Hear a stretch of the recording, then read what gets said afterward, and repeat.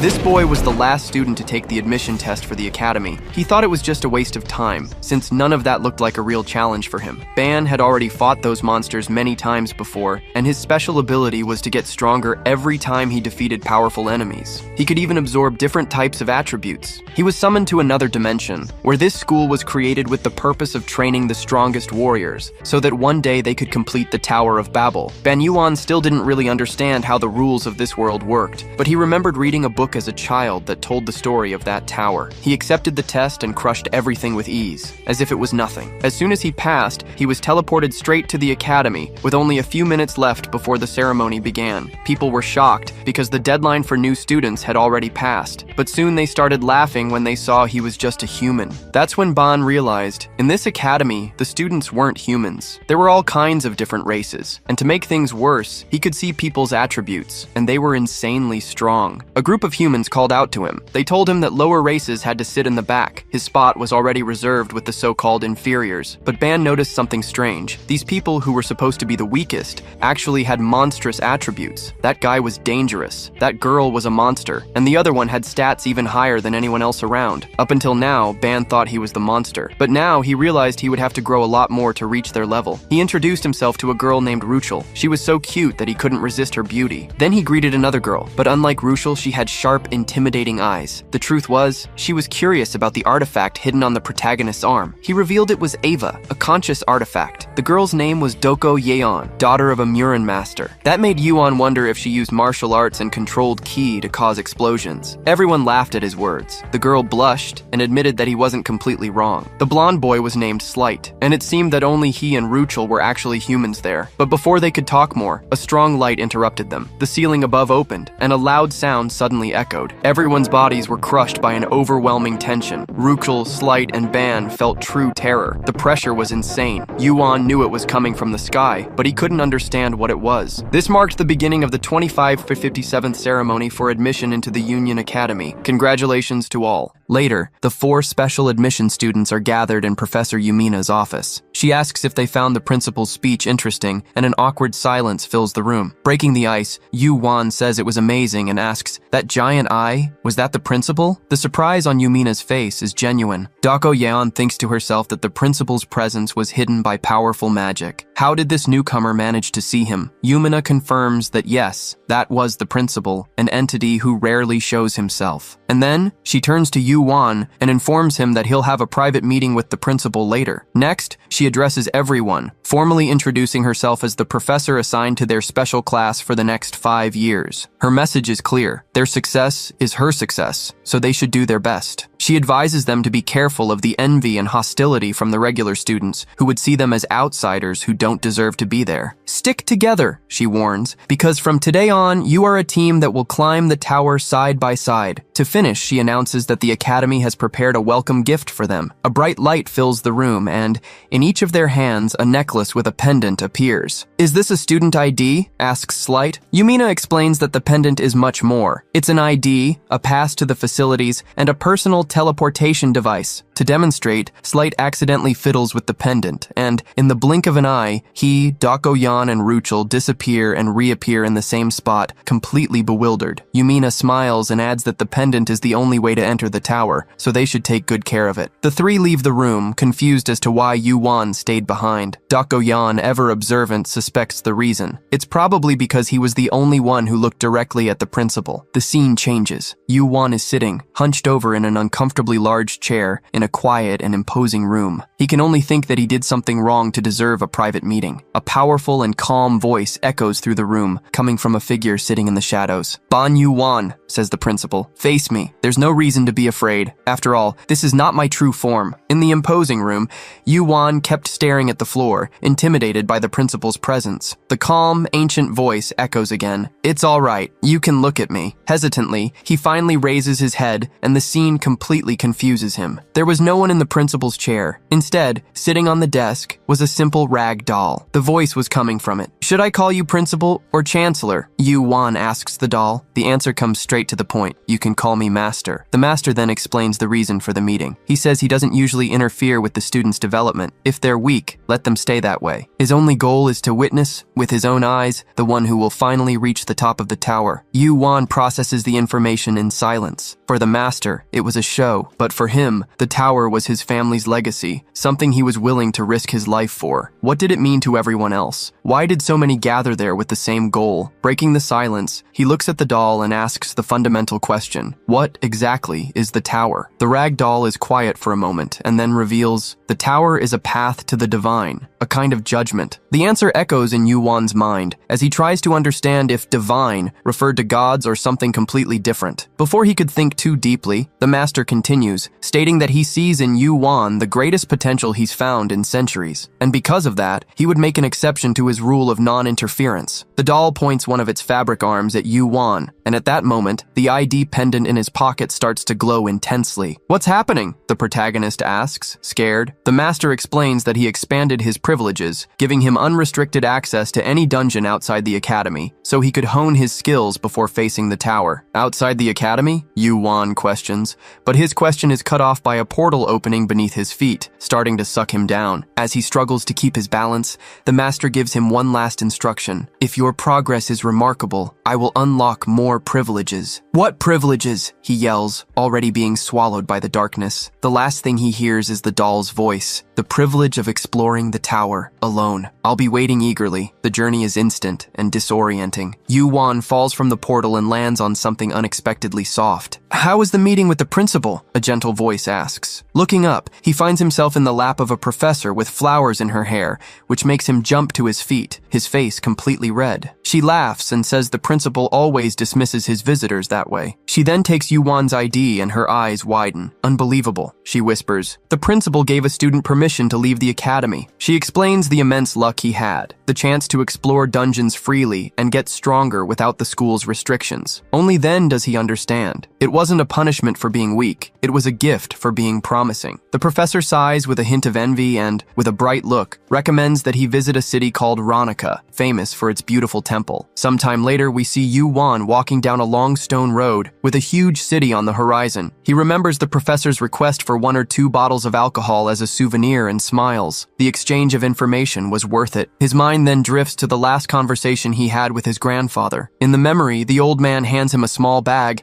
asking if he was prepared. Inside the bag, a pile of gold bars gleamed. It's the legacy of our ancestors, the grandfather said with a smile. Gold has value in all worlds. Before, carrying so much weight would have been dangerous, but with his inventory, it was the perfect preparation. He takes a few bars, feeling the weight of his heritage and responsibility in his hands. Finally, he arrives in the city. Ronica is a vibrant metropolis where ancient architecture blends with fantastic technology. Flying cars and motorcycles cross the skies, and Yu Wan watches them in awe. Distracted, he's stopped by 2 city guards. Their initial suspicion turns into immediate respect when they notice the academy's uniform on his shoulder. They salute and explain that the peace in the city is maintained thanks to the protection of the academy and the chancellor. Seeing that he was a newcomer, the guards offer to help with anything he needs. Anything? Yu Wan asks, a mischievous smile forming on his face. He then points to the sky, towards a flying motorcycle that was zipping by. I want one of those, he says, his eyes shining. How much is it? Far from the academy, Yu Wan was tearing through the skies around Ronica, speeding his new flying motorcycle across open fields and diving off cliffs to feel the wind in his face. The feeling was pure freedom. The purchase had been an impulse, but an impulse that was well worth it. When he asked the guards about the price, they said the basic model cost 250,000 ranas. Yu Wan, having no idea of the value, simply pulled out one of his gold bars and asked how much it was worth. The guard's reaction was pure shock. That single gold bar, as he would find out, was worth over 7 million ranis. As he flew, Eve, his faithful snake-shaped weapon, materialized on his shoulder. Excited, he asks what she thought of the trip. He had infused the motorcycle with the concepts of demon and ghost, turning it into a living artifact, a sister for Eve, which he named Lilith. The two seemed to get along, and together they explored this new world. Back at the academy, freedom gave way to a splitting headache. Yu-Wan was slumped over the table, while Slight stared at him with a furious look. "I'm disappointed," the blonde said, placing a glass of water in front of him. The reason for his anger was that, after the group's first meeting, Yu-Wan simply disappeared without a word. He apologizes, blaming the professor for insisting on drinking with him, but Slight isn't convinced.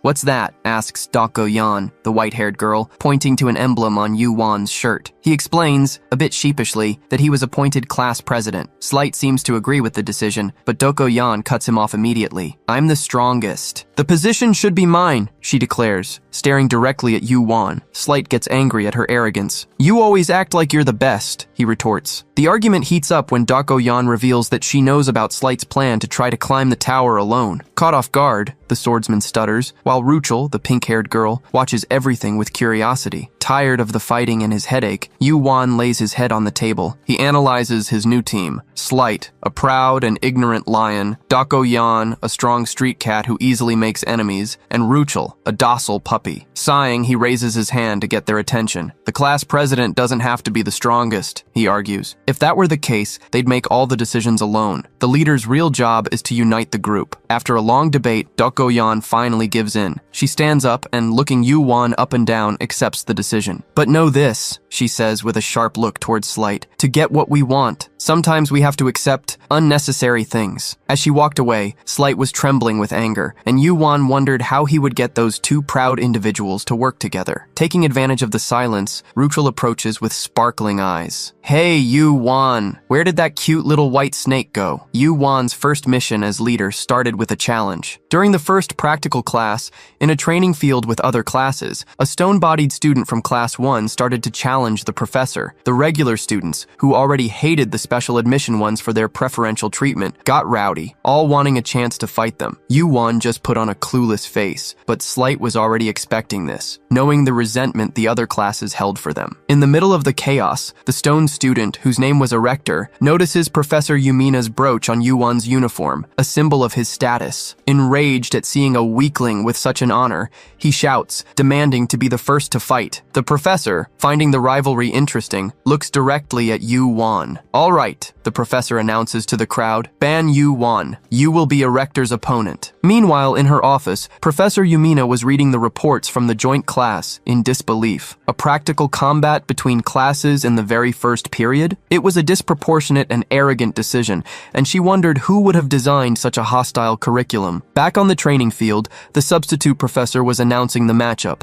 and Yu-Wan calmly raises his hand. With a charismatic smile, he tries to be respectful. "Professor, with all due respect, my skills aren't suited for combat." The professor adjusts his glasses with a sneer. "Nonsense. -3 points on your grade for flimsy excuses." It was clear the professor wanted to humiliate him. Thinking fast, Yu-Wan tries another approach. "I was accepted into special admission for unique skills, which don't involve direct fighting." The attempt to dodge only irritates the professor more, who yells that he won't tolerate disrespect. -5 points. Yu-Wan raises his hand one last time. "All right, I'll fight," he says to everyone's surprise. "But give me a week to prepare. I guarantee I'll be ready." The statement is met with a shocked silence, followed by whispers and contemptuous laughter from the stands. To them, it was the confession of a coward. A young woman with blue hair and a witch's hat watches him, skeptical, doubting he could do anything in just 7 days. The professor, however, sees a golden opportunity. With a venomous smile, he agrees. "Excellent. The fight between Ban Yu-Wan and Erector is set for 1 week from now, and to ensure everyone can enjoy it, it will be broadcast live on the Academy's website." It was exactly what he wanted, a public humiliation. Yu-Wan stares at his opponent, the stone giant Erector, and activates his eyes. The stats were brutal: 5 times more health and 10 times more physical strength than him, an overwhelming difference. Even so, in his mind, a plan was beginning to form. As he calculated, he noticed the worried looks from Slight and Ruchel. He needed to get stronger to keep up with these monsters. Suddenly, he sees Doko-Yan stretching on the side of the field. She turns to Class 1 and announces with a cold voice, "You wanted to see the skills of the special admission? Fine. I specialize in combat. Who's first?" Yu-Wan analyzes her and is stunned. Her stats were so absurd that his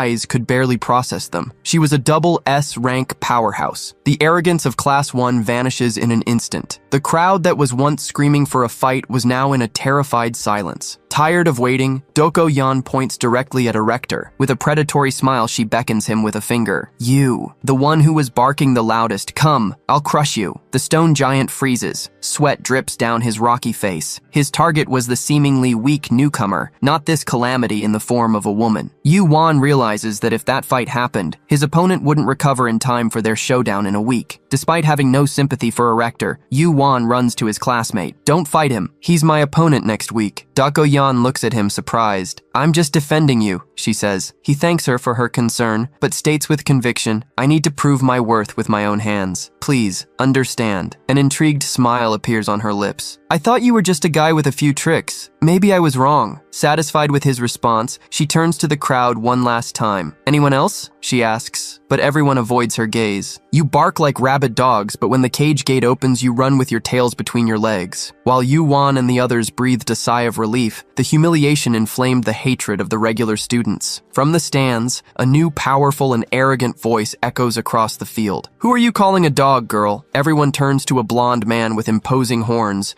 who exuded an overwhelming aura of power. It's always the weak who travel in packs, he says with a disdainful smile. Growling to protect their little group, small dogs are a pathetic sight. Dako-yan's attention turns completely to him, and a new, much more dangerous confrontation was about to begin. The horned man smiled with a palpable arrogance, sure that no one there could challenge him. But Yu Wan saw something more. That man's power was in a completely different league, even among the prodigies. Who is he? Yu Wan asks. Slight answers with a tense voice. That's Ortama, regent of the Katui's dimension. He belongs to one of the 10 great families that rule the highest-ranking dimensions. As Ortama came down from the stands, even his own companions looked nervous. He approaches the substitute professor and demands that the fight be made official. The professor, with a malicious grin, pulls out a recording device. He's going to stream everything on the Academy's internet, Slight explains. Slight's surprise is twofold when Yu Wan not only understands what internet is, but also pulls a device from his inventory and accesses the Academy's channel. Ruchel and Slight huddle together, amazed to see the screen. On the live feed, the professor's smug face makes his goal clear, to publicly humiliate the special admission group. But Yu Wan looks at Dako-yan, who was already in the center of the arena, and knows things wouldn't go as the professor planned. The two combatants face each other, their auras already distorting the air around them. Make the first move, Ortama says with disdain. Dako-yan holds out her hand in a dismissive gesture. You're the newcomer here. I'll grant you the first move. Insulted, Ortama raises his hand, and with a voice that echoes with power, commands, Kneel! A tsunami of invisible force explodes from him, a crushing pressure that doesn't just hit Dako-yan, but sweeps across the entire arena. In the stands, students fall from their seats. Slight feels the air being ripped from his lungs as if he were being crushed. Ruchel, terrified, grabs Yu Wan's arm, trembling. That's a distortion of natural law, Yu Wan murmurs, and Slight stares at him, shocked by his perception. But at the center of it all, Dako-yan remains motionless, unfazed. A dark and menacing aura, a bloodlust that felt like sharp glass in the air, erupts from her. With a simple and elegant hand gesture, she dispels Ortama's pressure as if it were a breeze. The professor's jaw drops. Ortama's team is left speechless. Even Yu Wan, who knew she was strong, realizes her power was even greater than he had measured. Your power is as ridiculous as those horns of yours, she retorts, her voice icy. In the blink of an eye, she disappears and reappears in front of Ortama, throwing a devastating kick at his torso. Caught by surprise, he barely manages to raise his arms to block. The impact drags him backward. You're not using the same trick twice, she warns, and the hunt begins. What follows is a massacre. Dako-yan moves like a shadow, fluid and lethal. Her attacks are a blur of punches and kicks that Ortama,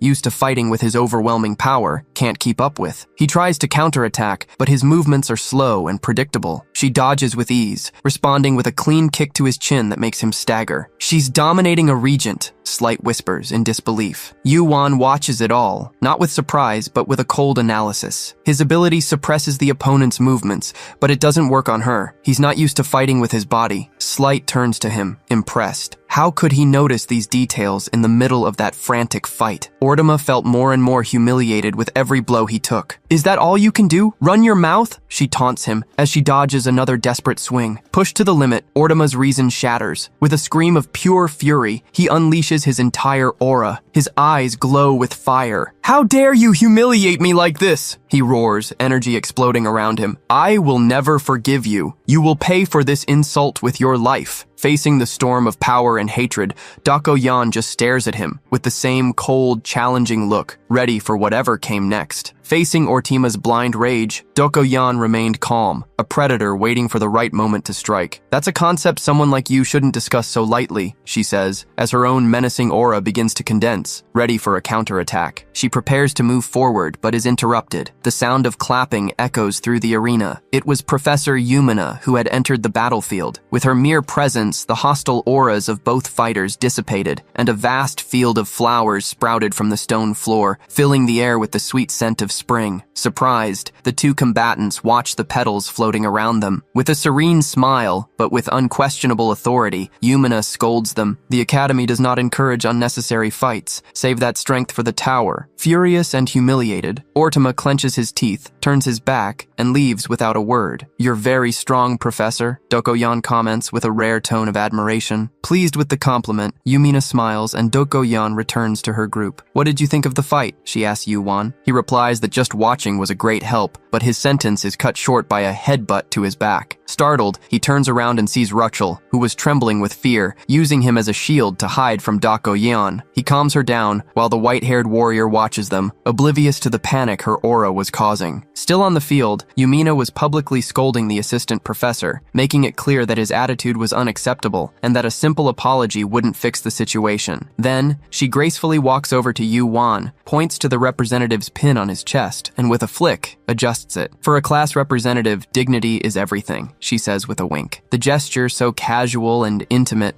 provokes a wave of envious and furious glares from all the guys around. Yuan sighs. Instead of helping, the professor had just added more fuel to the fire. After the battle, the gossip spread like wildfire. The video the professor posted to humiliate them had the opposite effect. The recording showed Yan's complete domination over Ortama, and the comments exploded. Soon, two figures became the center of attention. Yan, now nicknamed the Silver Queen, and Yuan, the master of bargaining, who cleverly negotiated time for his own fight. His interaction with Professor Yumina at the end of the video only fueled more theories, and the special admission students became the Academy's biggest celebrities. Reading the comments with his group, Yuan laughs. Beside him, Slight was trying to decipher the internet slang, completely lost. "It's not strange that they're talking about us," says Yan before dropping a bombshell. But that guy Ortama wasn't the strongest in their class. She remembers the blue-haired girl with the witch's hat. There was at least one other person there more capable than him. Yuan admits he didn't notice, as he was too focused on her fight. The conversation is interrupted when they realize Ruchel is sitting apart, still terrified of Yan and unable to get close to her. Seeing that the situation was unsustainable, especially since they were roommates, Yuan decides to act. He opens his inventory and pulls out a glass jar. "I think I know how to solve this," he says. It was a jar of special elixir jelly. As soon as he opens it, an incredibly sweet and inviting aroma spreads through the air. Ruchel's head snaps up instantly, her eyes fixed on the jar. Yuan spreads the golden jelly on some bread and offers it to the group. Slight and Yan take a bite, and their eyes widen. "This is delicious," the blonde exclaims. Even Yan's ice heart pose melts for a second. "It's amazing," she stammers. Smiling, Yuan turns and calls to Ruchel, who was already practically drooling. "Come eat with us." Hesitantly, she approaches and asks for a piece of bread. As she takes the first bite, her eyes fill with pure happiness. The delicate flavor and the calming effect of the elixir begin to melt her fear. As Ruchel savors her bread, Yuan hands another piece to Yan. "Consider this a favor," he says casually. Hearing the word favor, Yan's expression changes. She stands up, with a sudden decision in her eyes. Before Yuan could react, she grabs him by the tie, pulling him close to her face, while he was still holding a piece of bread in the air. "In exchange for the jelly," she says, with a sudden seriousness, "I'll give you a private martial arts arts lesson. Before Yuan could answer, the world around him dissolved. They were in a Spartan training room, a reflection of the focused and disciplined environment of her mind. Doko Yan picks up a wooden sword. "Don't move carelessly," she warns, and with a simple swing, the blade cuts through the air, creating a small gust of wind. She settles into a battle stance, and in the next instant, an intense pressure emanates from her. She charges forward. The movement is a blur, a perfect thrust, so fast that it pushes the air in front of it, stopping the tip of the sword millimeters from Yuan's nose. He stares at her with a blank expression, processing what just happened. "This," she says, "is a thrust, a strike without a hint of doubt or hesitation." For him, it was hard to believe a human could execute something with such perfection. But in that brief moment, his power did more than just observe. It learned. A new concept emerged in his mind: penetration. As he got lost in thought, trying to understand why he had learned that specific concept, Dako Yan calls him back to reality. Focus. A thrust doesn't just have one form. She begins to execute a series of strikes in the air, each one subtly different from the last. How many times should you thrust? With what force? What should you imitate? There are countless variables, she explains. But the ultimate foundation is one where only a single thrust is needed. Never forget that. Her words and actions, which mastered a concept to its purest form, carried the essence of truth. She hands him the sword. "Your turn." Holding the wooden weapon, Yuan asks her not to laugh at his imitation. "If you copied me perfectly on the first try," she smiles, "my 10 years of training would have meant nothing." He moves, imitating the stance and the strike she had shown. The moment his thrust cuts through the air, Dako Yan's smile vanishes. She couldn't believe it. He had, somehow,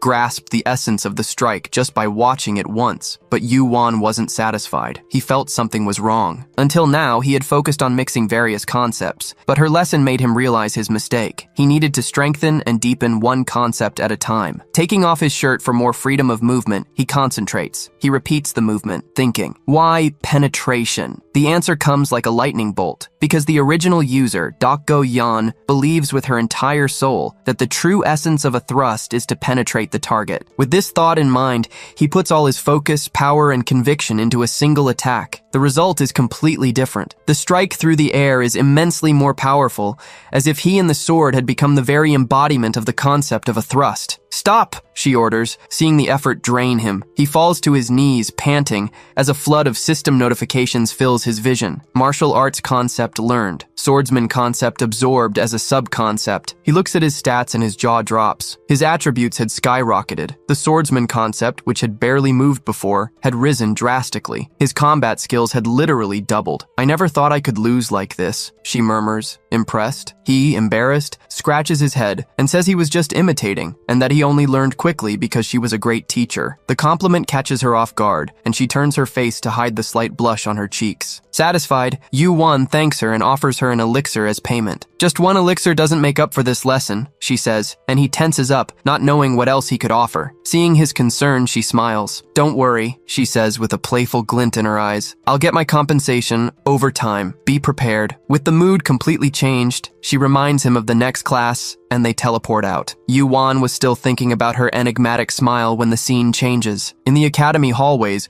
Ruchel and Slight are walking distractedly, looking at a phone. Suddenly, Ruchel bumps into a group of students from another class with hostile glares and threatening auras. The leader of the group slams his hand on the wall, blocking her path. "Where do you think you're going, cutie?" he says with a sneer on his face. The bully kept blocking the path, but Ruchel, though visibly annoyed, didn't let herself be intimidated. Seeing the scene, Slight didn't hesitate and stepped between them. "What do you want with my classmate?" he asks, his voice cold as ice. The aggressor glares at him, irritated. "Get out of my way, insect!" At that exact moment, Yuan and Dako Yan appear in the hallway, teleported. The sudden arrival of the now famous Silver Queen changes everything. Recognizing the warrior who had humiliated Ortima, the group of bullies backs off instantly, running away but not before throwing a veiled threat. This time, Ruchel hides behind Slight, thanking him for defending her. Yuan notices the restrained fury in his friend's eyes. This wasn't over. Moments later, in the classroom, an elderly professor was lecturing about the history of the Union, but for the group of of bullies, the class was an opportunity to continue their harassment. Secretly, they start taking pictures of Ruchel, whispering malicious comments among themselves. The young woman tried to ignore it, but her sadness and discomfort were obvious. Both Slight and Yu-Wan felt their anger rising. It didn't matter the world, Yu-Wan thought. Human wickedness was always the same. Unable to contain himself,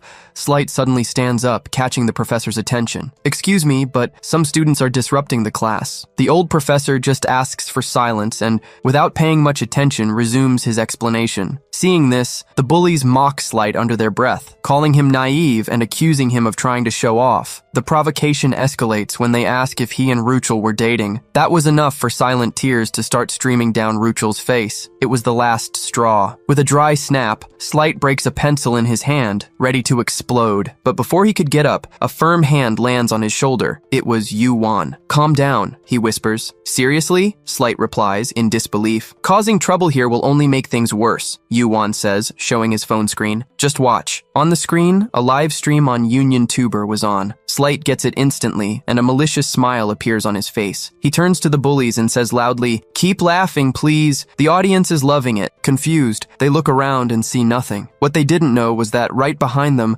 little Eve was holding a camera in her mouth, recording every word and every laugh from the beginning. In seconds, the live stream's comments section explodes with hundreds of messages of outrage. "Great initiative," Doko Yun comments quietly to Yu-Wan, who just replies, "They messed with one of us. They weren't getting away with it." When the three stooges finally realize what's happening, it was too late. They try to hide and desperately search for the camera until one of them spots the little white snake. But before they could reach her, Eve disappears in the blink of an eye. The noise catches the professor's attention, who this time loses his patience. "Your names, and out of my classroom, now," he orders. As they were being kicked out, the professor grumbled that he would give them low grades. Yu-Wan thought the punishment was light, but Ruchel, with a more relieved face, disagrees. "It was enough," she says, thanking the two with a genuine smile. "I'm okay, thanks to you." The moment of gratitude unites the group. Even Doko Yan shows a rare, subtle smile. They agree that things got easier with Yu-Wan as class president, but the peace didn't last long. After class ended, the three expelled bullies were waiting for them in the hallway. Scared, Ruchel hides behind Yu-Wan. The group's irritation returns with full force. This time, the aggressors weren't empty-handed. They were armed. Facing the weapons pointed at them, Slight takes a step forward with a dangerous calm. "What do you want?" Facing the three armed bullies, Slight remained unfazed. Their leader demanded an explanation for the humiliation of the recording, which, according to them, had ruined their grades. Yu-Wan glanced over and noticed the substitute professor watching from a distance, doing absolutely nothing,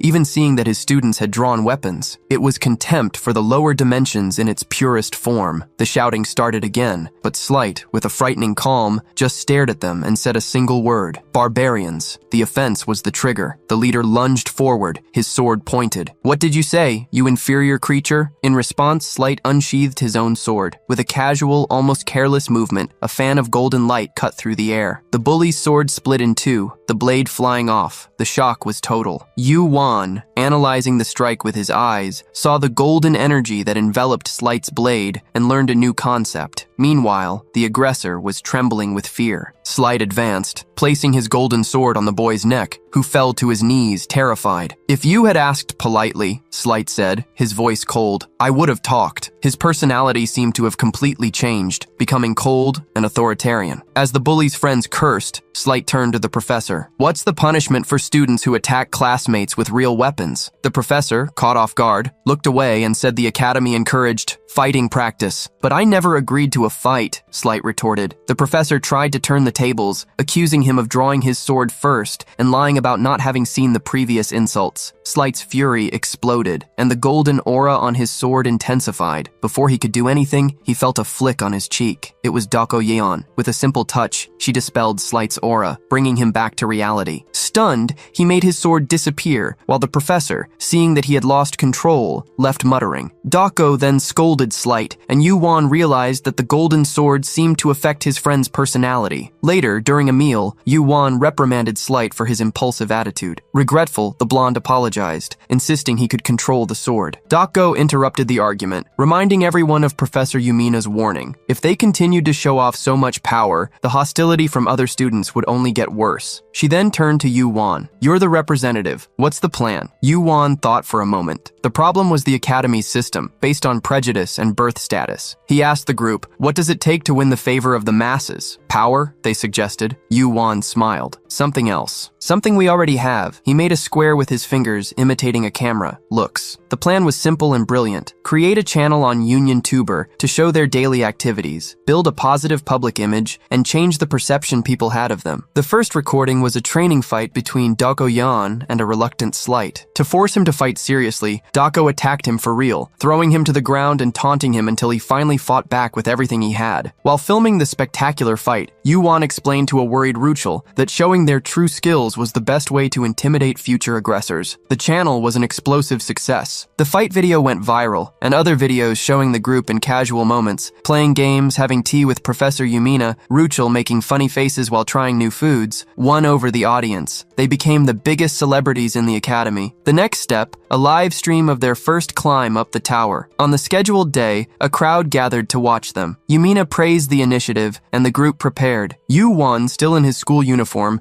stood out from the others who were wearing combat gear. With conviction, he straightened his tie and stated that this was enough. Yumina teleported them to the tower entrance, where they were met with more stares, now of admiration and curiosity. He announced they would stay for 3 days and 2 nights, and, with a floating mini-camera recording everything, he led his team into the biggest challenge of their lives, wishing his ancestors could see him. Inside the tower, the rules were different. As Yumina had explained in a previous meeting, the floors, or rooms, constantly changed their layout. Death wasn't permanent. Defeat usually resulted in being teleported to the entrance, with the student pendant allowing a return to the same point. However, she admitted that there were areas where death was, in fact, the end of the line. On the first floor, they faced claw-sithers, slimy monsters that were easily sliced up by Slight and Dako Yan. Meanwhile, Yu-won was trying to extract the concept of fire from a torch, but to his surprise, his power didn't work. Distracted, he was almost attacked, but Eve protected him, turning into a chain of spikes. It was then that Ruchel sprang into action, revealing a wild side with red eyes and sharp claws,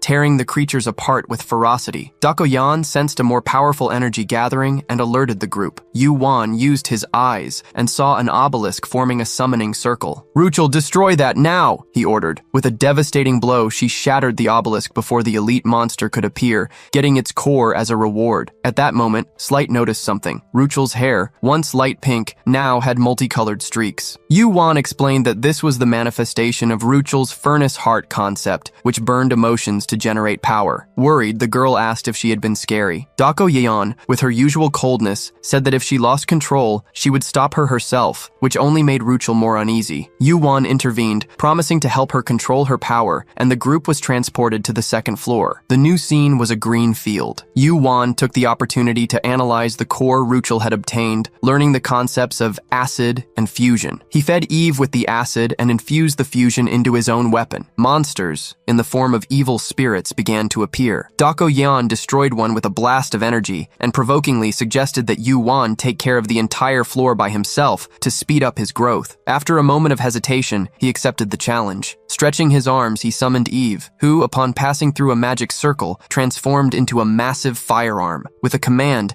the weapon began to fire continuous barrages, annihilating the spirits in seconds. Slight watched, shocked, wishing his kingdom had such firepower. Dako Yan, though impressed, noted a flaw. The weapon was useless in close quarters combat. As if to prove her point, a spirit silently slid up behind Yu-won, opening a gigantic mouth, ready to swallow him whole. His friends screamed a warning. The protagonist, noticing their reaction, turned around and came face to face with the abyss of the monster's jaws. Ignoring his friend's concern, our main character made a sword appear out of thin air and faced the evil spirit. With a single vertical slash, he dispatched the monster that tried to attack him. His two companions, who had their hearts in their mouths, could finally breathe a sigh of relief. Light, however, was left with his jaw on the floor when he saw the protagonist holding a sword. After all, he himself had strengthened his own sword with various attributes, preparing for when things got serious. As for the pink-haired girl, she had no idea the protagonist even knew how to fight with a sword. He, very humbly, explained that it wasn't quite like that. He said he was still far from being as good as Slight or Dako. Hearing this, the young woman smiled, finding his humility well-deserved and feeling proud of how much he had improved. But the protagonist didn't stop there. He kept advancing, alternating between shots with his weapon and sword strikes, destroying all the evil spirits that appeared in his path. The monsters just kept coming, only to be defeated one by one. Now, in addition to using Eve, he also wielded the sword with impressive skill. Every move showed everything he had learned up to that point. Smiling, the protagonist commented that, even though he wasn't the best, he was trying to evolve with every battle. After finishing off most of the spirits, he rested his sword on the ground and sighed, tired. He looked at the others and announced that there were no more enemies nearby, only the last one remained. With that in mind, he summoned Eve and transformed her into a chain, ordering her to bind the last spirit. With the monster immobilized, he said they could take a break before finishing the job. While they caught their breath, the white-haired young woman bent down and touched the remains of one of the defeated spirits. That's when she noticed something interesting. The edge of the protagonist's sword had melted and disintegrated the monsters. She quickly figured out that he was already using the abilities he had acquired in the previous room. Light also couldn't hide his surprise at what he saw. Dako, for her part, didn't hold back on the praise, saying that his last attack had been excellent. She began to think out loud, commenting that his style was much better than just swinging a sword around without any strategy. Slight got all annoyed with the comment and asked why she treated him like an amateur. In the middle of the argument, the protagonist reached into his inventory and pulled out a cold energy drink can. He opened it and started drinking calmly, laughing at the two of them fighting. Seeing this, his three companions glared at him. They all got angry, wanting to know what he was drinking, and of course wanting a sip. He just pointed at the can and said he didn't have any more, commenting that this type of drink could be bought outside. No one bought the excuse after all. Unlike him,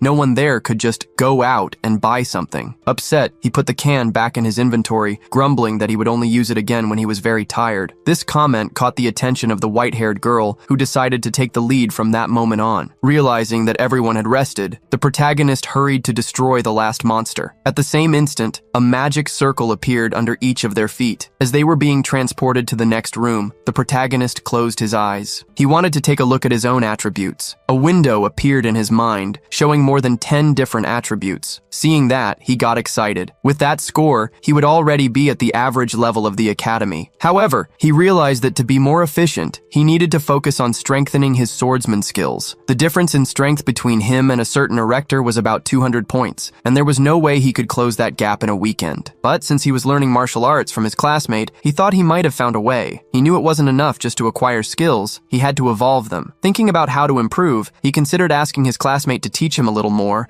but quickly dismissed the idea, thinking it would be unfair to burden her. While he was racking his brain trying to figure out how to get stronger, several gusts of air came towards him. The problem was, he was so lost in his thoughts that he didn't even notice the danger. For a moment, he still thought he was being transported to the other room. That's when a voice started shouting his name. It was Slight, and he was falling. Suddenly, the protagonist opened his eyes and realized the situation. The four of them were in free fall, with the wind whistling around them. Faced with that scene, the protagonist panicked for a second. Looking down, he tried to understand why the hell he was falling from the sky. Ruchel seemed even more desperate, fighting against gravity and holding down her skirt to keep the wind from lifting it. He looked down again, still not understanding anything. But this time, he noticed something that made his blood run cold. Down below, the ground was covered with sharp spears, all pointed upwards. Thinking fast, he summoned Eve, who immediately transformed into a chain. With a precise move, the chain wrapped around Ruchel, saving her from becoming a skewer by a hair's breadth. Relieved that it had worked, he sighed, but continued to hold the chain with all his strength. But there was a trap right at the transition point. As he tried to make sense of the situation, he heard someone call his name. Looking back, he saw the pink-haired young woman, trapped upside down on the ceiling. Her suggestion was obvious. He needed to move, and fast. But instead of acting, he froze, shocked at the sight of her hanging like that. As soon as she finished her warning, he heard a huge noise. One of the walls was opening, firing a shower of spears in his direction. direction. Frightened, he thought quickly. He couldn't let the girl he was holding with the chain fall, no way. Without hesitation,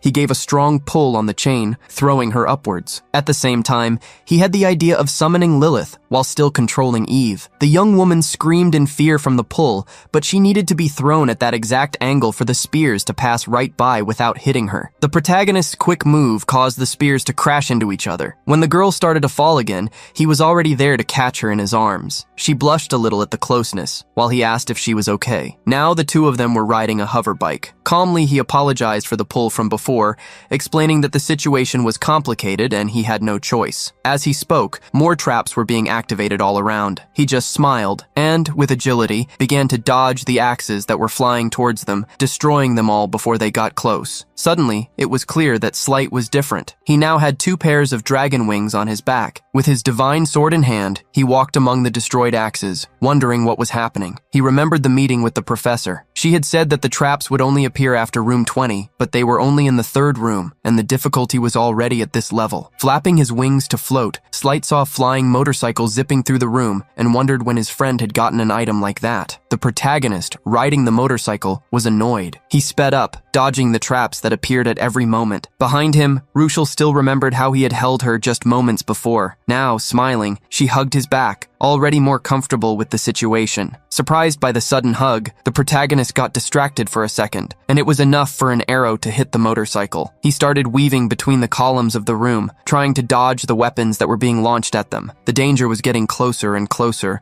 until a slash of light blocked some spears. The protagonist stopped the motorcycle, and looking to the side, saw Slight floating. He wanted to know why his friend was just standing there, watching. Looking closer at Slight's appearance, the protagonist was surprised and asked, "What are those wings?" But the blonde kid also had a question. Pointing to the motorcycle, he wanted to know where it had come from, saying it looked like an item from Yu Wan's world. The protagonist then asked about Dako, worried that she might have fallen into a trap. But the situation was quite different. She was moving with incredible agility along the tower's walls. The protagonist didn't know where she was, but he trusted that she wouldn't fall into such an easy trap. And he was right. The young woman was dodging the spears like a pro, always with quick and precise movements, keeping an eye on everything. Now, without worrying about her safety, Slight asked what they should do. He remembered the manual, which said they should. The protagonist asked Slight to run to the other side of the room, so he would have time to analyze the pattern of the traps. As Slight flew, the protagonist watched and noticed something. All the traps were chasing a single person, Slight. That's when it clicked. Maybe the traps were targeting whoever was moving. He remembered the situation with his classmate at the beginning and finally understood. They needed to avoid moving thoughtlessly in that room. The protagonist put his hands on his head,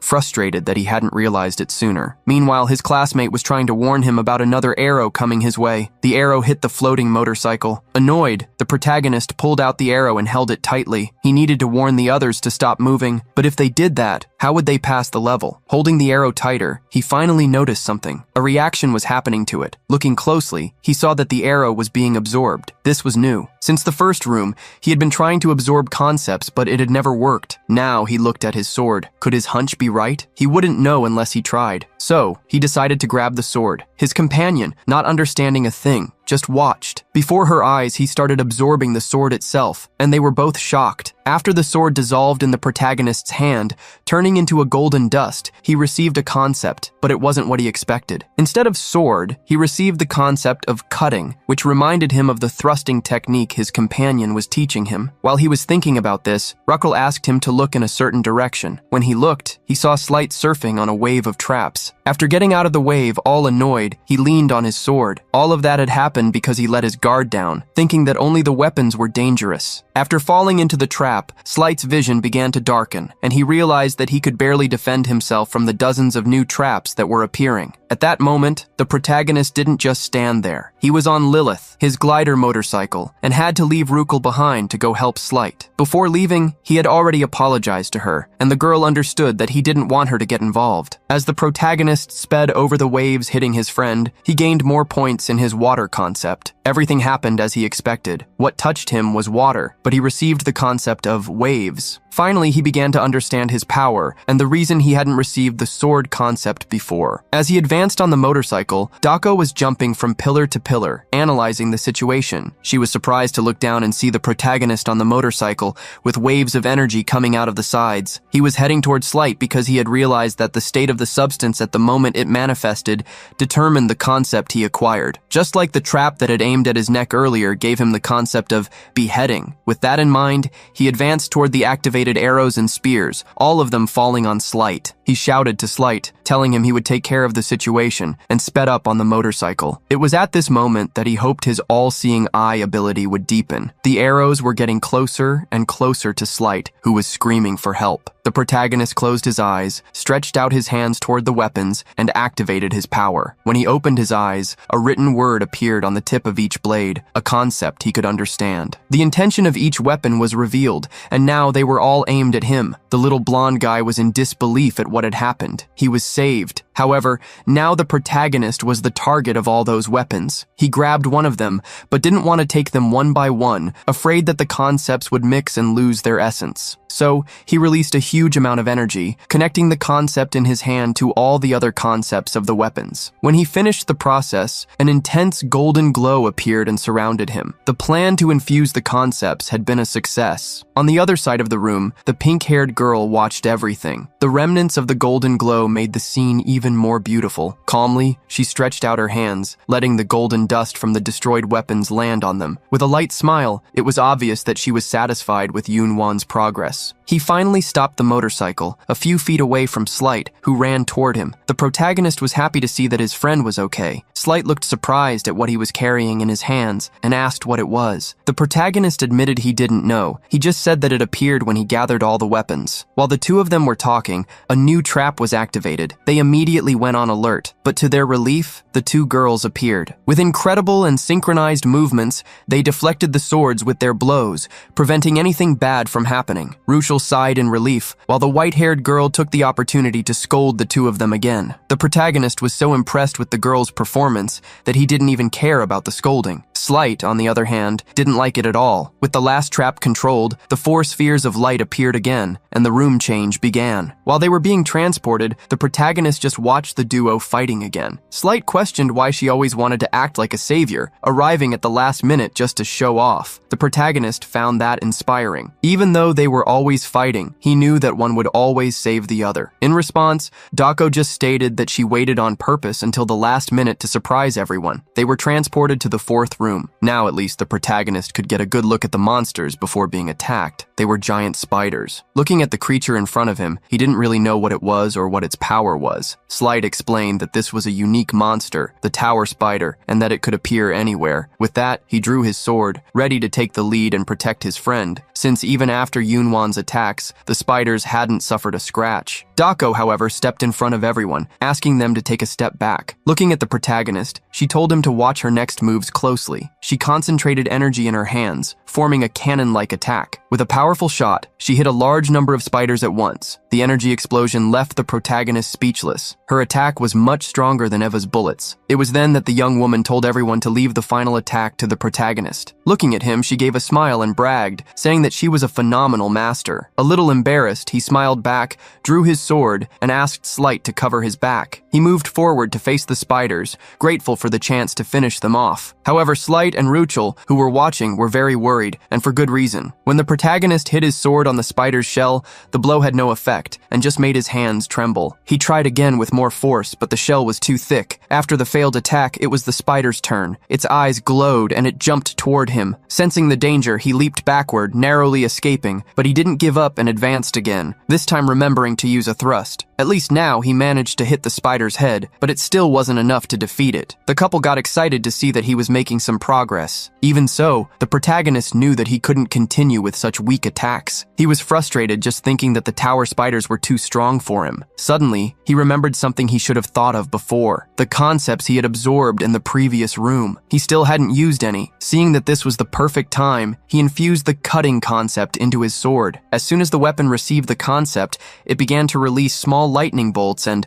with a simple swing emanated a powerful aura. He decided to test if that would work against the spiders. The sword moved quickly, cutting the spider with incredible ease. The feeling of finally landing a hit was amazing. Slight was shocked by his friend's instant evolution. Even Dako was surprised, but she didn't comment to avoid drawing attention. After the attack, the protagonist felt that he had made a clean cut, but something felt strange. He began to wonder if he hadn't swung the sword with more force than necessary, and tried again. Seeing his determination, Slight and the pink-haired girl moved forward to help. Dako, after observing for a while, realized that he had done something to the sword that allowed him to cut the spiders with ease. She continued to watch as he kept cutting the spiders, trying to improve his skills with each blow. She knew that normally when someone strengthens their weapon, they end up just swinging it without technique, but the protagonist showed no signs of this flaw. She hoped that, even if it took time, one day he would understand the true essence of a cut for himself. Watching him, she ended up remembering her own story. After overcoming the 3 calamities,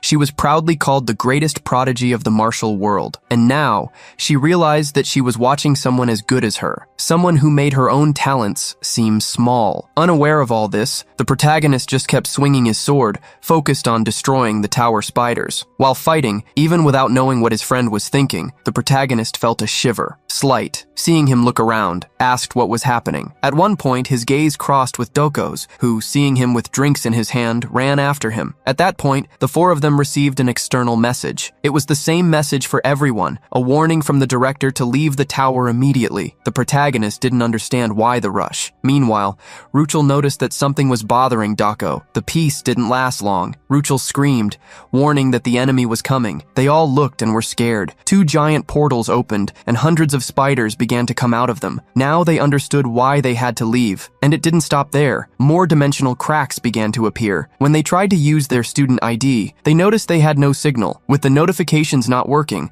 the group was completely trapped. Light already drew his sword, preparing for the worst. They knew that this was the dangerous situation the teacher had warned them about, one that could finish them off. The portals covered the room with spiders, which were on the floor, on the walls, on the ceiling, advancing without leaving any room to breathe. Ruchel and Slight were the first to move forward to fight. Faced with so many spiders, the protagonist was scared. He had never faced anything like this. He remembered the meeting where the teacher, Yumina, revealed that there was a high chance of dimensional pirates invading the tower. She explained that, due to abnormal invasions, safe areas could become hostile, the number of monsters would multiply, and the difficulty would increase unpredictably. And now, they were living exactly that scenario. An explosion opened a passage in the wall. The protagonist, on his floating motorcycle with Ruchel on the back, followed the others to a more spacious place. Seeing the spiders passing through the new entrance, Slight was furious. Ruchel growled with anger, and the glow in the spiders' eyes became more intense. Being well organized, they all invaded the room where the group was. "They don't seem to have an end," the white-haired young woman commented, before attacking again. Using her energy explosion, she aimed at a cluster of spiders and fired, eliminating several at once. Seeing her determination, Slight also entered the battle, and the 2 together began to cause a lot of damage. Dako and Slight were already getting worn out. Ruchel, too, after using so much power,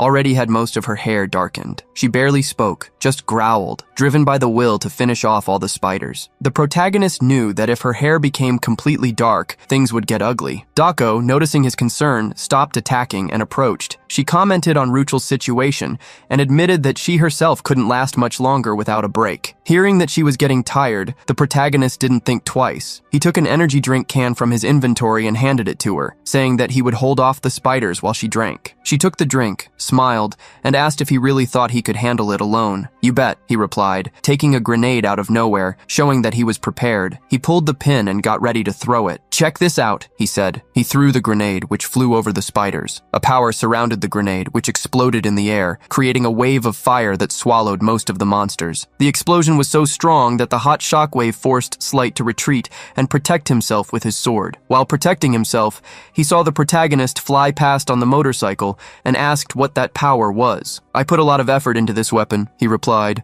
asking Slight to rest. He knew that Dako must still have a lot of energy, but he couldn't rely on her alone. He kept advancing, not knowing how long the spiders would keep appearing, trying to buy as much time as possible for his friends. Suddenly, he received a notification. The blood poison on his sword had increased to 15, and the cutting concept had leveled up to 2. Surprised by the speed, he looked at the sword in his hand and noticed that it was turning red. Although he didn't know how the blood poison worked, he kept advancing, imagining he would find out soon. When he used the sword against the spiders, a large amount of energy was released along with the cut. Something surprising happened. The trajectory of the cut seemed to have changed, becoming longer. He noticed that the cutting concept increased the sword's strength, and the blood poison increased the attack's range. The problem was that, for this to happen, the sword needed to suck his blood. The protagonist was a little scared of the weapon, realizing that he couldn't use it too often. Light approached, confessing to be impressed that he was showing something interesting again. Seeing Slight and Dako arriving, the protagonist asked where Rukel was. The two of them said she should be around, eliminating spiders. He wanted to insist that the two of them rest, but they said they had already recovered. As they prepared to switch places with the protagonist, Slight realized that the number of spiders had decreased. Hearing this, they looked at the passage and saw that the flow of monsters was diminishing. This could only mean two things. Either the battle was ending, or something much stronger was coming. And Ruchel felt exactly that. A strange energy made her growl. She stopped in front of a specific place, just in time to see a portal, larger than all the previous ones, begin to form. It was then that the elite tower spider monster entered the room. The protagonist was shocked to see the enormous spider, several times larger than any other there. While he watched, Slight shouted for his attention. Should there be more than one elite monster? He asked. This caught the protagonist's attention, who turned and understood the reason for his friend's despair. There wasn't just one giant monster, but two. They were surrounded. Light became extremely nervous, asking what was happening. While he was freaking out, Dako continued to drink her drink calmly. Unlike everyone else, Ruchel was getting angrier and angrier. Baring her fangs,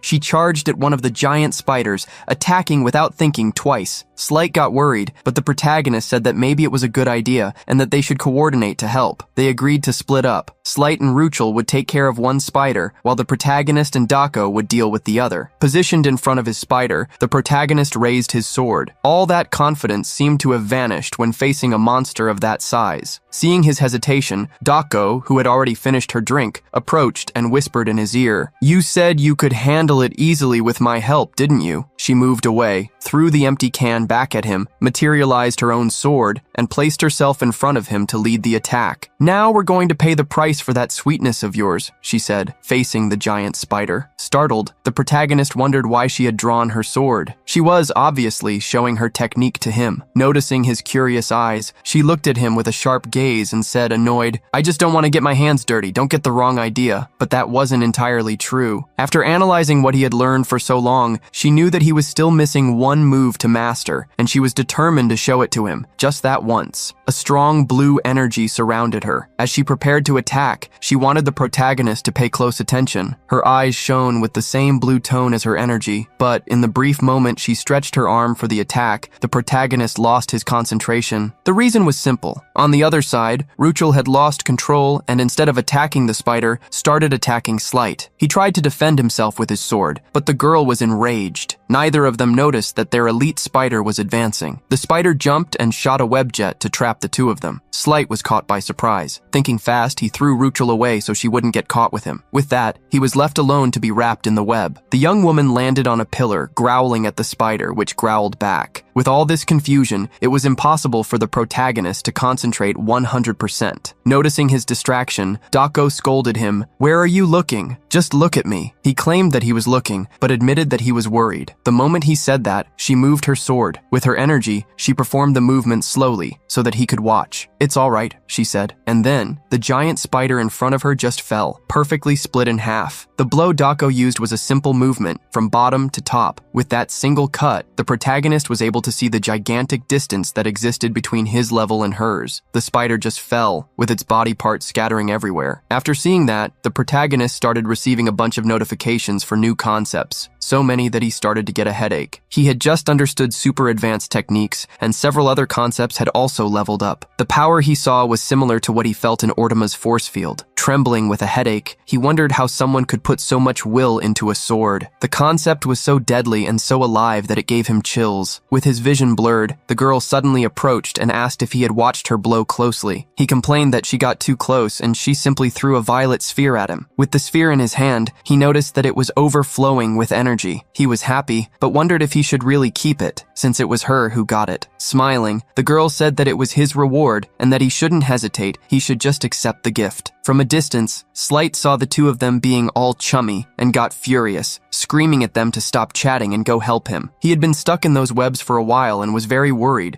because Rukel, who was in berserker mode, had already defeated her spider and was now completely out of control. The protagonist looked at the young woman, scared. Seeing Slight's situation, Dako just commented, "He's a complete loser." Our hero knew that if they moved forward, they would be defeated in a second by the out-of-control girl. He looked back and stated that the only person who could deal with the situation was Dako. She didn't seem happy at all about having to solve all the group's problems again. Meanwhile, the completely out-of-control young woman began to look at the others. The protagonist tried to reason with Dako, asking for help, since that was a completely abnormal situation. Being insistent and with a good argument, she couldn't say no, but she did notice something. With that, she decided to move and started stretching. Seeing this, the protagonist got excited. Looking at him, she stated that she would keep the beast entertained, but in return, he should defeat the other spider. In the middle of the conversation, Dako interrupted what she was going to say and charged toward Ruchel, still provoking her with words to attract her more and more. She said she could have a real blast with that out-of-control girl, and the more she provoked her, the more Ruchel entered a state of blind fury. At least Dako got what she wanted. Ruchel charged at her with her claws, jumping off the dead spider. Dako simply dodged the first attack and jumped backward, continuing with the insults. With each of Ruchel's blows,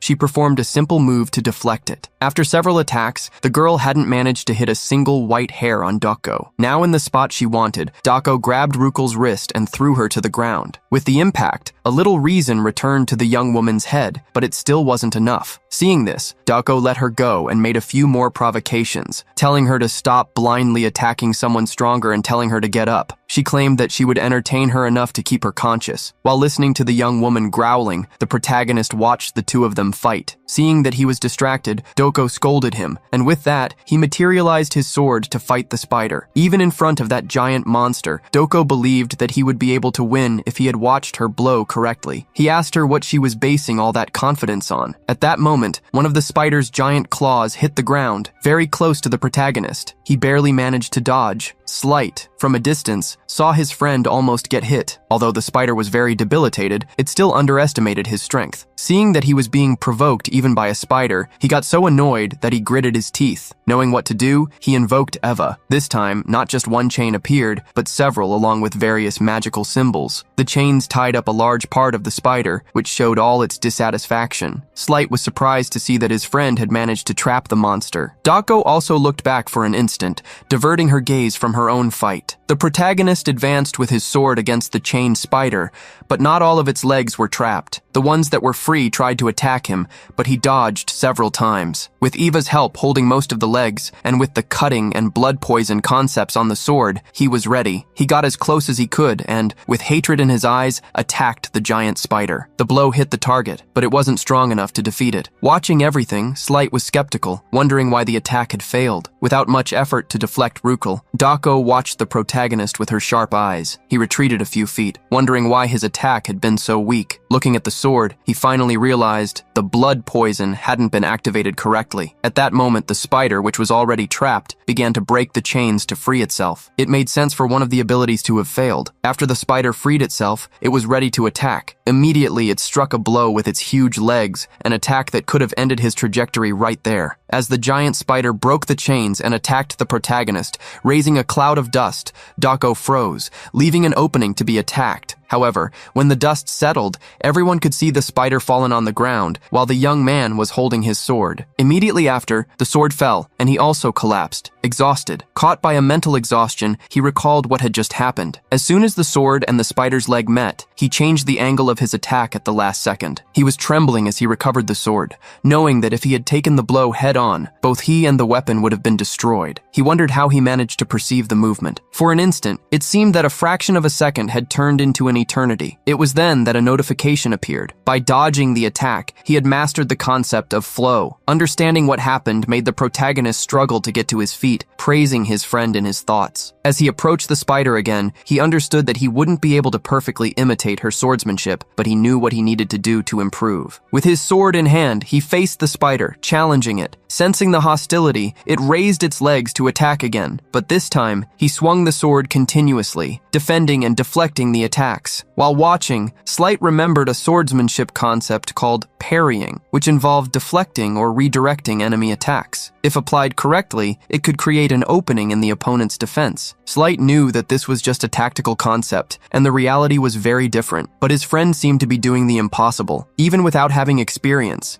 he was already showing an impressive ability. Watching how he dodged the attacks, Slight wondered if he had really never held a sword before. After deflecting another attack, the protagonist finally found the opening he was looking for. Using the deflection concept for frontal attacks and spinning the sword to defend against a side attack, he managed to continue advancing. Little by little, he began to see the path to victory. But there was another fight that was still dragging on: the girls. Ruchel was still out of control, but at one point, she was disarmed by tripping over Dako's feet, who calmly knocked her down. While she continued to watch the protagonist's fight, thinking that it was unbelievable, she thought he would learn something from her technique, but it was he who was showing her something new. She remembered that there was a martial art that used flow as its essence, but few people dared to use it, as it was an ability that required capturing a brief moment, something almost impossible, but she was watching the protagonist do it repeatedly. Now, it was the spider that was being pressured. The white-haired young woman knew that using this technique continuously was risky and required an enormous effort. That's why most people, like Slight, looked for easier techniques. But she always wanted to master the martial arts, and now she felt as if he was offering her that opportunity. While Dako was entertained, Ruchel got up again. In the meantime, already with a little reason, she took a few flicks while Slight asked to be freed. Dako didn't want to know about either of them, she just wanted to go back to watching the fight. She realized that just reflecting the attacks wouldn't be enough for him to win. At one point, gritting his teeth, the protagonist advanced toward the spider. Even being threatened by one of the legs, he continued his movement. Dako watched as he used the enemy's strength, spinning quickly and combining two abilities. And before her eyes, with the sword spinning in a horizontal movement from bottom to top, he managed to cut the giant spider. The blow was perfect and hit the target. The spider began to howl in pain. Watching the scene, Slight was speechless, while the white-haired young woman, slightly blushing, was thrilled with emotion, seeing the protagonist's success, who had overcome that arduous battle and now just watched the giant spider fall. With the defeat of the giant spider, its body slumped to the ground. Soon after, it was Ban Yun-wan's turn, who also collapsed, defeated by the stress and fatigue of the battle. As the protagonist sighed, system notifications began to arrive, informing him that his external and internal concepts had been temporarily synthesized. He felt the great changes occurring in his internal code.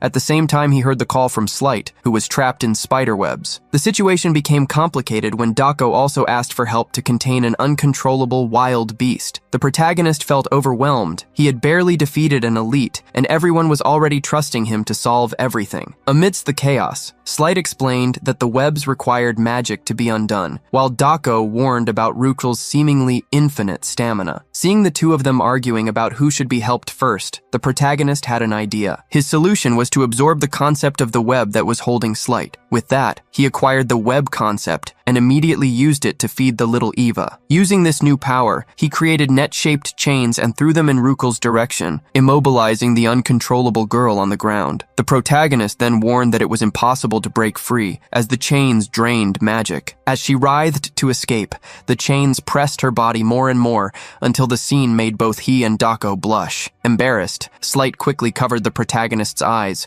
who was upset that he was the only one who couldn't see anymore. Although the situation had been resolved, the room transition didn't happen. The chains, however, worked, and Ruchel's hair began to return to its original pink color. The protagonist realized that his student ID was active again and asked the others if they should leave. They all agreed, but were suddenly startled by a red shadow that appeared near them. The shadow, like an illusion, began to murmur that they had passed the test. Not knowing how to react, the group watched the shadow condense into a circle of intense internal energy. This circle molded itself into a red light and finally transformed into a woman, who offered them an opportunity to make a contract with the 10,000-eyed observer. Meanwhile, outside the tower, the teacher was waiting anxiously. Her look showed all her concern as she held the ID. Suddenly, a large teleportation portal formed in front of the tower, and when the dust settled, she saw her students, with the protagonist in front. Yumina ran to them, asking repeatedly if they were okay. The protagonist reassured her, saying that everyone was fine. The teacher confessed her concern,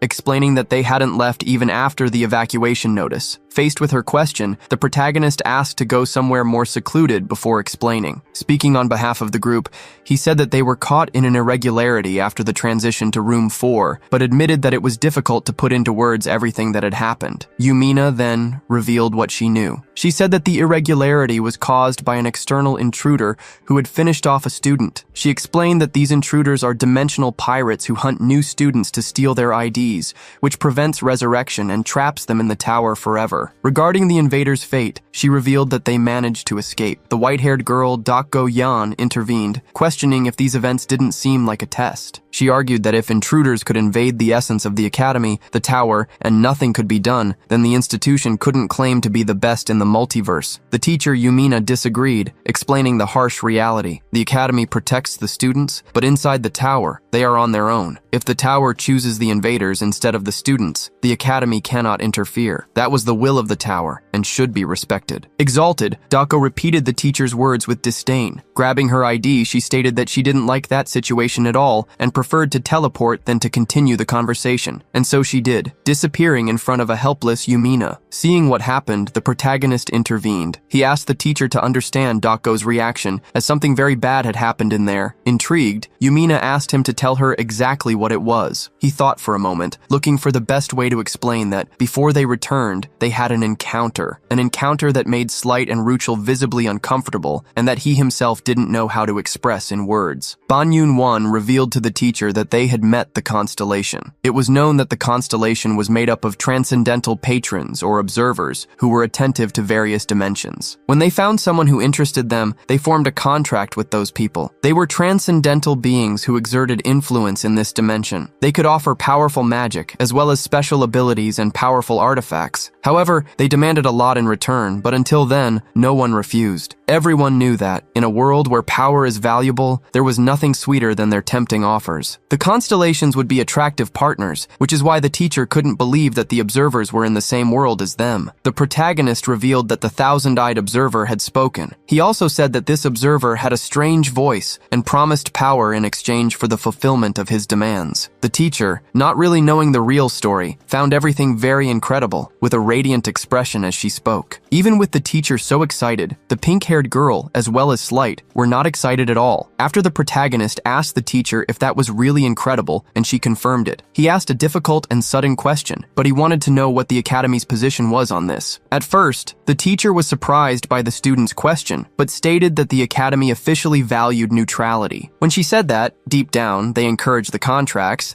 the protagonist understood that point. Hearing all this internally, the protagonist couldn't believe that a place like the academy had no defense at all. Returning to reality with the teacher's insistent questions, who wanted to know what the observer's request had been? That question made Banyun-won even more tense, and he revealed that the request was an elimination. The teacher was shocked by what the protagonist had said. She was confused and wanted him to be clearer in his answer. It was then that he revealed the full story. The observer had promised to contract 2 of them if they agreed to eliminate the other 2. So, that was the reason the group was so annoyed. He told them that back in the tower, the constellation's strange voice had talked to them, making a weird proposal and swearing loyal love. The man reached out to the 4 of them, waiting for one of them to move first and quickly fulfill his request. Our main character remembered grinding his teeth at all that nonsense talk. He wasn't going to join, and he hoped Dako wouldn't either. Looking to the side, our protagonist noticed his friend was building up energy. The girl's deep eyes were shaking from the amount of power she was exuding. He told Yumina that Doko was asking them to leave her alone, but the professor got sad. She understood that the young woman had released her energy to force the constellation to leave. After he finished telling the story, the professor asked if that meant they couldn't enter the tower. Our main character was counting on the tower for his duel against a rector, and not being able to use it was super inconvenient. He thought he'd just have to train with the time he had left. He called the professor and said he was thinking of sending what happened in the tower as a report, along with the recording he had made. She said that was fine, but if possible, she'd like to hear more about it while they had a meal. But when he looked at the girl, he knew that wouldn't be possible, not after everything that had happened. The protagonist explained. Both of them were visibly exhausted, physically and mentally. She was devastated when she understood how her students felt. In the end, the professor praised the 3 of them for a job well done. Our main character was so grateful for her consideration. She promised to do everything she could so this situation wouldn't happen again, hoping none of them would think badly of the academy. With that, she told everyone to get some good rest. Slight said goodbye to the 2 of them as he and Ruchel left. using teleportation. Meanwhile, our main character asked them to give Dako his regards. He was about to leave too, but the professor asked him to wait for a moment. She said she had a question to ask and warned him she was going to be direct. Then, worried, she asked why the observer hadn't just promised contracts to 2 of the 4 of them, but instead had selected him and Doko Yeon. The professor's question shocked our protagonist, but in the end, he confirmed her question. Deep down, he knew the observer wasn't just trying to pit them against each other. He seemed to want to sift something from the sand, and the observer pointed to them, claiming they could definitely reach the top together, but only if they got rid of the dead weight. When they saw this, both the blue-eyed blondie and the pink-haired girl were devastated. That being, who had appeared out of nowhere and had seemed like an enemy before, was now trying to make their 2 friends fight. Our protagonist and the white-haired young woman were surprised by the proposal. The being was promising that, as long as they eliminated the other 2, all climbers would get more treasure radiant, and that they should take advantage of it, because that was just how the world was. After telling her everything and recalling things with Professor Yumina, he went back to his dorm, finding her sitting in a fetal position. He looked at his companion, wondering if Slight hadn't even bothered to shower. Our protagonist approached Slight, trying to break the ice, saying that the way he was sitting was impressive. Pina, he turned to go to the bathroom while his companion tried to say something. Slight asked if he was trying to humiliate him. Rolling his eyes, the protagonist was scared by the question, not knowing why his companion thought that. His companion apologized, saying he actually just wanted to vent a bit. He said the protagonist could insult him if he wanted, since he was nothing. All of this made the protagonist feel bad about being close to Slight. A few minutes later, for the first time since he entered that room, Slight lifted his head to look into the protagonist's eyes. He said he hated him, which left the protagonist not knowing how to react. Even though our protagonist also wanted to express his hatred, he had to settle for just thinking about it. So, he had to endure and wait, saying that he was naive, which could be useful. Despite everything, our protagonist decided to sit and listen to what his roommate had to say. It was then that he told Slight he could say anything he wanted. He wouldn't mind. However, Slight continued to sit there depressed, but decided to speak. He said he was important in his world too. He was one of the most talented, and from what the protagonist knew of Slight, he already expected him to be talented in his world. Slight's father had said he was exaggerating, as had his family and even his companions. They praised and commented on his talent, even giving him the sacred sword, entrusting him with unparalleled power. He said that thanks to everyone who trusted him, he was able to form a contract with the sacred sword. Bora asked why they were so worried about the protagonist, who still tried to tell Slight that he was talented. He didn't need to take the words of that ridiculous entity into consideration. While listening to what the protagonist was saying, Slight's eyes widened, since for him, the situation was different. So, Slight used the protagonist's words against him, claiming it was easy to ignore the entity since he had been chosen. Light, deeply offended, continued his complaints. To begin with, they were divine beings. They were transcendental beings, much stronger and more recognized than humans. He couldn't believe the protagonist, Doko, could refuse so easily. Upon hearing that, the protagonist was surprised by the question. He understood more or less what Slight was trying to imply, and then lowered his head, stating he had rejected it because that kind of proposal was pointless. He also explained that there were many ways to stand out. Light, however, claimed he was only saying that because he had overwhelming talent. And he, to be honest, said that if he were able to receive a choice from a divine being, he would even hesitate, but with some reluctance. Our protagonist couldn't believe he was hearing Slight say that he wouldn't reject it so easily. He said he might have even made that choice, but the fact was he felt resentful and scared. Faced with that scary revelation, our protagonist couldn't say anything. After his shower, he sighed several times while drying his hair. He looked around and realized that, now calmer, Slight had gone to bed. Feeling that he was calmer, our protagonist looked at him for a moment. He even thought he was asleep and decided to leave, but at that moment the young man called him. Light, now with a guilty expression on his face, apologized to our protagonist for crying like that. He also said that what had happened wasn't just his fault, and so he apologized for acting that way. Since his friend was calmer and apologizing, our protagonist gave a light smile. He said it was okay because they were friends. After all, hearing those words, Slight had to try hard not to cry. Our protagonist said he could listen any time, and then warned him that he'd have to leave for a while. After that, he opened his inventory and took out a mug of hot chocolate, planning to leave it for Slight. As he put the cup there, he said that things they wouldn't like would go away after they ate something sweet. After leaving the room, the protagonist thought for a bit. He felt that he had changed there since the first time. While he was still thinking, the white-haired young woman approached, and he didn't even notice her presence. She quickly approached him, her eyes shining, and said that he was back now. She also said she was relieved she didn't have to go in. When the young woman quickly approached him, he was startled. He asked her what she was doing in the boys' dorm. She told him to be quiet. She said it wasn't a crime if no one found out. Before he could say anything, the girl grabbed him by the collar. Now, sitting on a bench in an area of the academy, our protagonist asked her if she had come there just because the attached cafe was too crowded. She said she had only gone there after wandering around a bit aimlessly. However, she said she was curious about how the useless Slight was doing. Our protagonist told her off for talking like that. She questioned whether he wasn't just telling the truth, and the problem, according to her, was that everything came from his sword. She asked if Yuan didn't feel that too. She said that so much strength or the body instincts sharpened in combat, even Slight's special abilities, everything came from the sword. Shamelessly, she added a few more characteristics to her long list of complaints against Slight. She also said that he couldn't even understand the situation. Our protagonist, feeling frustrated, asked her to stop, but she finished by saying that in difficult times,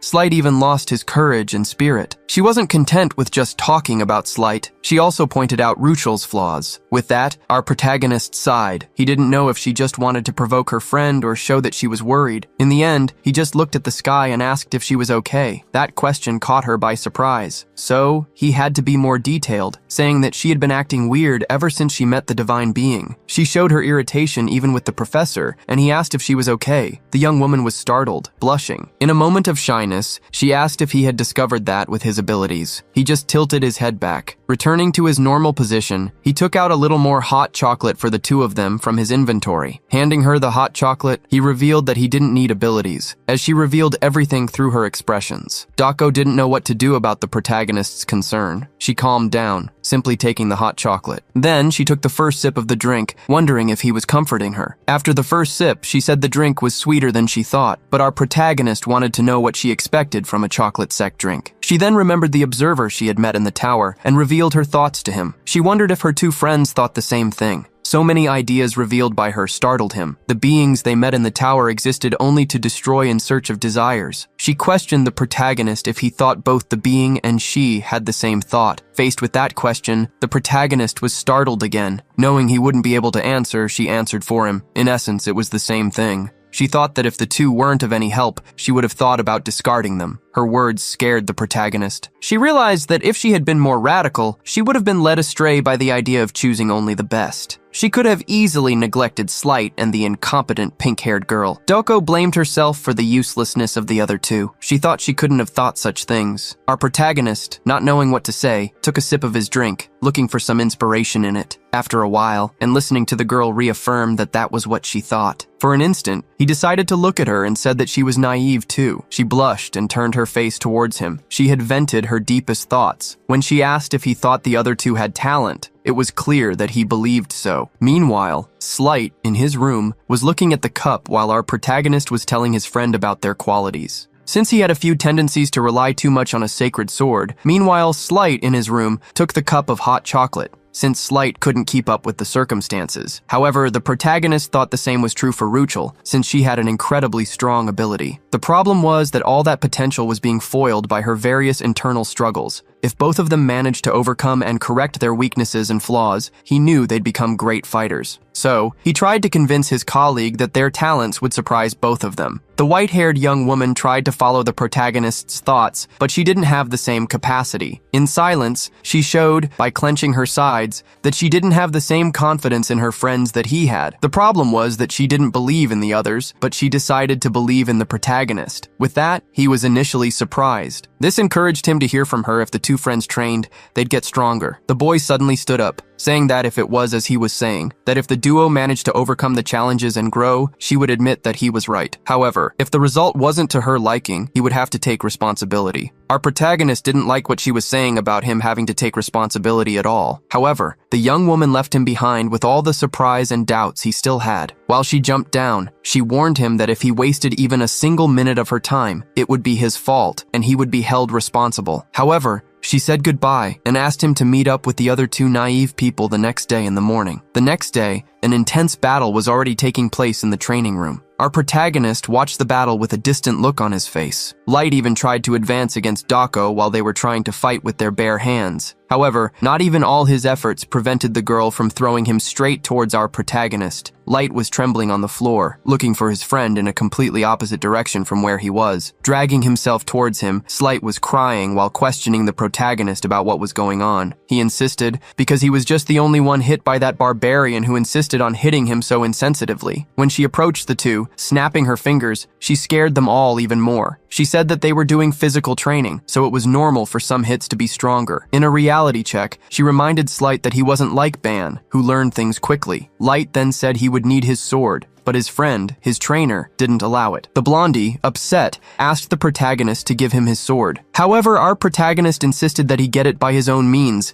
since he was being trained by his colleague Dako. Looking at Slight, he wanted him to believe in them, at least that time, that it was all for his growth. Reluctantly, seeing that our protagonist insisted a lot, Slight agreed, lowering his head. He stood up because he thought that might mean something. He was determined to trust and try, but the moment they were preparing to start again, the encouragement was just a foot approaching his face. It was his colleague Dako who decided to catch him off guard after having told him so many times not to do so. While our protagonist was surprised by how fast his friend got close to Slight, she continued to throw her hits to train Slight, who really needed all the reinforcement he could get. She thought he shouldn't just confirm with his eyes to feel the attacks that would come towards him. As long as he didn't understand what was happening, she would continue to attack him over and over again. She took the opportunity to hit him more times and, angry, told him to keep an eye on his posture. He needed to react fast, not just with his eyes, but he should feel where the attacks were coming from. While the young woman continued to throw provocations at Slight, our protagonist observed the fight with his all-reading eyes. He realized that, currently, Slight's stats were unilaterally dropping in real time. Normally, Slight was a monster who could easily deal with a Rector, but for some reason things had changed. Now that he had the need to avoid using his sword, his abilities seemed to not exist. Still observing the fight, he thought that if such a change had been caused because of the sword, then Slight's condition might be even worse than he had imagined. Meanwhile, the girl continued that intense fight. She wasn't just launching physical attacks, but psychological ones too. She needed him to understand quickly, always asking if the real Slight wasn't a person and simply a sword. Even if he denied it once or twice, he continued to be hit, but already tired of his friend's provocations, he began to react. A strange power began to hit Slight's body, like powerful flames, and he tried to take the initiative for the first time, trying to punch in Dako's direction. This left the girl totally surprised. It was an explosive energy in the young woman's direction, however, Doko dodged in time. However, one of Slight's attacks caused a great wave of air, leaving our protagonist with his mouth open upon seeing what had happened. Next to him, Rukul also didn't understand how something like that had happened. Everyone looked, and the young blondie had turned into a woman. Her curves were accentuated and her hair was now long. The moment Slight stopped hiding and gave up, what he was suppressing was released. Dako observed Slight's appearance and got very annoyed. However, it was at that moment that the power around Slight began to fulfill and gather. It was an intense glow and a light that came directly from his chest, making him writhe in pain. It was so intense that he crouched on the ground while our protagonist ran in his direction. He couldn't do anything as his white-haired friend stopped him,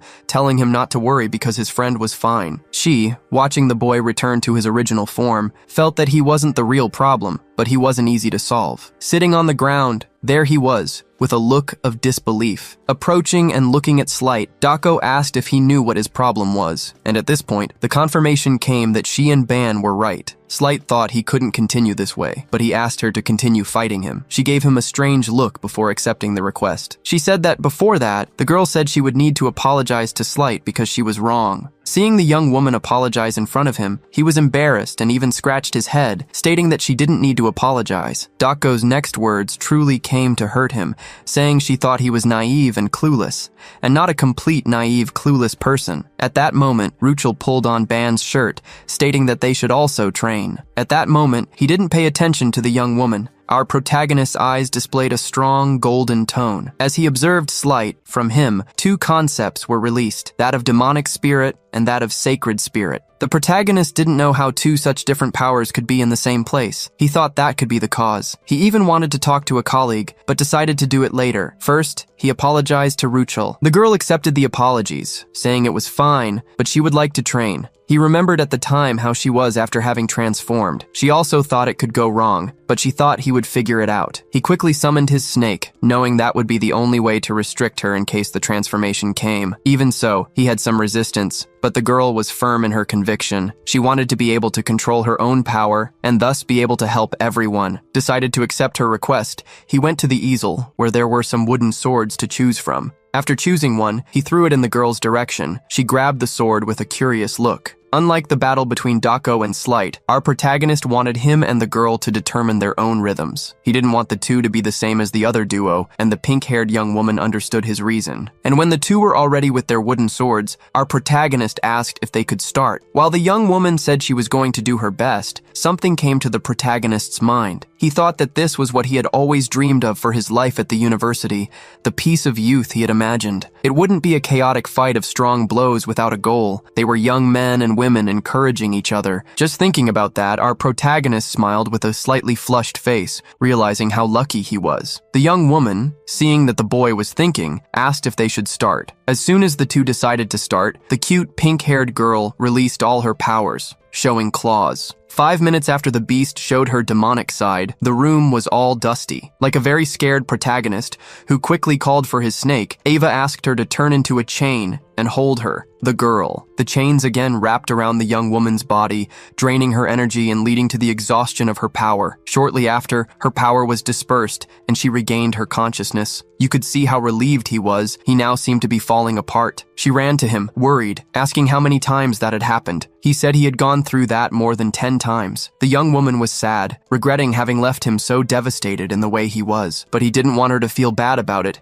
He gave her a light head pat. He showed her a bright smile and reminded her that he had promised he would help. Still with his hand on the young woman's head, he stated that he was already prepared for that, and at that moment, the duo was scared when someone approached. From the white-haired young woman's face, you could see how annoyed she was with the protagonist. You could see her look of contempt as she held Slight by the legs, angry, because while she was training hard, the protagonist was talking softly to the beast. He was surprised by her comment. Ruchel tried to defend the protagonist, and hearing that, Doko bent down and asked if she had obscure intentions. Then, she said that training with scattered thoughts was rude to her opponent. While the young woman, still sitting on the floor with her head down, feeling guilty, Dako took advantage to make her feel worse. After all that, our protagonist turned and saw that the young woman was depressed. Looking at the young woman so sad, he noticed that she was very soft when it came to Dako. He knew that Ruchel hadn't had enough time to take care of her mental health. Even so, she was trying to do her best. With that in mind, he stated to everyone that it was all fine. Dako was curious about what he was trying to say. Answering her, he revealed that he had recently made a request to the professor so that when he left the floating island, he could take a rabbit, and the professor accepted. Dako, thinking that he would choose her, thought his request was great, but his words broke her expectations, telling the pink-haired young woman that from that moment on, he would take her with him. Not only the white-haired young woman was scared, but the blue-eyed blondie didn't like it either. Ruchel could hardly believe that he had chosen her. The next day, our protagonist went to a women's clothing store. He was sitting on a bench while explaining some things to people on the communicator. He had already said that he wasn't going to spend the night out, that he would definitely be back before dawn. Dako was furious. While talking to that duo,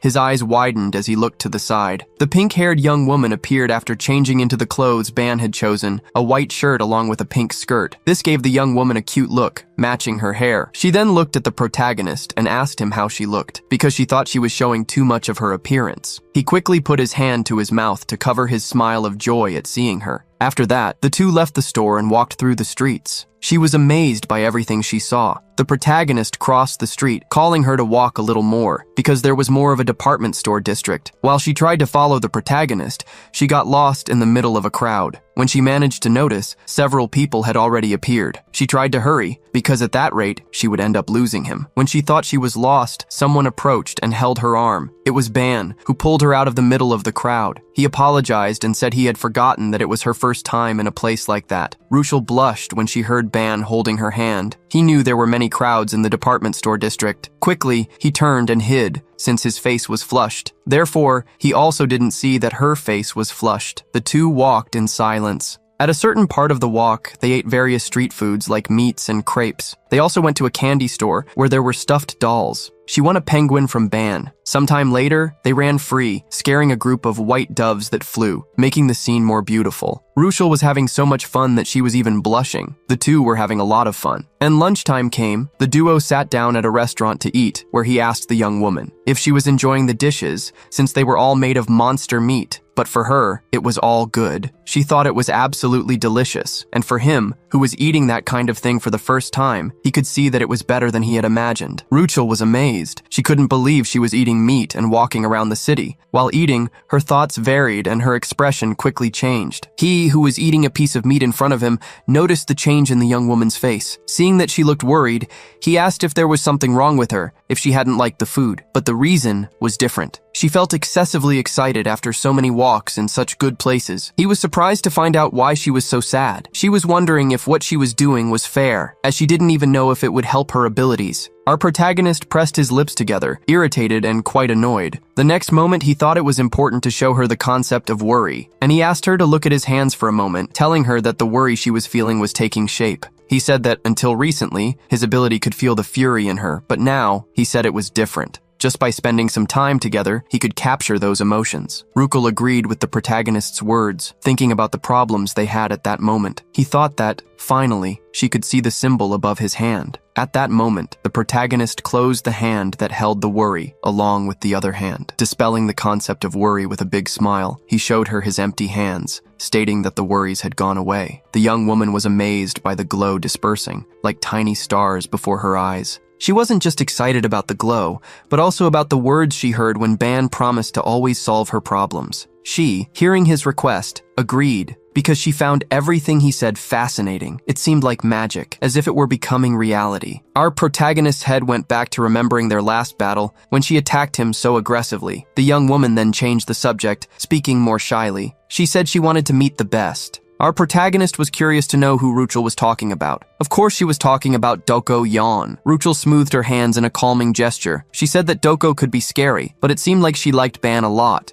and he quickly disagreed with that. It was more like she treated him as if he were her possession, like a sword. Ruchel started laughing when she heard the protagonist's comment. She found the fact that he was comparing himself to a weapon hilarious. He didn't understand why she was laughing, since he thought the analogy was strange. However, she said she felt relieved. Surprising our protagonist, she gave him a beautiful, bright smile, while saying that she thought he was an omniscient wizard or something. Our protagonist didn't understand what she meant, or why she was getting so close while talking. She grabbed our protagonist's hand, calling him to leave, if he had already finished eating. Her smile was now much more beautiful than before, showing that her worry had really gone away. She said that, as a thank you for everything he had done for her that day, she would choose an outfit for him. The young woman walked ahead, all smiles, while he carried the purchases. Back at the academy, Professor Yumina was in a meeting in a dark room. With her, there was also the camera robot that Ban had given her. He seemed to be pressured, but she asked him to hold on a little longer because it would be over soon. Watching the recordings, one of the professors was furious that information about the tower was spreading. They were going to find out who had allowed them to climb the tower. He also didn't like inferior beings for their transgressions. A blue-haired professor asked if there was any way to prevent this information about the tower from spreading. Another professor said that there were no violations in the videos shown. Even so, there were still angry professors. At one point, someone asked everyone to be quiet. This person made a point of talking to Professor Yumina. He said that it was clearly an infraction and wanted to know if she had already thought about how she planned to take responsibility for it. Faced with that professor's arbitrariness, she just stared at him, holding her emotions firm, unlike the robot next to her. Some time ago, Yumina watched the recordings made by the protagonist. She slapped her own face, realizing that they had really gone that far. When Ban had said he wanted to climb the tower and record a video, there was no reason to oppose it. She even thought it wouldn't work, as she already knew that external machines and artifacts didn't work inside the tower. And yet, Ban ignored common sense, bringing results. She ended the footage shown by the little robot. Yumina was sure that Ban still didn't know what was going on. It wasn't the fact that he had brought the recording from the tower,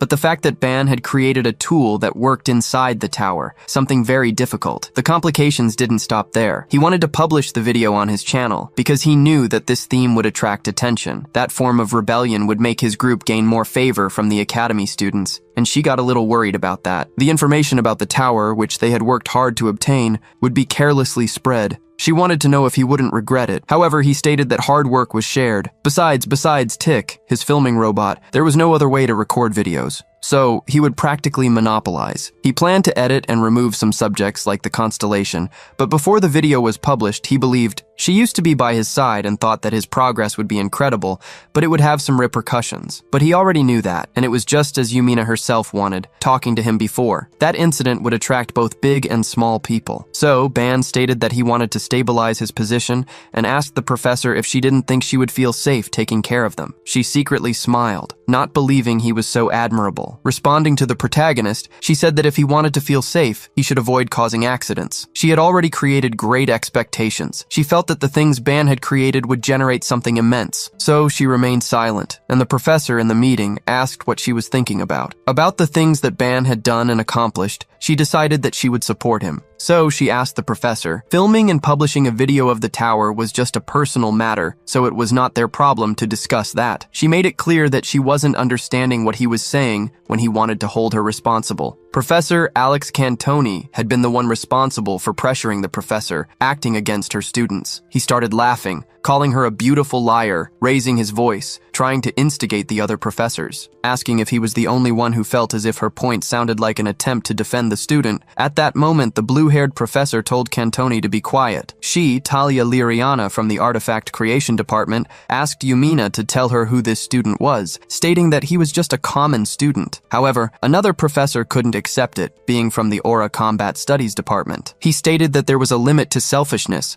and that the information about the tower was centered on the academy. At that moment, she confronted the professor, saying that his words were strange. The reason no one had filmed the tower until that moment was because it blocks. Professor Cantoni interrupted Yumina with a smile, hiding his own interests, wanting her to explain the principles of the ability. Yumina remained silent, listening to that question. On the other side of the table, Thalia also spoke up, claiming to have spent 200 years studying these subjects. She knew very well that artifacts created outside the tower didn't work inside it, especially filming equipment. It was common knowledge that no circuit could handle the waves demanded by the tower. The more she researched, the more she became convinced that external machines would never work inside. Hearing all those words, Professor Yumina completed the words, saying that her student had succeeded. This left Talia much more curious, saying that was what she wanted to know, who this boy was. She was annoyed because he came from a dimension that didn't even have mana, and that made it seem like only he was special. The moment she finished saying those words, she realized something. The artifact that had filmed that recording was now with Yumina. The blue-haired professor revealed a scholarly look, determined, putting on her gloves and asking to hand over the artifact. Yumina quickly hugged the little robot, refusing to hand it over. She said she had been asked to bring the artifact to the meeting, but that was a feat accomplished by her student, and she couldn't let anyone do that. Professors one after another went against her. Suddenly, someone raised their hand, asking everyone to stop.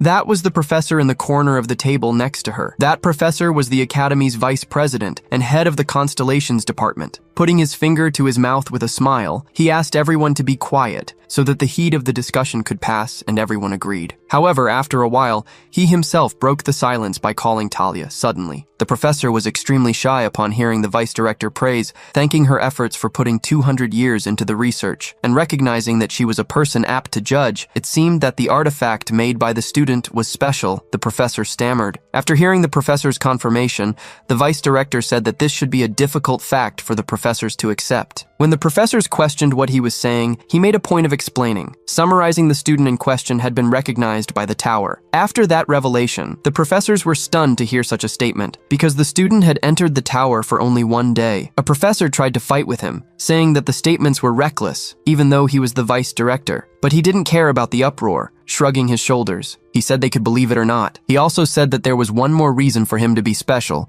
so he asked the student's professor to explain, asking if she wouldn't like to reveal something more in the videos so that the professors could understand. The situation got worse, as they were furious to hear that the professor was hiding something. The vice director then said that he would tell them everything, He said that he and his colleagues were the only ones to be chosen by the constellation. The professors noticed the anger Talia was feeling. She couldn't believe someone had climbed the tower for the first time. It was at that moment that Yumina told the vice president that she would make contact with the constellations, a student achievement too. Answering the professor's request, he asked her to respond truthfully to the question he would ask as vice president. Had her 4 students signed contracts with the constellations? She thought for a moment about why he was going so far. Still, she told the truth. None of them had signed the contract, which generated great curiosity in the vice director. Making a decision, Zenon informed everyone present that he would also consider Ban Yuan and all the other students in class 11 as his students. Upon hearing this, the professors quickly asked him to reconsider. They reminded him that he himself had said that none of the students had made a contract with the constellations. The vice director, seeing that they didn't understand, made a point of explaining. For him, it didn't matter if the contract had been signed or not. The important thing was that they had been chosen by the constellations, which already proved they were exceptional, leaving Yumina surprised. After stating that other constellations also wanted them, he began to pressure the other professors. With that, no professor could refute Zenon's words, not even Alex Cantone. So Zenon continued by saying that he was the professor who guided the students chosen by the constellations, and if Ban Yuan were chosen, he would also be his student. In the end, he faced all the professors with his golden eyes. Now that all the professors had accepted, the vice director followed his agenda and presented the new topic. The beautiful Yumina was lost in her thoughts, head down, seeming to understand that that meeting wasn't to decide how to treat Ban. The vice president's words conveyed the president's intentions, and he continued talking about the students. Everything became more evident the more he spoke, addressing topics that confirmed his message. He was transmitting the president's warning, stating that the professors could make requests to understand the students' abilities. After hearing the vice director say that Ban was untouchable, the professors remained silent until the end of the meeting. After stating that he hoped they had understood and wishing them a good weekend, the vice director disappeared. Yumina sighed in relief, never imagining that her student would receive so many favors from the director. In that small moment of relief, one of the professors approached her, Alex Cantone. Inviting her to have some drinks at a bar, he said he wanted to toast to the student's success. With that man's invitation, Yumina turned green with disgust, but didn't respond, just teleported to another place. The professors, realizing the reaction, quickly tried to console Cantone. The next day, several people surrounded the protagonist in the cafeteria. Many people wanted to introduce themselves. Everyone wanted to be Ban's friend, even offering him an invitation to the student council. The protagonist was scared by so many people and so many requests for dates. On the other hand, Doko met with the other 2 colleagues and they wondered what was happening with all that commotion. Light explained the situation and asked if Doko remembered the channel. He revealed that the channel had gone viral. By now, it was hard to find anyone at the academy who hadn't seen their videos yet. Hearing the explanation and looking around, seeing several people watching the video created by Ban, Doko thought Ban's ideas and abilities were truly excellent. However, Rachel, observing the scene, thought about Doko's reaction and what was happening. At that moment, the protagonist placed his tray on the table, asking what was going on that morning. Tired, he couldn't help but put his head on the table due to everything that was happening. The protagonist also wanted to provoke Slight, saying that he had several fans and should be nicer to them. They were surprised by a loud voice that caught Ban's attention. Someone was saying that it was a joke to make a fuss with manipulated images. Some boys were bad-mouthing the protagonist's group. They looked in Ban's direction, saying that he should wait because the next day all his lies would be exposed. The antagonist then remembered that the next day would be the day of the scheduled duel with Erector. It would be the day he would face the stone boy, Erector. After listening to all the insults from those boys, he realized that they were the exact ones who would root against him in the duel. Light also agreed with the protagonist's assumption, while Ruchel offered him support. Wiping her mouth after eating, the white-haired young woman said that he should respond in the best way, especially for those who were watching and supporting the protagonist, and gave him a beautiful smile. The next day, the protagonist went up to the arena, and the assistant professor was there, informing him that the duel would be broadcast live. If the 2 agreed to the fight being recorded and broadcast live, they should sign the document that appeared in front of them. To their surprise, there were several precautionary terms for the duel. If someone became incapacitated or surrendered, the duel would be ended. Big Guy approached the protagonist, suggesting a negotiation. The protagonist, surprised by the request for negotiation, thought the man was a subscriber to the channel and had watched the videos. However, the stone man asked Ban if he was scared, stating that he could surrender. For that to happen, he would have to crawl between his legs and bark like a dog. Only then would he accept the surrender. Hearing that, the protagonist was surprised. Although the fight was broadcast to the whole school, there were only 2 classes in the arena. The troublemakers who were part of Erector's class were rooting for him, hating Ban. Ortima, who had been beaten by the white-haired young woman last time, looked at the arena with a curious look. However, his gaze was not on the people who were going to fight, but on Dako. She was with the other 2, trying to check with Slight what the reactions were like. He informed the girl that the spectators of the broadcast had already reached 10,000 and many were cursing Ban. Dako already expected that. In the best-case scenario, the people who liked him, thanks to the videos, would only be a few. So she wanted that now. While many people were watching, Ban would prove if he had the strength to reach the top. The protagonist was thinking about Erector's words about crawling and barking. This made him secretly smile. He never imagined he could actually hear something so pathetic. It was so ridiculous that it seemed to have come out of a third-rate soap opera, so he called Erector's attention, and he gave him a look that seemed scary, asking if he had prepared a lot to provoke him. Erector returned the same smile to the protagonist, asking how long he would be able to act so calm. The protagonist shrugged, stating that if he was acting calm, or Erector should find out by going against him. Saying that, the protagonist drew his sword and called Erector in a provocation. He was annoyed, grinding his teeth due to the provocation. Now he seemed to be boiling, asking the assistant professor to declare the start of the fight soon. Hearing him and granting his request, the assistant professor raised her hand up and said that now it was Ban against Erector. Already having permission, he almost instantly advanced against the protagonist, relying only on his superior size to win. Erector's steps made the whole arena tremble, throwing his big fist in the direction of the protagonist, who remained still. When the fists were almost reaching Ban, he just moved. His legs moved quickly, while his eyes were focused. The protagonist internally praised Erector for taking the initiative, but his sword moved, and he passed by the big guy. While wondering what Erector could do being so slow, Ban's blow hit the opponent's face as if crushing a sheet of paper. With that blow, Ban knocked Erector down, taking the advantage in the battle for a few seconds. He thought that, to face that stone, he knew it was more efficient to use the reverse method. The protagonist and the others met in the training room the day before his meeting with Ruchel. They all told the protagonist that, before using a technique, there were attempts and errors. Therefore, he learned that, when facing a new opponent with a new attack, he should be able to use the technique. Only then could he say that he was mastering the reverse method. After the theoretical method, he would go to the practical one. The protagonist had a sword to try to block at least one of the blows. Dako, he trembled with fear. But he knew that she was teaching that method, so that Erector couldn't even touch him. The protagonist, upon executing the technique moments ago, felt that this was true. Unlike Dako, Erector was much worse, who managed to get up, still asking what had happened. However, before he could understand, another attack was given in his direction, and Erector fell to his knees. While the protagonist observed the effect transmitted by the technique the moment before his attack hit, the protagonist had infused his sword with a wave of energy. Thanks to that, Erector's hard stone body transmitted the energy as a wave, causing aggressive damage and leaving Erector furious. He even asked how Ban was hurting him. The protagonist, crouching down to stay at the same height as the big guy, apologized and told him to stop complaining. Looking into Erector's eyes, he said that if he didn't want to continue, they could stop there. Those words made Erector even more furious with the provocation of such an insignificant human. He got up and went full speed towards Ban,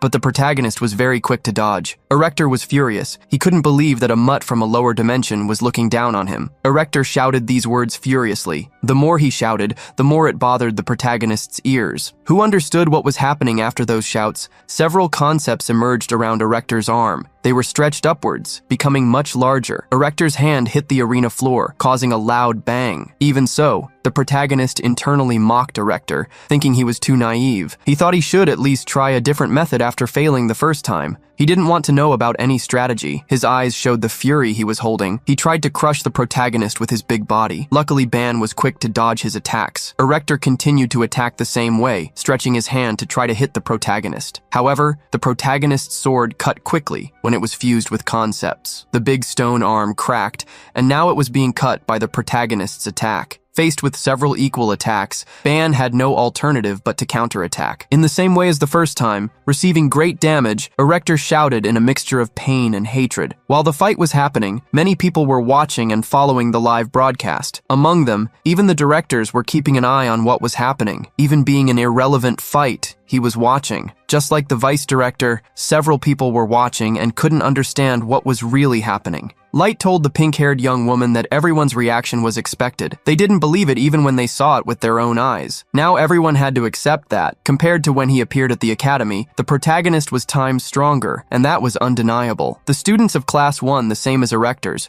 couldn't believe it, because their companion was being taken out at the very beginning of the fight. Now they were wondering if the abilities shown in the channel's video could be real. Even the substitute professor was fearful to see how easily Erector was defeated. He knew that, a week ago, that boy was feeling weak, so much so that he asked for a week to train. The professor didn't know for sure what had happened to the protagonist in just a few days. While the professor dealt with the message he received from the professor's assembly, the protagonist thought about what to do. Erector was in front of him and couldn't move. For him, attacking someone who couldn't even make a move was something ridiculous. He stood for a while looking at him, hoping that he would get up to continue the fight. While he was in that cheering, he heard the professor, who had already raised his arm, saying that the fight was over. The professor's announcement caught both of them by surprise. It was the decision of the observing professors of that match, and he declared the duel over. While the professor was speaking, Erector's eyes were full of hatred, since the professor was considering him incapable of continuing to fight. Even with Erector's revolt, the assistant professor warned that the duel would end at that instant. Even the protagonist trying to say something,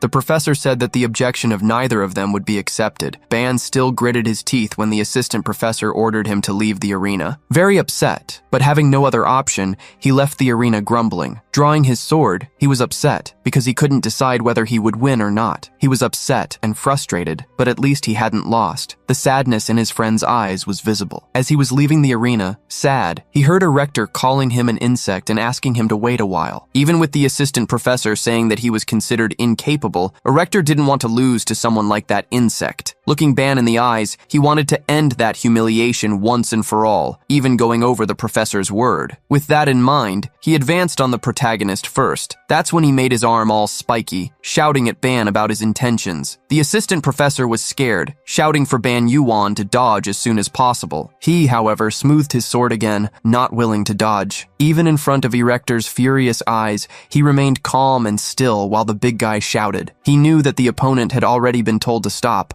but even so, he wouldn't stop. He thought he was superior because of the dimension. He thought he was untouchable and wouldn't need to follow the rules. With that thought, Ban infused some concepts into his sword. Observing everything, Ban knew that the fight had only stopped at the professor's whim, and now that man was moved only by his pride. So, he raised his sword and was willing to put an end to everything as quickly as possible. Now, with his eyes in a different color and with a determination not seen before, he was willing. As soon as the opponent tried to launch a blow against him, Ban just retaliated. Erector's eyes were rolled with rage and pain, and the protagonist thought he had done the right thing. After so many insults, he wouldn't be able to take anything else in silence. Erector only stopped shouting when he noticed what had happened after that blow from the protagonist. Erector had lost his arm. The people from Erector's class put their hands to their heads, all with their eyes wide, unable to believe it. Not even Ban's friends believed what they were seeing. Everyone started talking loudly their opinions. Meanwhile, a system window appeared for the protagonist, who looked at it suspiciously to see what it was. The system message said that if he wanted, he could keep the strength of the monster from Erector's arm. Meanwhile, the assistant professor was telling the stone man not to move. He would be removed to the medical room. The big guy was fallen on the ground, trembling and grinding his teeth from so much pain. Now he felt the price of humiliation. The assistant professor was taking the initial measures,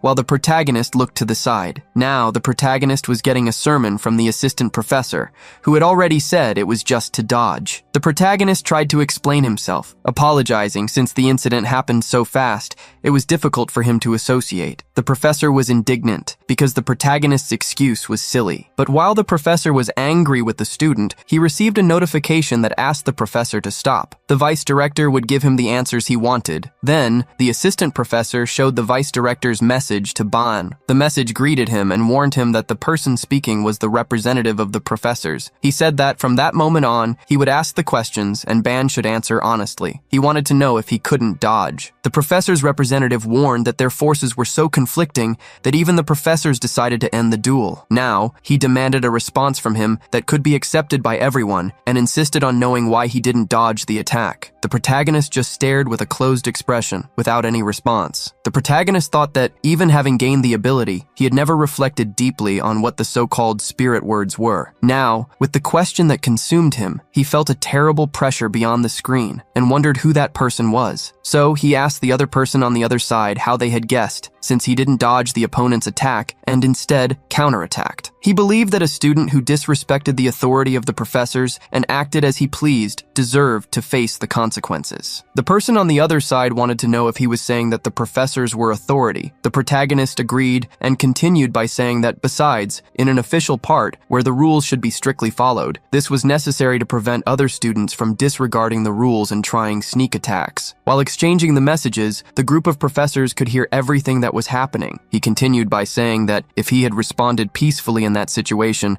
the impression that he was weak could have spread, and that the rules wouldn't need to be followed when dealing with a student from lower dimensions. It wasn't just the professors or the director and vice director who could have access to Ban's words, but the whole academy. Several people followed the screen where he talked about the rules and about people from lower dimensions. He continued by saying that even if he had taken the attitude in a short time, he thought his actions were justified. The vice director found it interesting when the student said that he acted to defend the academy's principles. The vice director knew that he was responding intelligently, knowing that there were many ears spread out. He noticed that the boy had a superior intelligence, as he had expanded the problem between two people to the whole school. Also trying to act intelligently, the vice director said that the student's words were correct, notifying that students who disregarded the match rules deserved to be punished according to the norms. However, punishing a student for a mistake was his and the academy's function, not something that a student like him could deal with. The protagonist noticed that he was dealing with someone of equal or superior intelligence. The assistant professor smiled upon hearing Ban's conversation, and the vice director thought that, no matter the nonsense they said, his opponent was strong. With that, the student said that if the director was right, and if he had infringed on the authority of the professors, he apologized, and he concluded by saying that, in any case, he was willing to accept the punishment for what he had done. The vice director was satisfied to hear that. The director said it was all fine and that he wasn't asking to discuss punishment in the first place. Those words left the protagonist relieved, but the assistant professor was speechless. Zenon, thinking he had understood, believed that that young man had enough eloquence to win the favor of a constellation. He announced to everyone that he would accept Ban Yuan's self-defense as justified. Those words made Slight and Ruchel happy. The assistant professor even tried to argue with the vice director, who told him to stand still and stop that embarrassing behavior. In addition, the assistant professor also got a scolding for not having acted correctly with the students. He had not shown the necessary vigor during the match and said that the right arm was something easy to solve, ending the matter. A warning was given for the students who were watching the match to return to their places. While the warnings were given, Dako was relieved as everything ended without further incidents, and Slight agreed with her. The director also said that the student Ban had dedicated himself a lot and could leave at that moment. Showing education, he bowed to the assistant professor, who was dying of rage at that moment, and left. He was turning to leave when he seemed to notice something. The communicator still said, "See you later." However, when he turned and looked, there was no message on the screen. Ban felt that it was happening again. After the incident, he joined his friends, who were happy for him to be back. Light said that the swordsman blows he used at the end were incredible. The protagonist said that this must have been because of the tower. Dako praised, saying she liked to watch, since he had gotten stronger. She asked him what it felt like to gain a new power and if he thought it was useful. A little embarrassed, he put his hand to his head and said that all of that was because she had trained him very diligently. Dako made the protagonist awkward when she brought up the stone man's arm. She made him even more scared when she said she knew he had absorbed it. This made him remember when he was in the arena, and the message appeared. He didn't think that was possible. The system message showed several possibilities in which he could choose. For safety, he took just a little bit, and when it worked, he thought what was happening was unbelievable. He took a little of each and saw that all the traits were incredibly strong. Until that moment, he could not manipulate the concept of living people at will. He told his friends that he could now take specific parts by cutting them. His expression became became sad when he said that he ended up absorbing the strength of the opponent's right arm. Dako asked him if it wasn't a good thing and why he was pretending not to be. He said that at first he was happy to be getting stronger, but then when he saw he was not fighting with the monster from before, he shared with his friends that after everything, he felt abnormal and uncomfortable. The white-haired young woman, screaming, told him to raise his head because there was no reason to say such nonsense. She reminded him that that person had gone on top with murderous intentions all the time. She told the protagonist that in a kill or be killed situation, he should know what the choice would be. Those words from his friend brought a little comfort to the protagonist, hearing her saying that he shouldn't feel guilty for having made his choice. After he calmed down a bit, he said that he was overthinking things and apologized to his friends. Dako told him that he couldn't just go around cutting the arm off those from the so-called special class. While the girls were fighting, he seemed to have received a message that left him very worried, even shouting. His shouts scared his friends, who didn't know what was happening in the face of his shouting. There was a mandatory additional cost, which was the course on the constellations of Babylon taught by Professor Zenon. He taught how to get support from the constellations effectively and how to negotiate contracts with them smartly. This knowledge and preparation were useful to avoid the constellation's wrath. Now, that course was being offered to Class 11. Everyone watched when the people from the lower dimension began to pass. It was commented that the bargaining boy was walking around with his head held high, and the protagonist felt uncomfortable with the looks. While the protagonist and his friends went up the stairs, they heard several comments from people who were for and against them. He, looking back, saw that all his friends were upset and apprehensive about the comments. Making a mysterious expression, he told his friends that the more people were cursed, the more they lived. While walking, he was pulled by the wrist by Ruchel, who seemed to want to say something to him. She was worried about what had happened the day before and feared that more people would start to dislike them. Upset, she said that everyone said what they wanted without even knowing what kind of person he was. Seeing the sadness in her eyes, the protagonist tried to calm her down, saying that it was all good. Putting his hand on her head, he asked her not to worry so much about these things, and he thanked her for all the affection she was showing him. However, those who were watching them were not liking that intimacy at all. Light and Dako thought it was unnecessary. They had already gone out together on the weekend, and now they were in perfect sync. Dako asked the pink-haired young woman if she had liked the clothes she received so much. Ruchel, who always kept quiet with the provocations, asked Dako if she was jealous, making the protagonist awkward. Dako got angry and mentioned to Ruchel, asking if she wasn't tired of getting beaten by her. Ruchel made it clear that she knew the young woman would continue to beat her one way or another. Standing at the door, they checked if that was the same classroom for the constellations of Babylon. Light was sure that there was a class last week, but he didn't know what would happen if people like them mixed with the others. He was afraid of what the senior students might think, but the protagonist asked them not to worry about that. Gathering courage, he held the doorknob to open and start participating in the course. He replied to Slight that everyone would think that talented juniors would join them, but upon opening the door, even the protagonist showed to be quite nervous about the amount of people. All the people looked back when the door opened, seeming to stare at each of them. Dako thought that, because they were older and more experienced, even she couldn't ignore their abilities. The pink-haired young woman was visibly intimidated, as was Slight. The protagonist also didn't feel comfortable with all those people around him. Zenon, as soon as he saw the students, said that they, from Class 11, were welcome to his lecture. The protagonist, when looking at the vice director, couldn't understand what his power was. Nothing about him was revealed. And when the man spoke, the protagonist noticed that that voice was the same as in the duel. Zenon began by saying that the origin of his classes was to understand the tower and the constellations. He told the people who joined the class that day that he would first talk about the tower. He began by saying that, at first glance, it seemed like a huge structure, without descriptive principles or ends. He said that the tower was no different from a living organism. The class, for the protagonist, seemed to be a bit boring. He explained that it might seem that they were claiming rewards for clearing the rooms. He said that this was not what happened. It wasn't because they found some rewards that the tower would gladly receive them. It did this to separate the most outstanding climbers among all, and for these it gave better and more exceptional treasures. There were also the transcendents, like the mediums. That was a basic condition for any intelligent being to be able to reason like a superior. It was a fragile system that could be turned upside down by a single irregular intruder through non-standard routes. All that professor's talk seemed like nonsense.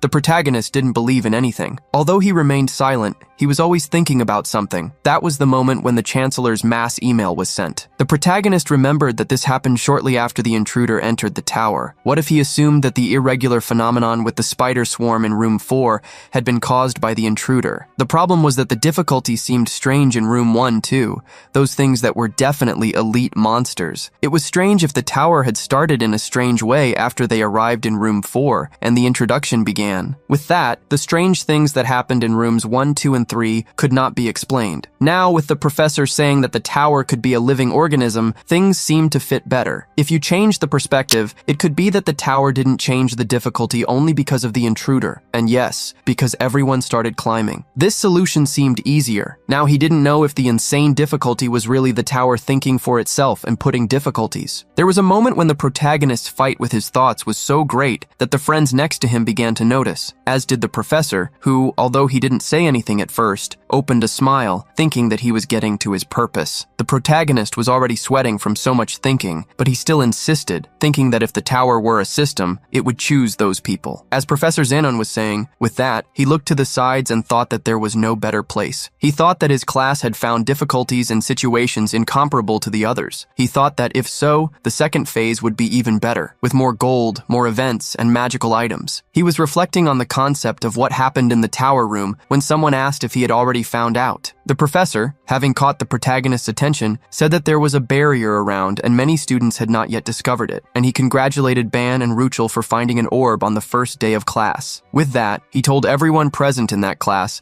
that Class 11 was fully qualified to continue in the lectures. Xenon raised his hand up, throwing something into the air. Then, that poor violet orb landed. The professor said he had a question for the student Ban, and he asked what he saw when he looked at that sphere. Ban, even looking a lot, couldn't see anything, because it was immeasurable or unknown. Being honest, he said he wasn't seeing anything. The professor asked him to concentrate a little more and check again. Although the protagonist said he couldn't see anything, the professor insisted that he focus a little more, because there should be something there that he could see. Despite seeming to be genuinely trying, the words immeasurable and unknown were what he could perceive. He should try to discover the secret of that orb and, for an instant, somehow, his eyes widened. With that, he was able to see the central concepts of the orb: barriers, separation, and protection. He said that, besides that, there was something he couldn't understand. The professor asked him to close his eyes and rest. The professor just smiled and thought that that young student had discovered 3 main abilities of the orb, with the protagonist rubbing his eyes, looking tired,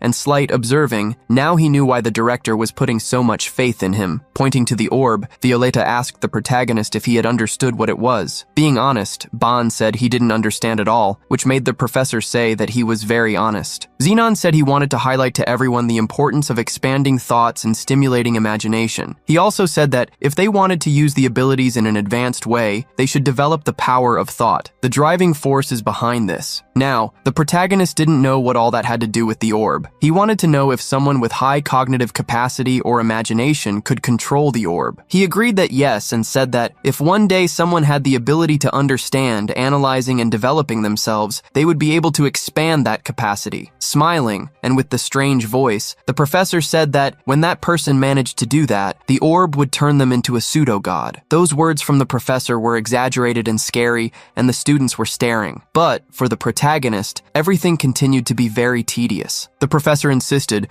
saying that at the moment it might be difficult to understand. He said that as the lecture advanced, everyone would gradually come to understand. Finishing the lecture, he said that their task was to try to imagine the possible applications of everything that was said. From the beginning to the end of that lecture, the protagonist found everything very complicated. He had a doubt. If God was God, what would a pseudo-god be? He didn't know if it was something similar to a god or a false good. His thoughts were interrupted when Slight called Ban to leave, while Ban was asking someone from his class to explain the lecture again because he hadn't understood. Meanwhile, Slight said he thought the protagonist would summarize very well, but he had his eyes wide open ahead, seeing Ortima. After the scare passed, he managed to ask Ortima what he was doing sitting there. The bad-faced young man said that he was the one who asked the questions. He wanted to know where she was, and Slight could hardly believe that he was talking about their colleague. Suddenly, Dako arrives, asking why everyone was grouped together. Smiling, she said in an ironic tone that she thought something serious had happened. The protagonist, awkward and not wanting things to get worse, didn't know what to say. Ordema approached the white-haired young woman and confirmed if her name was Dako. He said he had business to deal with her. She continued to ironize, and she asked if he was making another duel request, saying that if he wanted to hurt her, she wouldn't prevent it. He clung to her, saying that dueling inside the academy seemed like something difficult. While she was talking, the young man put one of his knees on the ground and told her that it was not a duel request. He took out a beautiful bouquet of flowers and offered it to the furious young woman in front of him. Leaving everyone scared, Ordema asked the young woman out on a date, while he was blushing with shame. The people behind, with their eyes wide, never imagined that that scene was possible. Just like them, the cold-hearted young woman also didn't show her expressions. Nobody could believe that the proud and arrogant Ordema had fallen for a woman who beat him to a pulp. Our main character wondered what kind of taste someone had to have for that to even be possible. Remembering that Ban himself had been beaten by Doko many times, Slight asked if he wasn't answering his own question. Being called a masochist in such a not-so-subtle way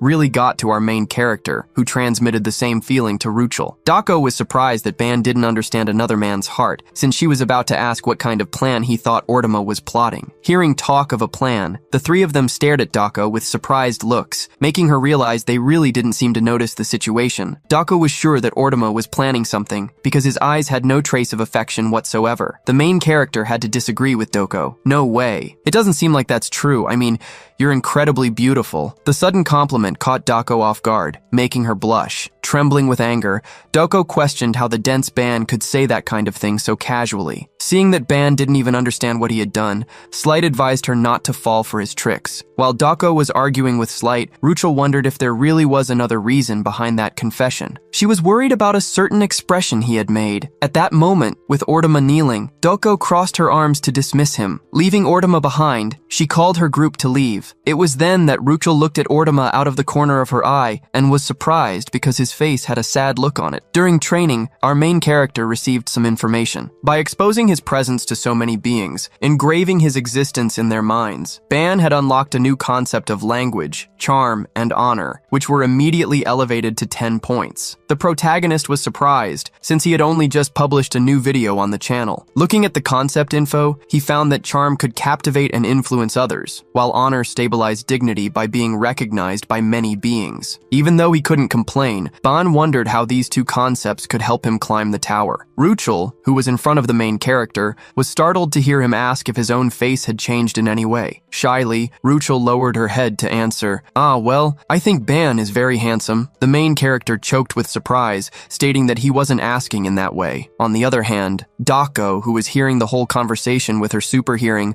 was starting to get annoyed. Suddenly, Ruchel heard Slight scream, who was training with Dako, and felt a strong gust of wind hit her back. Stomping on the ground, Doko got the attention of the two who were flirting. "Train, focus on training, and when you're resting, just rest." Poor Slight, who after a beating, was being carried by Doko. The main character also tried to ask Dako about his face, but the girl, in a hurry, slapped him on the face while blushing. "Seriously? Didn't you just hear what I said? Focus on training. If you keep it up, I'll make you two train until tomorrow." With Dako's threats, Ban and Ruchel went back to training, while the tired Slight cried for rest. Ban and Ruchel started sparring immediately. As they exchanged blows, the two moved around the entire training room, using all the space they could. Ruchel's claws hit the main character's sword, and after images of energy were left behind. Trying to rest a little, Slight commented to Dako that Ban seemed much stronger, and was curious to know if he shouldn't stop focusing on dungeons and go back to the tower. Dako thought Slight was being too hasty. In her view, even if Ban had improved, he was still way behind Slight and the beast Ruchel. She could tell that from the beginning, the sparring between the two was only working because one of them, Ruchel, was going easy on the other. Anyway, Dako remembered that the next day they would return to the tower. She wondered if Ban had already figured out how to deal with the beast inside Ruchel,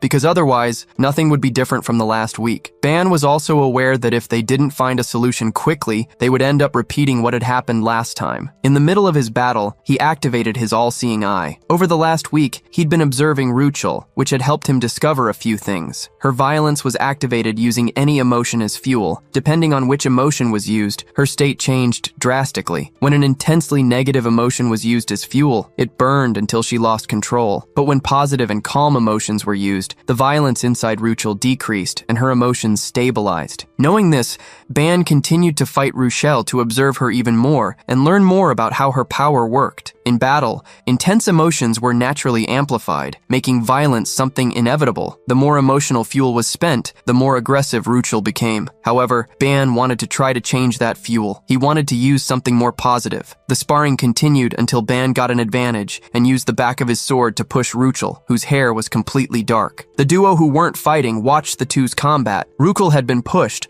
falling to sit on the ground, and due to tiredness, Ban fell to his knees. However, the fury in Ruchel was at its peak. Gritting her teeth, she refused to give up. Seeing that it had come to this, Ban realized it was time to try to use his plan. To show that he hadn't just been messing around these last few days, the main character held out his hand, creating a magic circle. He was going to prove that the time he spent with Ruchel served to collect parts of her emotions, whether she was happy, having fun, or at peace. Ban had not only collected these emotions, but copied them directly from their essence. Immediately, upon releasing the essences of joy, happiness, and laughter, Ban moved toward Ruchel. Wielding such emotions, he hoped they would work. He directed them at Ruchel in an attempt to make his friend absorb them. However, a blow prevented him from getting close to her. In a fit of rage, Ruchel managed to hit Ban's hand, which held the emotions. The main character was slightly startled. In front of him, Dako was gritting her teeth hard. The girl got up instantly, grabbing Ban by the stomach like a rugby player, and with the inertia of the movement, threw him to the ground, falling on top of him. The main character felt the impact heavily. Mounting Ban, Ruchel had a demonic look. With a great roar, she attacked the main character with her sharp claws.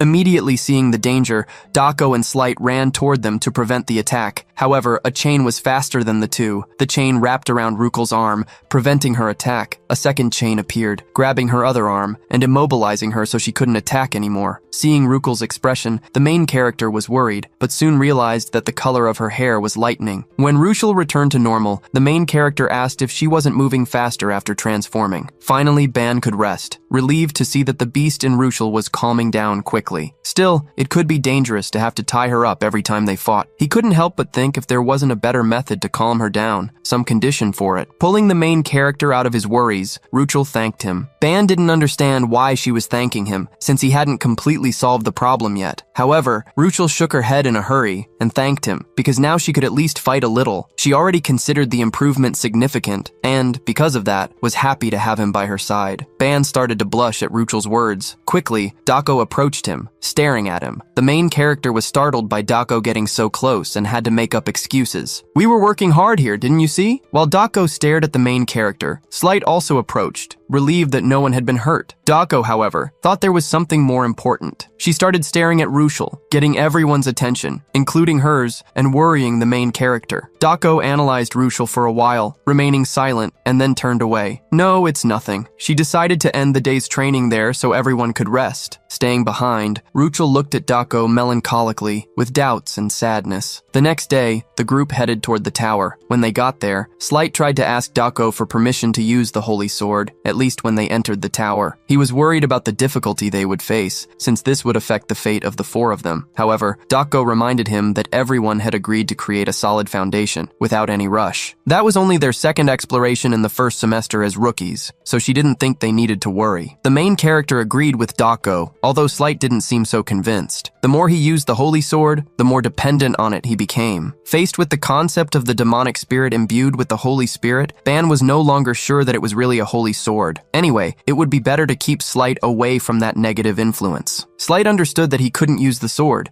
but asked her not to blame him if he collapsed in the tower. However, faced with the request, he met a demonic Dako. Just like her, Ban also showed his cruel side. "We're not gonna blame you, but don't forget, millions of subscribers are watching the video." While Slight cried, the main character accessed his internal codes. His stats appeared, as did the points of his skills and learned essences. With everything making sense, he also got his Snake Eve and the recorder Tyke ready. He would count on the two of them on this journey. Before Before they went in, Ruchel approached the main character. "I'll do my best in there, and I'll listen to everything you say." The main character thanked Ruchel for her dedication, asking her to believe in him, since he was also getting stronger in combat. With a bright smile, Ruchel was ready to count on Ban. Jealous, Doko looked down on Ruchel. "I just hope you last at least until Saturday night. If anyone gets eliminated, I'll punish them severely." While Slight tried to insist that they give him the sword, Doko called the main character aside. The main character was curious to know what she wanted. Doko wanted to clear some things up with him before they went in. Dako's words started harsh. "Today is the first evaluation. To be honest, I'm quite disappointed in you two. You haven't forgotten the promise you made to me, right?" In one of the first times she smiled,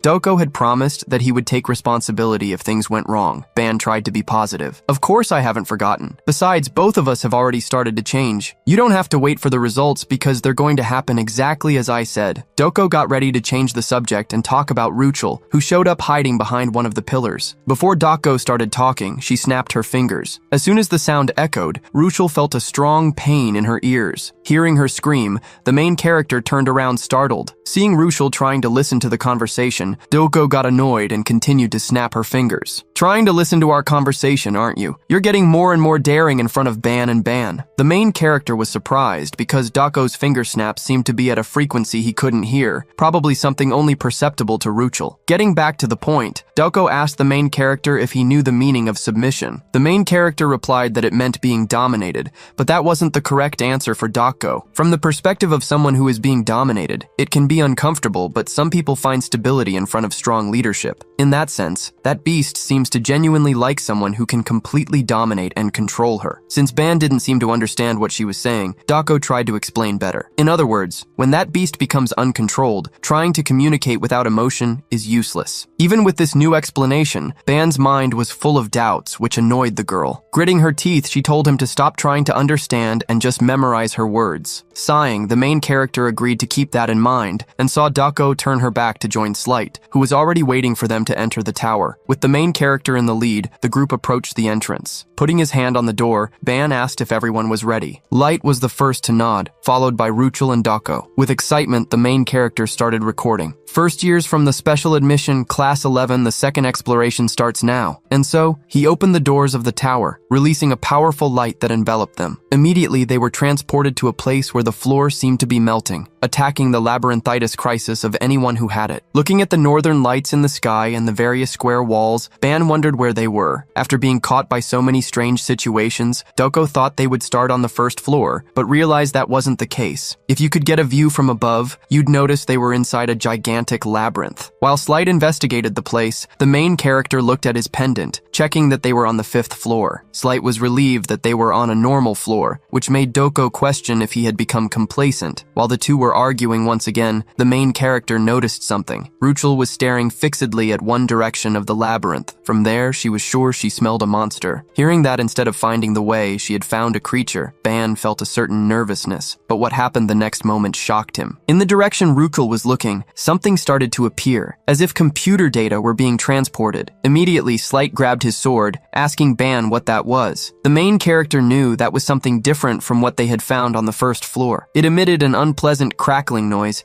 and had a distorted appearance, almost as if it were breaking. Without hesitation, Ruchel revealed her claws and attacked the creature. She hit her target, which split into data. Immediately, Ban received a notification. From what Ruchel had hit, he got several concepts: 0.1 glitch and noise points, 0.2 demonic spirit points, 0.05 malfunction points, and 0.01 inversion points. As Ban expected, that was a glitch phenomenon. When a signal was interrupted, both the graphics and the sound became distorted. This inverted force created a strange sense of fear, which turned into a monster. Since this was a completely different type of creature from the ones they had found before, there were many unknown concepts. He didn't know how the malfunction and inversion concepts worked. For now, glitch had inversion, so it seemed pretty useful. It would be interesting to collect it. Lost in thought, Ban didn't realize he was being attacked. but with a blow of energy, Dako saved him immediately. Frowning, she reprimanded him. Ban and Yvonne stay focused. Defeating these things while escaping the labyrinth is going to be quite problematic. With Dako in the lead, they moved through the labyrinth, taking care not to get separated on the complex paths. While the main character was running, he received a message. They don't seem like creatures that would appear in room 5, but it's not that surprising. Ban was already satisfied that he was able to get several fragments of inversion points while escaping. However, remembering that he needed 100 points made him wonder if it was even worth the effort. The main character stopped running when he heard Ruchel scream. The girl, who was confronting one of the glitches, was carelessly moving forward, but was stopped by the main character. Summoning the chain made by Eve, he didn't let Ruchel fight alone to prevent her from going into a berserk state. Hearing Ban ask her to stay by his side, Ruchel immediately agreed. While Dako defeated several other glitches, she argued with the two of them. Hey, stop flirting and keep moving. Protecting Ruchel, the main character summoned another chain. He was leaving the concepts on the walls aside for now to focus on the battle. With her keen sense of smell,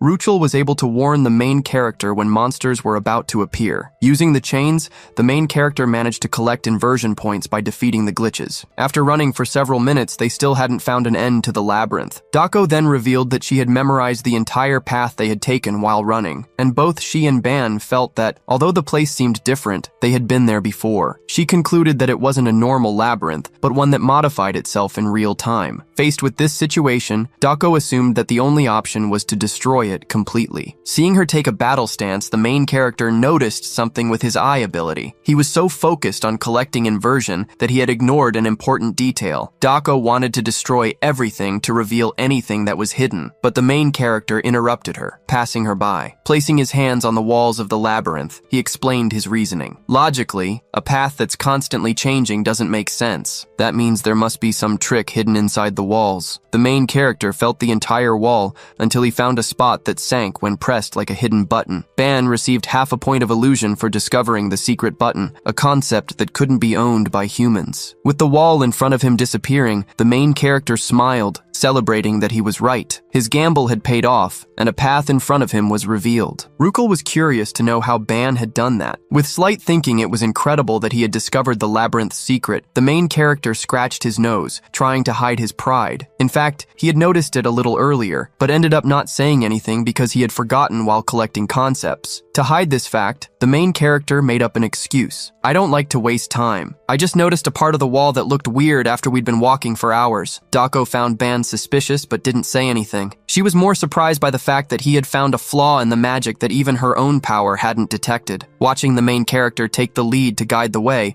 Dako told herself that, as she already expected, Ban wasn't just a common talent. The quartet continued to move through the labyrinth while defeating the glitches. This time, they found a giant elite glitch, even though they were only on their second exploration. For Slight, this only confirmed that their experience was different from the explorations of the other groups. Ruchel thought the same. Even after defeating the elite monster and gaining many concept points, the main character stood still, staring into the void, which worried Ruchel. She thought he might be injured, but Ban soon reassured her. The truth was that he was worried. He was 1,000th of a mana point away from reaching 200, but that number refused to go up. Even after absorbing more than enough concepts in the last 3 hours, his mana didn't reach 200 points, a problem that the concepts of life and body had never faced. Noticing his state, Dako approached and whispered in his ear, "What's going on? What's wrong with you? You don't look hurt." The main character was startled by Dako's sudden approach, something he had already asked her to avoid. However, it wasn't just Dako who was worried, but everyone else too. The main character revealed the problem he was facing with his mana growth, which confused Dako. Suddenly, Doko giggled, as if she were happy. Hearing Ban ask why she was happy, Doko asked if he had hit a wall. Faced with Doko's words, the main character was shocked. She remembered that he was expanding his energy quickly, as if he were sucking everything around him, which made his growth rate gigantic. It would be like continuously watering a plant without giving its roots time to grow, causing him to hit a growth limit. Hearing Dako's explanation, the main character asked what he should do. Dako didn't think it was a good method to defeat monsters negligently, as he was doing. Thinking of a more efficient method, she looked around. Her gaze was directed at Ruchel, who was in doubt about why the girl was staring at her. Dako huffed, annoyed. himself. That must be great for someone, getting some fresh air during the weekend instead of being locked up in school, eating delicious food, and going to clothing stores. Seeing how Doko was treating him, the main character tried to convince her. Hey Doko, if you teach me, I'll learn diligently. I'll think about the trip, the food, and the shopping. So Doko finally agreed to help him, just because he quickly understood the situation he was in. Looking at her companions, Doko asked if it would be okay, since it would take a while. Rachel didn't mind if it was to help Ban. Likewise, it was okay for Slight, since they had just fought an elite and hadn't changed rooms yet. Seeing how everyone was understanding, the main character thanked them. So, Doko explained that the best method would be for him to receive the basic transmission of the mystic body art. The main character was confused, so Doko explained in detail. Despite the big name, it's just a basic martial art, so it's not difficult. Even so, Ban was worried. So far, he had only learned the basic principles with Doko, but had never learned a martial art directly. This time, it would be a martial art. That's why he wondered if he could learn it properly. Before they started, the main character asked if he should perform something like the 9-bow ritual, a master and disciple ritual. Doko couldn't believe he was trying to cause a commotion with just a martial art that even children learned. She asked him not to worry and just get ready. While Ban took off his shirt to have more mobility in training, Doko was lost in some thoughts. She was surprised to see an outsider quote the ritual. She had acted as if it were nothing, but her mystic body art was something that couldn't be taught, even if the student venerated someone as their master, because that was a divine family art, passed down strictly through bloodline. Doko knew how shocked her father would be if he found out she was passing on the martial art to someone, especially to someone she had met recently, someone from another world. While Doko was lost in thought, the main character called her. Having taken off his shirt and revealed his buff body, Ban asked if he really needed to take all that off. Doko couldn't believe she was teaching this shameless guy a secret technique of her family. She couldn't do that unless he became her husband. Oblivious to Doko's thoughts, the main character tried to hide his body, embarrassed. Slight, who was looking at the main character's body with wide eyes, tried to ask Rachel not to look. He thought that for him, as a man, it was okay to look, but not for her. Seeing the two gossiping, Doko shouted at them to be quiet. Starting the training, Doko instructed Ban to sit down and calm his mind. So, the main character did it. Going behind the main character, Doko extended her hand. From the moment she had met him until now, she had a strange feeling that kept growing. The feeling that she wanted to nurture this man with her own hands. Ban was different from any other man Doko had ever known. She didn't even need to mention Ban's exceptional talent for martial arts, but what surprised her most was the potential he had to possess the abilities. She believed that if he, who possessed great qualities and abilities, grew systematically, he could become something unimaginable. She wondered how fast and how far he could go. At the same time, she wanted to see his talent, feeling the desire not to let him be influenced by others. She wondered what was up with this man to make her go so far for him. While Doko was lost in thought, Ban felt the warm touch of her fingertips on his back. Getting back to paying attention, Doko asked the main character if he was ready, since she had taught him the basics earlier. The main character said he was ready, but asked if she wasn't going to recite an oral formula before doing something like that. Doko didn't know that Ban wanted an explanation of the technique and started to laugh, finding his thought funny. Would you even understand if I recited the oral formula of a technique? Instead of explaining the details, it's better to imprint it on your body. Remembering Ban's thought about the master and disciple ritual, she couldn't help but laugh, asking where he had learned his knowledge of martial arts. The main character wondered if she would hit him if he said he had learned it in novels. Leaving the laughter aside, Doko got ready to start. Not being prepared, Ban tried to ask for a moment, but simply felt an energy reverberate in his body. A few minutes before, Doko had explained to the main character, "The divine manifestation technique I'm going to teach you now is going to completely alter the nature of your ki, magical power, and body foundation." Faced with such surprising information, Ban was shocked. Originally, he thought he would just be taught a basic martial art, so he planned to learn it calmly, but now he realized it wouldn't be that easy. Doko, however, reassured him. "Don't worry, when you train your Kai, it's natural for its nature to change. The magical power altered by the divine manifestation stimulates the body, and the continuously stimulated body consumes magical power to create a pure ki. As long as both body and magical power are trained, the paths will grow naturally." Ban still had difficulty understanding, even after the detailed explanation, so he tried to simplify. Magical power is filtered and converted into a pure Kai. While Dako passed the technique to his back, Ban felt his body burn. From the moment she touched him, the feeling of becoming a fireball ran through his body. He felt that the magical power in his veins was being devoured crazily. It was as if a path that didn't exist before was being forcibly created. While the main character gritted his teeth, afraid his body would catch fire, Dako placed her hand on his shoulder. Ban, calm down. She taught him what he should do. Follow the paths engraved inside your body and move the divine Kai constantly. Move the flames. This is the beginning of the divine manifestation. Ban closed his eyes to hear Dako's last support. If you succeed in this training, the next path will be found by you, eventually. When he closed his eyes, Ban saw the blue flames inside his body moving constantly. In a lotus position, Ban made the flames flow freely under his direction, running through every vessel and concentrating on his heart. After some time, Ban sighed. He was starting to feel a little more comfortable. With the technique taught by Dako, he discovered that using raw magical power wasn't always the best way. When Ban opened his eyes, a notification appeared in front of him. He was surprised to read it. You have discovered the new concept of martial arts, divine manifestation. The depth of the divine manifestation has reached 20 points. Due to the training in divine manifestation, some of the negative concepts inside your body have been eliminated. A positive excess of life was created. This potential excess will promote the growth of other concepts. Receiving the confirmation that he had acquired the ability was sensational. More than that, Ban also had the attribute depth of his soul increased to 440 points. In addition, the resistance attribute in his body increased, as Dako had said would happen after his body was filled with divine Kai. The more Ban trained that blue flame, the more he felt the power of the concepts increasing. Next to the main character, since she had already finished passing the technique, Dako investigated. And so, are you satisfied? Ban couldn't help but give a thumbs up for the divine manifestation technique. It's amazing. Now you can think about what gift you want to get. Ban almost regretted it when he heard Dako's maniacal laugh. I'm looking forward to it. However, Dako wanted something at that moment. Throwing Ban's shirt back to him, she told him to wipe the sweat and get dressed, unless he wanted to climb the tower alone. Ban hid behind a wall while wiping himself off. While getting ready, he felt something strange. He felt that if he focused a little more on the training,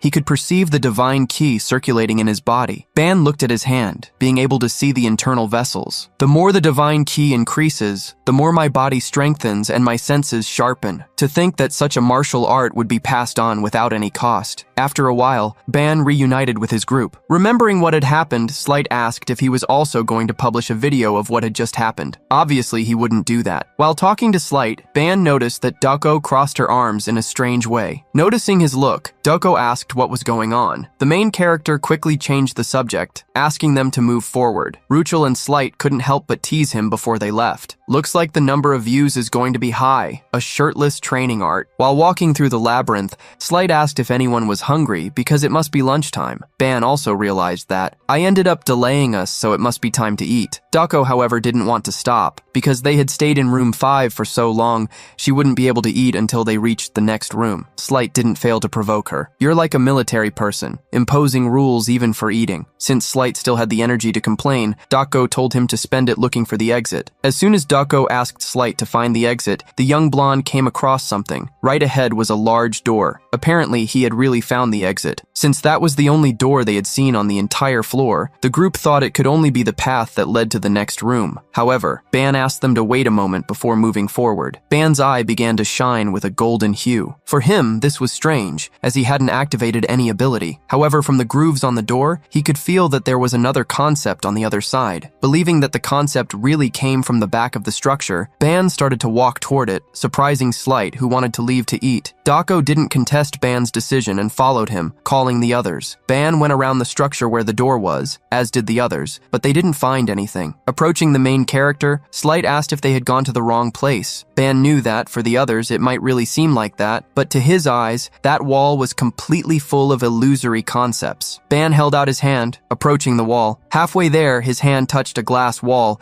which began to crack with his touch. The crack spread quickly, extending across the entire invisible wall. It was then that the wall completely fragmented, surprising everyone. Slight was shocked. What was that? What happened? The girls realized that Ban had found a new path. In front of them, through the wall that had been broken, they could see a spiral staircase, a shortcut to the upper floors. At that moment, Ban received a notification. You have absorbed 50 illusions. The absurd amount surprised him, as it showed how well that path was hidden. Although it was hard to believe he had found the place, Ban smiled forcedly. That was incredible. Showing the shortcut to the group, Ban asked what they should do. Slight couldn't believe Ban was still asking that question. Next to him, Dako had already made the obvious decision. As if they understood each other, the quartet ran into the shortcut area. While climbing the stairs, Ban fed his little snake Eve with the 50 illusions so she could grow and become stronger. During the climb, Ban shared a thought. It seems that the floor change is happening around here since there's no exchange mechanism. Dako completed Ban's theory. Maybe the stairs themselves are the mechanism. She argued with Slight. Make sure you walk straight. Going up sideways, Slight asked what would happen if a monster jumped on them. Dako didn't understand why he was worried about that, since they could simply fight. Using the identification stone, Rukul found that they were already on the 8th floor. Ban couldn't believe they had jumped 3 floors at once, but Dako complimented him. You found a great shortcut, didn't you? Ban couldn't help but reveal after the compliment. Actually, I didn't know so much about the shortcut either. Light, who read the manual, remembered that it said finding a shortcut was great luck. What made Slight afraid was that the more floors they skipped, the more difficult the next one would be. He didn't understand why no one was worried. Dako, for example, thought more about the reward than the difficulty of the next floor. In tears, Slight complained and pleaded, Ban! Don't find any shortcuts next time! The main character couldn't help but laugh as he agreed. Slight's complaints really stood out. Ban didn't understand why Slight was so scared, since he didn't behave like that on the previous expedition. Holding the spear in his hands, Slight complained sadly, if the difficulty increases more, it'll be dangerous. The holy sword, if only I could use it. Slight seemed mentally lost, mostly because he was extremely dependent on his sword. Seeing how much he complained, Dako asked if she should break the sword. This only made him even more nervous. While the two were arguing as always, Ruchel found something from where she was. Looking up, she saw the end of the stairs, leading to an exit. As the student identification stone indicated they were on the 8th floor, Ban believed the exit led to the 9th. Since he was ahead, Ruchel asked him to be careful. I feel a hostility coming from there just like that time. Hearing Ruchel mention the feeling of when the irregularity appeared, Dako and Slight stopped arguing. Dako then did something unexpected. It doesn't hurt to be careful. Light, as soon as we enter that floor, draw your sword. Slight was surprised to receive Dako's permission. He immediately drew his sword, changing to a confident and excited attitude. Guys, leave everything to me! Ha ha ha ha ha! The instant change in attitude honestly annoyed Dako a little, although she couldn't do anything about it. As soon as they passed through the luminous gate, they arrived on a floor with stone walls and columns. Ban looked around and didn't see any monsters, just a high ceiling. This made Slight imagine that they were in a rest area. Ban doubted that, since there was no mention of this area in the guides. They then began to explore the place where someone armed was hidden. Suddenly, this person fired. Their weapon launched an energy explosion that created a magic circle. Hearing the noise, Ban was surprised. Suddenly, a gigantic sphere was fired in Dako's direction. When she noticed, the sphere was already glued to her. A strong explosion happened with the impact, launching debris and dust everywhere. Ban and the others had to protect themselves from the dust curtain, worried about Dako. However, when she appeared,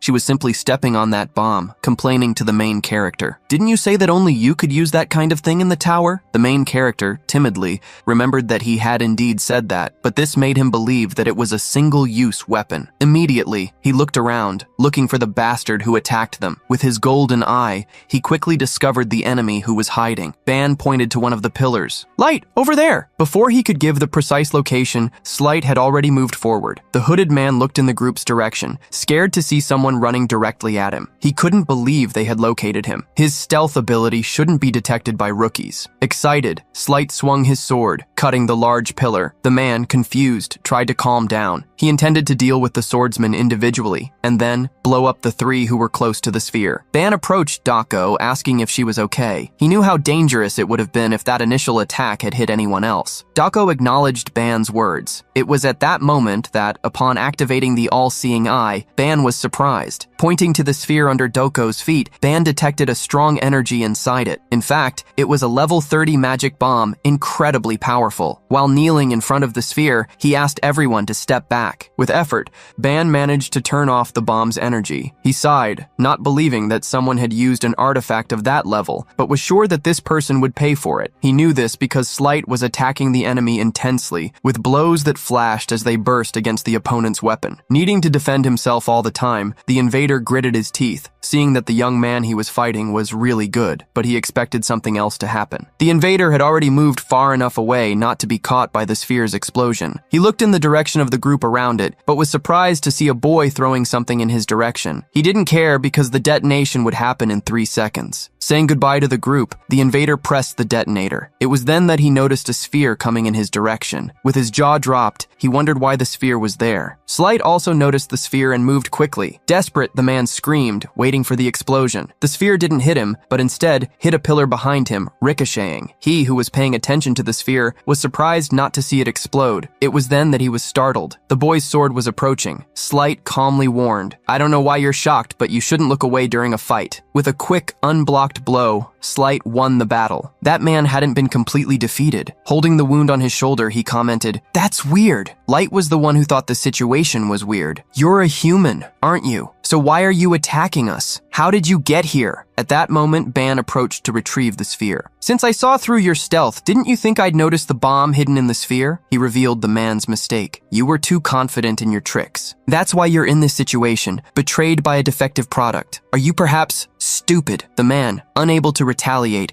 gritted his teeth, asking who those young people were. He became extremely furious. How do rookies who are still exploring the lower floors of the tower have so much power? While he was screaming his complaints, he was startled by an attack that hit the pillar next to him. Dako had caused the scare, launching an energy through her fingers. She had a sinister look, which could cause fear in the depths of anyone's soul who looked at her. "Before we talk calmly, I'll need to make sure your arms and legs don't move, so you don't try anything stupid." However, another person thought more aggressively, Ruchel. "No, we need to end him. We can't leave him alive." Ruchel's speech got everyone's attention. Her hair began to acquire a dark tone, while she gritted her teeth, getting more and more furious. "If we don't do this, everyone will!" Fury took over Ruchel, who moved forward explosively. Ban tried to act to stop her, but her claws quickly approached the man. But before she hit him, chains tied her body. The chains created by Ban with Eve made sure she was contained. At that moment, a somber voice reverberated along with a suffocating pressure. "A failure. Idiot." Looking around, Ban wondered what that pressure was. Slight, however, had a suspicion. Dako knew exactly who was behind it. The constellation. That voice began to torment the defeated man. Observing the situation, it seems that your function no longer makes sense. The man, now hit by a dark energy, tried to apologize to the voice, begging for a new chance. "I can still do it," but the voice didn't believe him. "Give yourself up so that your companions get the spoils." Seeing the man being tormented, Slight asked what was happening. Immediately, Ban told everyone to move away. The voice continued, "For the Oshudos, sacrifice yourself," the man screamed, trying to avoid his fate. Ban tried to run away quickly, but faced with that energy, he realized it was too late. He couldn't avoid the explosion, nor get completely out of range. Once again, the explosion swept the air with dust and debris. Worried, Dako looked in Ban's direction, looking for him. Laughing, the main character sat on the ground. By a stroke of luck, the explosion had stopped a meter away from him. Almost fainting, he commented, "For a moment I saw the Samsara River." Worried, Ruchel ran to him. Light did the same. "How are you okay in this situation?" At that moment, Ban knew he wouldn't be able to dodge. It was then that he used the concept he had removed from the magic bomb, throwing the explosion against the ground to contain the shockwave from the other one. Stopping one explosion with another was new even to Doko. It had been difficult for Ban to do that. "If I had been late, it would have been a real disaster." Curious, Slight asked what had happened to the man. The main character believed that he was fine, probably sent back to the first floor because they were in the tower. However, the somber voice disagreed. "He no longer exists. He definitely no longer exists. The tower accepted did this end during the battle against you. You ended his essence. Ban frowned and smiled, questioning the voice. What kind of nonsense are you saying? You caused the explosion. We just acted to survive. However, the voice sounded melancholic. I lost a member, but I didn't gain anything. I should have taken precautions when the tower started treating you specially. Slight couldn't believe it, and Ban quickly interrupted him. Stop beating around the bush and talk straight. What was that guy, and who are you? The voice fell silent until it decided to say only one thing to the group. We are Exodus, your enemies. The main character was surprised and confused by those words and by the mysterious voice's farewell. When the energy dissipated, Rushel was relieved, although Ban was still gritting his teeth against the constellations. He couldn't understand how none of them acted normally. Despite that, Rushel latched on to the important information they had obtained. The name of the organization, Exodus, which she remembered well. Slight knew that organization. Exodus is the most famous group of pirates in all dimensions. The constellation must be one of their investors. Ban remembered that Professor Yumina had already mentioned the Exodus pirates. Slight didn't understand what was happening, since these guys were after them. Dako found it interesting. We would eventually meet them while climbing the tower. Was having this experience now not beneficial? Ban ended up agreeing, making Slight frown. You guys really understand each other. However, Slight felt that there was something wrong with one of the constellation's lines about the tower treating them specially. Their speculation was now confirmed. Is anyone feeling something? Slight even looked worried. It was at that moment that Ruchel received a notification. Slight, too, as did Dako. The three, leaving Ban aside, gathered to see the notification, which worried the main character. Did you guys get a message from the director? Dako, in fact, denied it, but revealed that it was something that should have also happened to him. The three's level had increased, and, being left aside, Ban was scared. Dako saw her level go up for the first time since they entered the tower. Could this be a reward given by the tower for us dealing with the constellation's attack? She thought. Slight found it frustrating if that had really happened as Dako imagined. Ruchel, seeing her stats increase a lot, was visibly satisfied. The trio was sitting, watching how much they had improved, while Ban and Yvonne remained aside, a little annoyed. Seeing his colleagues use status windows for the first time,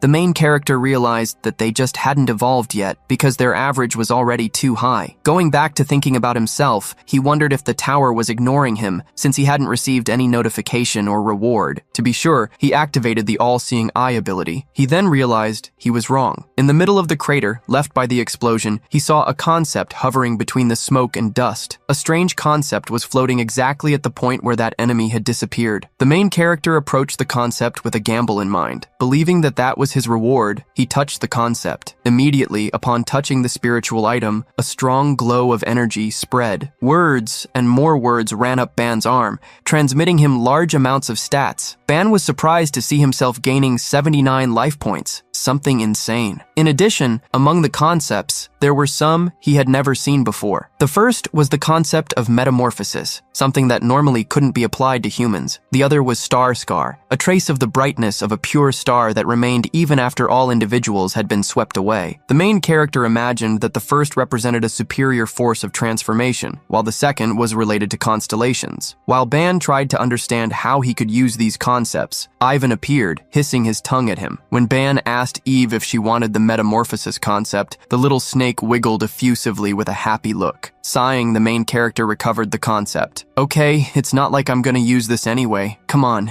eat Eve. With affection, the little snake devoured the metamorphosis concept, and immediately traces of energy began to run through her body. Ban's scream of surprise got his companion's attention, who soon looked in his direction. Ruchel was the first to approach, asking what had happened. Trembling, Ban replied, Eve, she's turned into an egg. The main character was holding an egg with digital characteristics in his hands. A notification appeared from it. Object has mastered a lower-tier concept, origin mutation in progress. Worried, Ruchel asked if that had happened before. Ban confirmed that it had, but explained that last time, Eve had hatched immediately after turning into an egg, which wasn't happening now. Slight imagined that this was happening because it was Eve's second evolution. Dako crossed her arms with a provocative smile. That little girl probably evolved too. Ruchel, who had picked up the egg, felt a warm energy coming from it. Trembling, Ban even bit his nails. What do I do? What do I do? We've lost the only way to calm Ruchel down in emergencies. Hearing Ban's comment about Ruchel, Slight was worried. However, as the next floor was a rest area, they were relatively calm. It was when they talked about the next floor that the change was activated. Seconds later, they appeared on a floor that looked more like a garden under a dome. A beautiful fountain with a water spout had been built in the center of that place, while stone stairs staircases led to higher gardens. This was the 10th floor,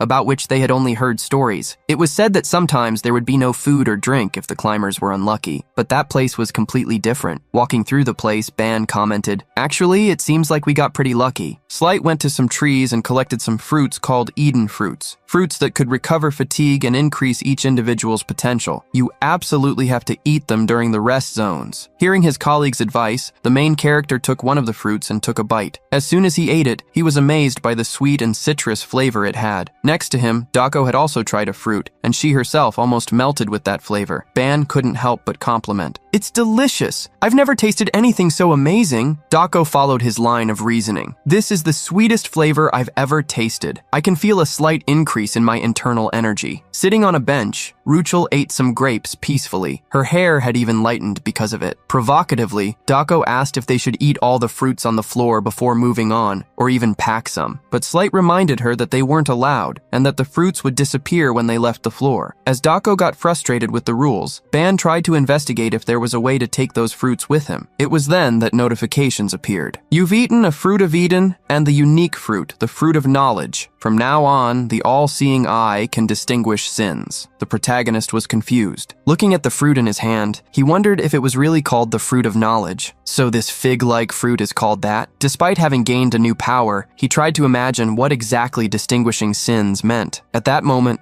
Ruchel got everyone's attention, saying she had found a mysterious box. Dako crossed her arms, explaining right after, "This is a reward for achievements. Even on the lower floors, there must be something interesting inside, right? After all, we haven't gone through common experiences so far." Everyone finally remembered what they had faced in the last few days. They had faced constellations twice, besides several elite monsters and a trap zone. Ban, recalling those difficulties, thought that all of that had been packed and delivered to the group, which made him believe that the reward would be worth it. As he approached the wooden chest with golden details, Ban was impressed. "Wow, this must be the achievement reward we heard about." Since Ruchel wasn't well informed about the subject, he explained, "There's a treasure in each rest zone to reward the achievements you get. Since this is a wooden chest with gold details, it must be among the highest levels of the lower rank." Ruchel was confused about how the chests were evaluated, and Ban continued, "The treasure chests on the rest floors are ranked according to the material: wood, copper, silver, and gold. The better the material, the better the content." Excited about the reward, Slight wanted to open the chest immediately, but Dako stopped him. Confused, Slight asked why, and Dako was direct. "Let Ban open the box." Slight became even more confused, and was soon surprised by the explanation. "I feel like we'll have bad luck if you open the chest." Ruchel immediately agreed. Desperate, Slight wanted to know why he deserved that, and Dako was clear. He's unlucky. While the two argued as always, Ban opened the chest, with Ruchel peeking beside him. As soon as the two saw the shiny content, they swallowed hard, surprised. Ban recognized the item inside the chest, a magic wand for a magical girl. The wand inside the chest was a short pink staff with a bow and a large heart-shaped gem. Light, who didn't know such an item, believed that there was no clear function for it and soon imagined that it was a ceremonial tool. Picking up the wand, Ruchel commented, "This has a curious shape." Feeling the aura that emanated from the object, Dako imagined that it must be an artifact. A little more aware of what that item could be, the protagonist asked to borrow it from Ruchel. Just from the design, Ban knew that item was from his world, an item used by magical girls. Upon checking the object's attributes, he discovered that all its concepts were related to magic, besides having an incredible 200 soul points. Seeing how Ban looked thoughtfully at the wand, Dako approached. "Did you find out anything?" After analyzing the item, Ban revealed his thoughts. "I think it's a magical teaching tool for beginners. There seems to be an ego imbued in the item to teach its user." Slight was shocked to hear that an item could have an ego that taught people. Before their disbelief increased, the wand in Ban's hand began to twist as if it had a life of its own. As Ban recognized the item, he made a request. "Guys, can I keep this?" "Of course, I'll pay for it." Quickly, the protagonist's whole team agreed to let him keep the object. They recognized the efforts made by Ban until then, and felt the need to reward him. Putting the item in his inventory, the protagonist commented lightly, "I have a feeling that this little guy will help me a lot." After storing the items, Ban began to collect countless fruits, and quickly, Slight warned him. "Ban, I already said there's no point in harvesting more." Ban created a basket with the fruits and handed it to him. Slight was tremendously confused. "What for? Aren't they going to disappear as soon as we leave?" Ban agreed that Slight was right. Taking out the golden jelly, he imagined he could try something, since he had nothing to lose. He did some stretches while preparing preparing. Okay, I'll pay you right now. Dako was a little confused and asked Ban if he was paying with money. Grabbing a new basket, the protagonist shook his head and stated that he wouldn't pay with money. He threw the new basket to Slight, asking the confused young man to follow him. Dako and Ruchel quickly realized what Ban intended to do, especially when they remembered how he had used the jelly a few days ago. The confused Slight approached the protagonist with the fruits. Ban sat on the ground while asking some questions. Don't you guys think it's weird how only one fruit can be eaten, or how they disappear when they're taken outside? But what would happen if they were fused with other items? What would happen after they were consumed? Holding out his hand, the protagonist began to separate the concept of the fruits of Eden. As soon as the golden glow came out of the fruits, along with their concepts, the protagonist moved his hand to the jelly. If no one has tried this before, then why can't we be the first? A strong magic circle appeared around the jelly jar, starting the transcendental fusion of the fruit of Eden with the basic elixir. Being illuminated by the glow of the magic circle, Slight and Ruchel were surprised. In an instant, the jelly jar turned into the 30-point elixir of life, changing the aspect of the content to look even more like golden honey. Such an item now had the power to restore and strengthen the consumer's life and magic points. Infinite new possibilities were guaranteed. Long-term use could amplify the effects, but excessive consumption all at once would cause a divine punishment. Slight was shocked to see what Ban had created. Even the calm Dako was speechless to question him. Holding the new elixir, the protagonist stated that they still couldn't test it because of the room's rules. To check the taste or effects, they would have to leave first. Excited for the first time, Dako was the first to act. Then let's go now. Everyone agrees to go, right? She asked Ruchel and Slight, who, being already rested, quickly agreed. Seeing how everyone was blind with the desire to try the candy, especially Dako, Ban couldn't reject the decision to move forward. Quickly, they were teleported to floor 11. As soon as they got there, Dako hurried to ask Ban for the elixir. Looking in his inventory and seeing that the elixir was still there, he gave a thumbs up. It worked! It's still here! Unexpectedly, Dako jumped on top of Ban, hugging him to vent her happiness. I knew you could do it, Ban. After Ban coughed to clear his throat, Dako realized the embarrassing action she had done and ended up blushing, as did Ban. More unexpected than the hug,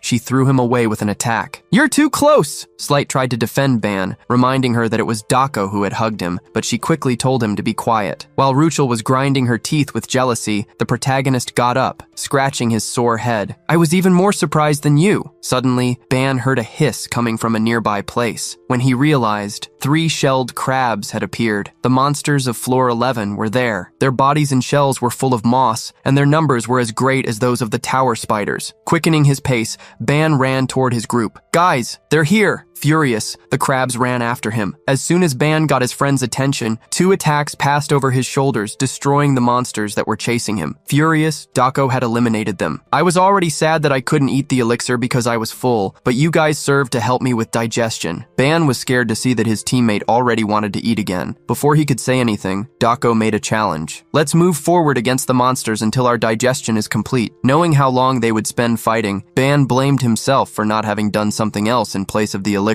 10 hours later, the group had already reached floor 14. Furious, Dako hammered the wall with her hand while complaining. Damn it, why am I not getting hungry? Dako had dragged the whole group to floor 14, even though they were extremely tired from facing monsters for several hours straight. Ban ended up sighing just like her. He didn't expect his satiety to last half a day, even after so much effort. Light felt the same. To try to get hungry, we went through 3 floors. We must be the only team that has tried something like this. But I'm still full, although I can't take another step. Seeing how the 2 boys complained, Dako crossed her arms. She thought for a moment before asking, maybe we'll get hungry when we reach floor 15. The boys almost cried when they heard the suggestion. Ban begged her to stop, while Slight tried to remind Dako that it was already approaching midnight. The protagonist advised that they should stop there, even if they still had stamina for more. Dako, upon hearing the suggestion, questioned why they should do that. In response, Ban pointed to a direction. Enraged, Ruchel scratched the walls with her claws. For having fought for hours, the girl was about to enter berserk mode. Dako, when looking at Ruchel, understood that she could lose control at any moment. That was exactly why Ban didn't want to proceed. Since they no longer needed to have dinner, Ban instructed everyone to clean up and rest. The next day, they could move forward toward floor 15. Without anyone expecting it, Ban created a portable bathroom with a basket of shampoos and soaps. He asked everyone to use the bathroom first, which led Dako to ask what he would do. Showing excitement, he replied, "I'll clean up later. I want to focus a little more on the manifestation technique." Crossing her arms with a hidden smile, Dako was proud. "I'm glad I taught you. The level of mastery completely changes the manifestation technique, so keep up the effort." Immediately, Dako grabbed Ruchel by the neck, pulling her to the bathroom. "I'll take the beast to bathe. That way we won't get in your way." The protagonist, seeing that Slight had stayed by his side, tried to send him to the bath, but that only made the boy nervous. "What are you saying? I'm a guy too. You want me to bathe with them? What kind of nonsense is that, Ban?" Ban was surprised by the reaction. He couldn't believe that Slight still hadn't realized that his true identity as a boy had already been exposed. Shrugging, Ban suggested another option. "Then, you can just take off your clothes and bathe outside." Such a comment only made Slight even more embarrassed. As Slight reacted so effusively, Ban decided to provoke him a little. "We're both men, so what's the problem? Why all the fuss?" Slight stammered, trying to find an answer. "Even if we're men, I can't do that in front of others." Rolling his eyes, Ban asked what they should do. Practically in tears, Slight asked him to turn his back. While taking off his armor, Slight argued with Ban, "If you try to peek, I'm going to get mad." While watching him take off his armor, Ban ended up noticing a necklace on his neck, but he didn't care much. After everyone did what they needed to, they slept and waited for the next day. When they woke up and started having breakfast, Slight was already agitated while talking to Dako. "Pick up the spear again? How did we get to this?" Dako calmly reminded Slight of how well he had fought without using his sword, from floor 7 to the rest zone. In the meantime, he would be getting more and more used to fighting. Ban also agreed with Dako, encouraging Slight to use the spear. The only one who didn't encourage Slight was Ruchel, who ate her instant noodles with her mouth watering. With a downcast look, Slight stated he couldn't use the spear anymore. Room 7 didn't have strong monsters, so nothing happened, but we don't know what will appear next. Elite monsters can appear at any moment. Fighting without the holy sword is too much. Something can definitely happen. Hearing Slight's words, Doko became thoughtful. Realizing that his words made sense, she agreed to let him use the holy sword. Receiving Doko's permission, Slight became extremely excited. In a second, he drew the sword and hugged it as if it were his precious. "Holy sword!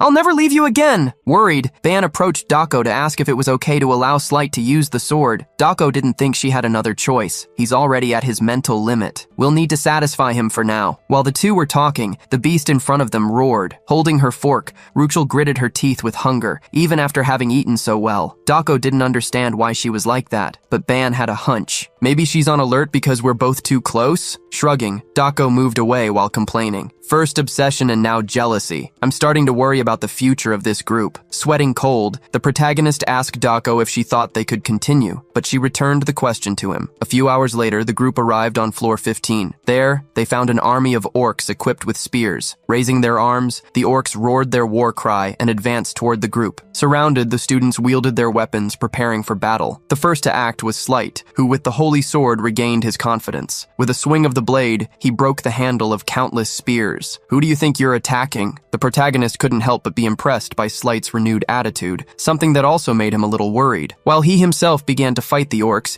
he commented to Dako that they could have had problems if they hadn't let Slight use the sword. Seeing Ban lose a little focus, Dako quickly warned him, "This isn't the time to think about other things." As soon as he was warned, a gigantic orc, several times bigger than him, raised its axe to attack him. Quickly, Dako got his attention, extending her arm full of energy. The energy attack passed beside the protagonist and hit the giant orc heavily. Ruchel also didn't stand still and, with her claws, opened a path to the orc, finishing the job that Dako had started. As soon as the girls defeated the enemy, Ban thanked them. Dako wiped her hands, asking him to be more careful, while Ruchel showed her teeth in response. She continued to fight the orcs with such ferocity that Ban realized she was close to entering berserk mode. At the same time, Eve still showed no signs that she was about to wake up. This meant that he would need to try again what he had failed to do last time. While thinking about how to contain Ruchel, Ban didn't realize that a new orc was approaching from behind him. However, when the orc's attack came, he managed to raise his sword in time, defending himself by pure reflex. The hairy and bearded orc roared at the protagonist. "Ah, I am Quonus of the proud legion of the rusted halberds.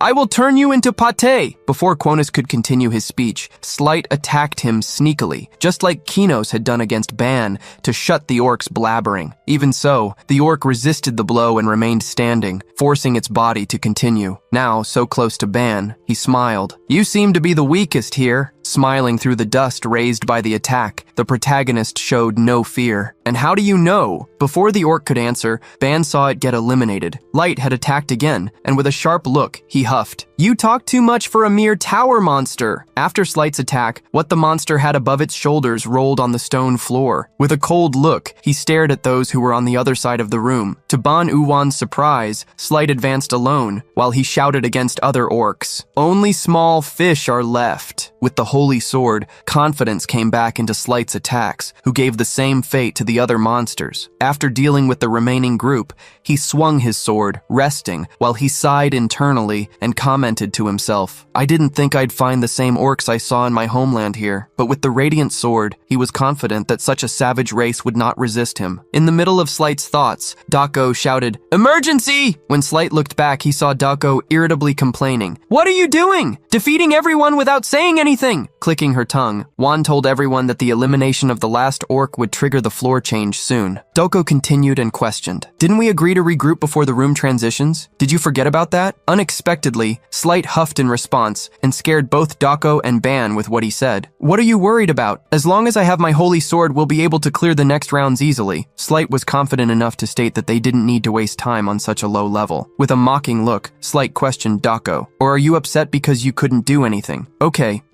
I'll leave some for you next time." Slight's words instigated the fury inside Dako, who squeezed her hand hard, frowning and exhaling an aura of irritation. She was ready to fight. Noticing the hostile atmosphere among the team members, Ban placed himself between the two, calming them down. Looking at Slight, Ban wondered why he had changed so suddenly, saying things he didn't usually say. The moment Ban warned that they needed to prepare for the next floor change, the floor began to shake. A light covered the team members while the space began to change shape. Dako and Slight, surprised, also prepared themselves. Soon several giant chess pieces began to materialize, while the walls disappeared. When the quartet realized it, they were in the middle of a giant chessboard with several pieces scattered. Confused, Ban noticed that they themselves hadn't been moved to a new floor. The floor itself had changed. Suddenly, Rukel fell to the ground, getting everyone's attention. Ban ran in her direction, worried. "What's wrong? Are you hurt?" Heavily panting, Ruchel exhaled hot air while groaning. She grabbed Ban's arm, grinding her teeth in agony and murmuring, "No more. I can't take it anymore. I can't suppress this anymore." Ban realized that Rukel was on the verge of losing control,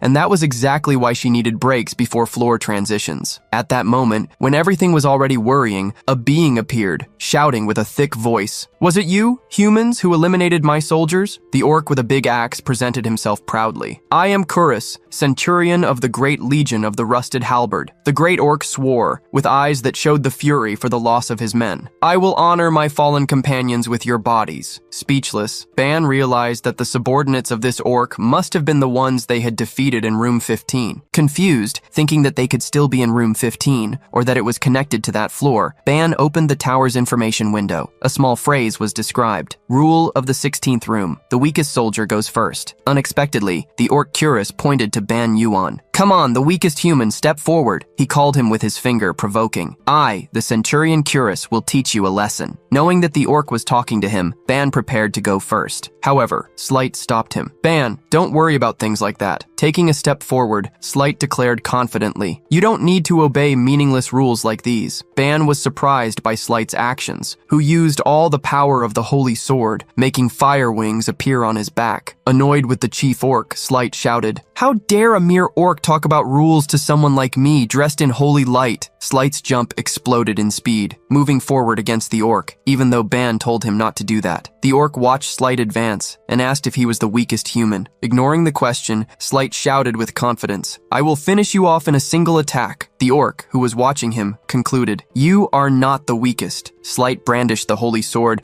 attacking the orc and hitting it on the shoulder. However, against the expressionless orc, the sword didn't even cause a scratch. A warning notification appeared. "Rule violated, penalty applied, a decline in an ability. All stats will decrease." Slight's sword reverberated on the great orc's shoulder. In the young warrior's eyes, surprise was evident as the blade didn't advance, and an irritated smile formed on the orc's face. Before Slight could react, the orc launched an attack, ripping him in half. Light didn't even cough, and his look only revealed the great surprise he felt before being eliminated. Ban, speechless, saw the notification appear while Slight disappeared. Player Slight has been eliminated. Trick Room. Unlike normal rooms, it was governed by special rules and orders. Such rooms were more difficult than common ones, but if the rules were followed, it would be possible to conquer them, receiving great rewards. However, any step that violated the mandatory rules would result in severe penalties. In front of Ban and Dako, these penalties were revealed with Slight's elimination. Ban felt that they were now in trouble. The difficulty of the Tower of Babel always matched the maximum strength of the teams. When the difficulty value was set, even if the group lost members, it remained the same as calculated for the initial amount. Therefore, it was always crucial to advance to the next room only when the team was fully prepared. With Slight advancing hastily and being eliminated, Ban felt that the expedition in the tower was already doomed to failure. He even cursed Slight mentally. The orc put its hand on its shoulder because despite Slight's sword not having advanced, it had still caused a small open wound. The orc looked at its own hand, stained red. The Centurion Curus gritted his teeth while he laughed. "You are an absurdly strong human. You went straight to take my life and still managed to wound me before losing yours. I liked fighting against you." The orc took a step forward and, overflowing with energy, began to grow while it challenged. "Come, human! Face me! Face me, the Centurion Curus! I'm ready for anything you want to throw at me!" Gritting his teeth, Ban wondered if the breaking of the rules had also strengthened the orc. Dako sighed, not expecting things to get to such a point. "I knew the sword affected his mind, but I didn't think he would become a complete idiot." Scratching his head, Ban ended up confirming Dako's words, which were unfortunately accurate. Ban hadn't known Slight for a long time, but he had never seen him so irresponsible and impatient. He really couldn't understand what had happened. The only possibility that Ban could imagine was that restricting Slight from using the sword throughout the expedition had caused a backlash in him. Dako didn't know if Ban was right, but she was sure of one thing. "We can't trust that sword. He'll definitely make a mistake at a crucial moment again because of it." With a somber look, Dako swore, "As soon as we get out of here, I'm going to make him go through some serious training." Ban then looked at the orc, asking Dako to also stay focused to clear the floor, but she refused. With one person eliminated, there's no reason for us to continue the expedition. However, Dako conjured her own sword. Advancing against the orc, she revealed her plan. "Let's use this chance to break as many rules as possible and find out how heavy the price is." The orc laughed when it saw another human, not the weakest, advance. It pointed at Dako, shouting, "Just by looking at you, I know you're not the weakest. Are you ignoring the rules again?" Dako, upon stopping, looked back at Ban and at Ruchel. She gritted her teeth, as the decision was difficult to make. She moved forward definitively this time, while she spoke to Ban Yuan. "I'll apologize first, Ban Yuan. Try to deal with this alone with the beast." While Dako placed herself in front of the orc, and it raised its axe to eliminate her, she reminded Ban, "Don't forget what I told you before we entered the tower, got it?" Ban tried to stop her, but the orc, overflowing with energy, had already reached the young woman. Dako waited for the orc's attack, attentive. In the last second, she drew her sword. The notification of rule violation appeared once again, as did the penalty 1. At the same instant that the orc attacked Dako with the axe, she, receiving the blow, counterattacked in the same way. Ban, speechless, faced the result of that confrontation. Dako began to disappear, while the notification that she had been eliminated appeared. Even having defeated the second human, the orc screamed in pain, because along with the axe, its hand flew away, a result of Dako's attack. Gritting its teeth, the orc shouted, "That scrawny human! How dare you take my arm?" It fell to its knees in front of Ban, realizing the boy's presence. The protagonist, while wielding his sword, commented, "You probably got a good strength increase because of the penalties, but of course, you're not in a condition to fight now." With a cold look, Ban declared as he raised the blade, "For the two who were sacrificed earlier, I will make sure to eliminate you and move on." Gritting its teeth, the orc asked weakly, "Is the weakest finally taking a step forward?" However, lightly smiling, it concluded, "No, I don't think so." Ban was shocked, because he felt the chaotic aura carried by Ruchel, who jumped over him, attacking the orc. Ruchel opened her claws, holding out her hand while roaring fiercely. Ban looked back, seeing Ruchel's advance, speechless to witness that she had gone completely crazy. Quickly, Ban let go of his sword to be able to stop Ruchel. The protagonist held her by the wrists, preventing her advance. Ruchel gritted her teeth in the middle of growls, trying to get past Ban, who was stopping her. "Stop, Ruchel. If you break the rules too, we won't know what kind of buff this guy will get." Ban was talking about the orc, the same one that Ruchel furiously wanted to attack. The protagonist didn't see his words reach his friend, and that only left him with one alternative. Raising one of his hands quickly, he created a magic circle. His intention, to plant positive emotions in Ruchel's mental path. Despite having been blocked last time, Ban tried once again to push various emotions into the beast's heart. Confident that he would succeed, he made his magic circle shine incandescently. As soon as the circle disappeared, Ban checked if Ruchel had woken up from her madness. Unexpectedly, she fell to her knees, panting heavily. Ruchel put her hand on her throat, as if she felt a tremendous shortness of breath, screaming in pain. Ban, faced with that, didn't know what to do. Worried, he didn't understand why her condition was getting worse. While Ban tried to save Ruchel, the orc he had ignored smiled maliciously. It gathered all the strength it had left, enduring the pain, and with the hand it still had, it grabbed the lost axe. Ban tried to lift Ruchel, who had stopped screaming, asking if she could now speak normally. However, Ruchel continued to growl. Her fury and madness had not diminished. Unexpectedly, Ban felt Ruchel grab his shoulder. Before he could do anything, she threw him to the side, saving him from the great orc's axe. Upon falling to the ground, Ban gritted his teeth, realizing that the orc centurion had attacked. The next thing he noticed was the notification that appeared. Attack failed. The rules are gone. Ruchel moved quickly, getting in front of Ban to protect him from the huffing orc. Damn it! I wanted to eliminate both of them at once. How frustrating! The orc, upon looking at the human woman who had appeared in front of it, was surprised and murmured, "This woman, don't tell me that! Even acting by pure instinct, she still protects him." The orc's gaze shifted to Ban, commenting unexpectedly, "Hey, human man, you're really lucky. You have the best possible partner." Before it finished, sharp claws silenced it. Ruchel didn't allow the orc to finish its words and destroyed its upper part. While she protected him, Ban put his hand on the right side of his body, feeling pain. If Ruchel hadn't acted as a shield, the orc's attack would have ripped Ban in half. Knowing that both of them would be in danger if that continued, Ban grabbed a healing potion and called out, "We need to heal our wounds before the floor change starts." However, somberly, Ruchel didn't answer. A fierce and crazed look dominated her. Turning around swiftly, she attacked Ban unexpectedly. The protagonist fell to the ground, scared. In front of him, Ruchel put her hands on the ground, releasing an extremely evil and scary aura, showing that her berserk state had never been neutralized. Ban could see that the furnace inside her was burning feelings even more intensely. While trying to understand what was happening, a glow appeared around him. The room change started, and soon the duo found themselves back in a scenario like the one before. They weren't alone. Heavy footsteps caught their attention. In room 17, they found masked goblins, a tribe with countless members armed with clubs and axes. Upon seeing such monsters, Ruchel's loss of control increased, as did her fury. Worried, Ban frowned and held out his hand hastily to try to stop her, but before that, she charged fiercely. Upon seeing the beast woman attack, the goblins raised their weapons and advanced against her. Growling like a wild beast, Ruchel extended the claws that sprouted from her fingers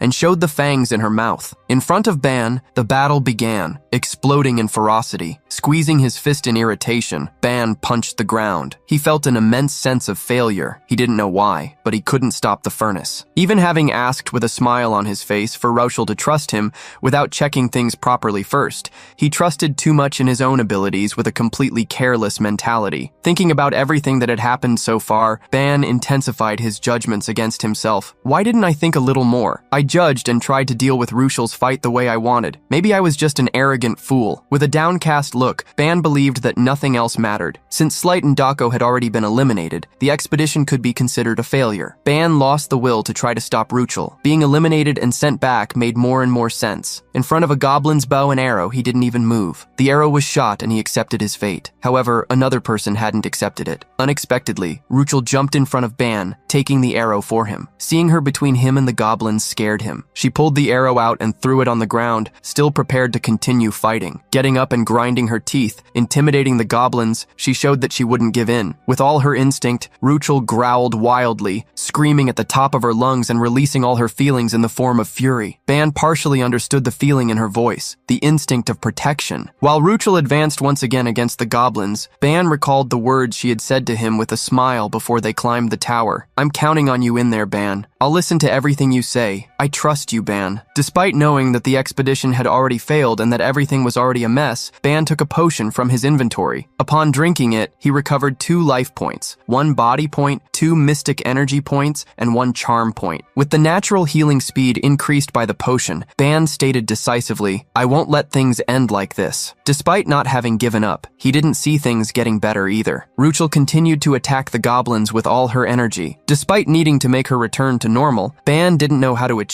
that. Besides, recklessly messing with the furnace didn't seem to be the answer. Ban tried to imagine what Ruchel was like when she wasn't in berserk mode because of the furnace. She seemed more like a puppy, completely dependent. However, the Ruchel that Ban was seeing now seemed like a beast advancing toward her own end. It was then that Ban realized something in his own thoughts. Ruchel being a beast. Just because she's a beast, it doesn't mean she can't be tamed. Only those born purely wild were like that, but Ruchel wasn't. Ban clearly saw Ruchel's normal side as the human side. He tried to imagine why Ruchel didn't understand him. If she wasn't wild from the start, maybe there was something wrong with the approach he was taking to try to get close to her. Ban remembered a question. Do you know the word submission, Ban? The word said by Dako brought an understanding to Ban. At that moment, he had questioned whether submission was linked to governance, but that had not been the answer that Dako wanted. Dako had explained point by point what Ban didn't understand at that moment. From the perspective of someone who is governed, it may seem unpleasant, but some find safety in a strong leadership. In that sense, that beast seems to want someone to whom she can submit, someone strong and dominant who controls her. Staring at Ban deep in his eyes, Doko had taught him how he should act. When she stops understanding your words, you must stop trying to talk gently to her. Ban hadn't believed Dako's instructions at that moment. However, now things seemed to make sense. He realized that Ruchel could still communicate, but that his method was being too weak. His voice wasn't able to reach her. It was then that he decided to follow the only path that could really reach her and make her stop fighting. Ruchel, still with all her fury, continued to advance against the goblins, oblivious to Ban's thoughts. At that moment, Ban jumped in front of her,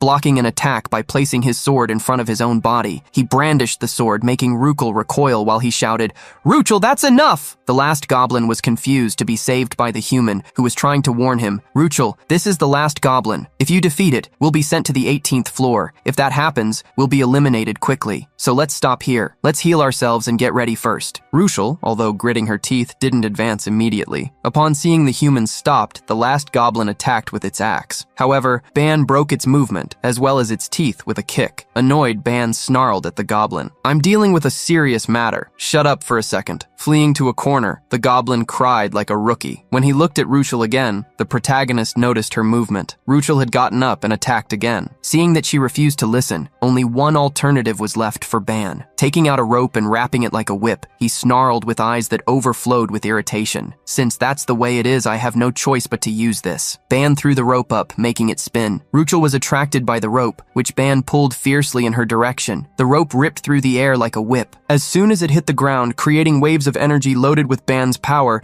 he shouted, making Ruchel recoil. "Back!" Ruchel roared furiously at the attack, while unexpectedly, the tone of her hair weakened slightly. However, she was still annoyed, and she saw Ban pick up a chair. With a cold look, he placed the chair on the ground. While grinding her teeth with fear of the chair, Ruchel ended up hearing Ban's command. "Ruchel, sit!" Hitting and pointing to the chair, Ban ordered. The command made Ruchel scream even more furiously. However, she was screaming while sitting in the chair, obeying. Ban sighed as if he were in front of an idiot. Annoyed, he hit the ground with the rope, shouting, "Quiet!" Faced with the scream and the sound of the rope, Ruchel, with tears in her eyes, recoiled. Ban unexpectedly held out his hand to her and asked, "Ruchel, give me your paw!" Despite grinding her teeth, this time in frustration, Ruchel held out her hand, placing it on Ban's. When she touched his hand, he realized that she had retracted her claws. This made him praise her. "Good girl! Very good!" Extending his other hand, Ban touched Ruchel's head, petting the girl, who replaced her eyes of fury with eyes of surprise. To Ban's surprise, a glow appeared in Ruchel's hair,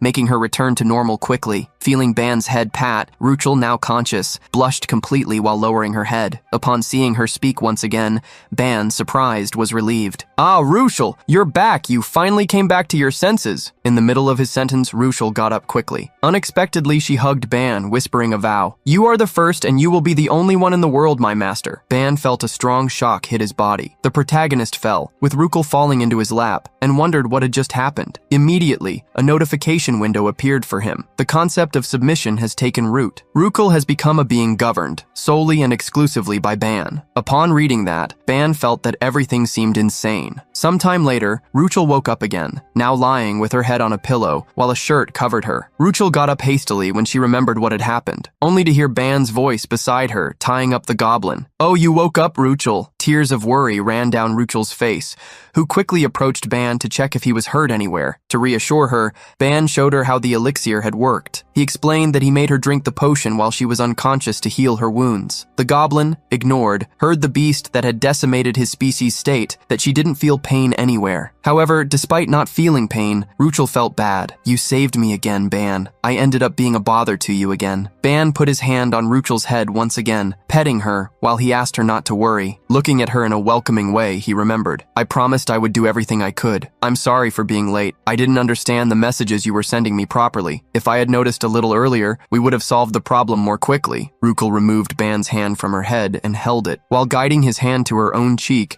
she showed a gentle smile and, with her eyes closed, whispered with affection, "It's okay. I'm grateful that you didn't forget and kept that promise in mind. Thank you for stopping me, Ban. No, thank you for stopping me, Master." Ban was shocked to hear Ruchel's words and blushed intensely. He quickly tried to correct her. "That's not right, this master thing." However, as if she didn't care about anything else besides the love for her master, Ruchel contradicted him. "What's wrong with calling my master master?" Ban put his hands to his head. There was a big problem in that situation. They were classmates. She couldn't say things that sounded like master and servant so openly. He tried to imagine what his family would do if they found out that a girl his age called him master. He would definitely be hung upside down and punished. The family's disapproval was imminent. Oblivious to Ban's thoughts, Ruchel asked if her master was okay. Stammering, he asked to talk after a break, but ended up screaming when he saw her try to snuggle up to him. In the end, Ruchel managed to stay with her arms crossed with Ban, and there she told her story. "I was born as a half-beast, but I am different from the other half-beasts. My ancestors were great, and my father was a bearer of a contract with a constellation." Ruchel revealed that her father regretted having made that contract, but the constellation had no intention of letting go of the family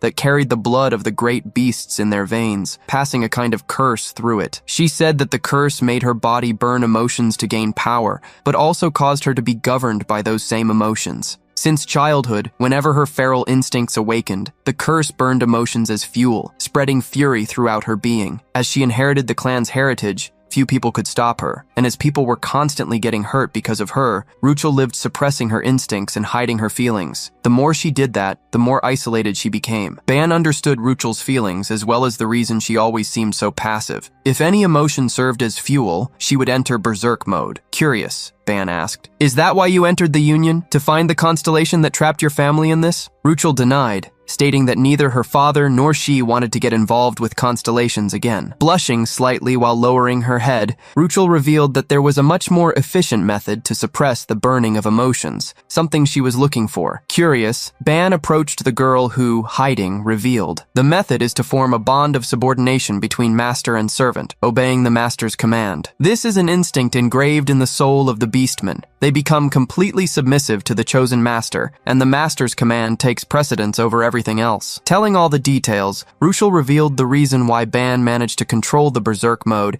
and at the same time asked, "As long as you wish for me not to lose control, the Sinro furnace will not burn emotions again." Changing the subject, Ban ended up asking why Ruchel had chosen him out of all people. The young woman had a clear reason for that. The master's soul rank must be vastly superior to the servant's. Just the extra sublimation. Not wanting to brag, Ruchel ended up commenting, "My soul rank is quite high, probably because I was born with the constellation's curse. Because of that, it would be practically impossible to accept any other as my master." Sitting next to Ruchel, the protagonist heard her talk about how she started the frustrated journey when she didn't find anyone strong enough in the Union, even with students coming from all dimensions. Stopping to think, Ban remembered that when he first awakened the authority, his value was above 300 points. At the current moment, Ruchel's soul depth reached 200 points, while his reached 460. This perfectly fulfilled the conditions of the Beastman. After a brief minute of silence, Ruchel continued to surprise Ban. "When I first saw you, I thought I could serve you, with you being my master. I've been thinking about that since we met." Hiding the shy smile, which left her face completely pink, Ruchel thanked him. "I'm so happy that you made this decision in time. Thank you very much," laughing a little self-deprecatingly. Ban commented that this decision was a little heavy. However, Ruchel wouldn't let him go. Grabbing him by the arm, she stated, "There's nothing to do. I've always held back until now, but I don't need to anymore. Now I can smile more, cry more, and act more bravely."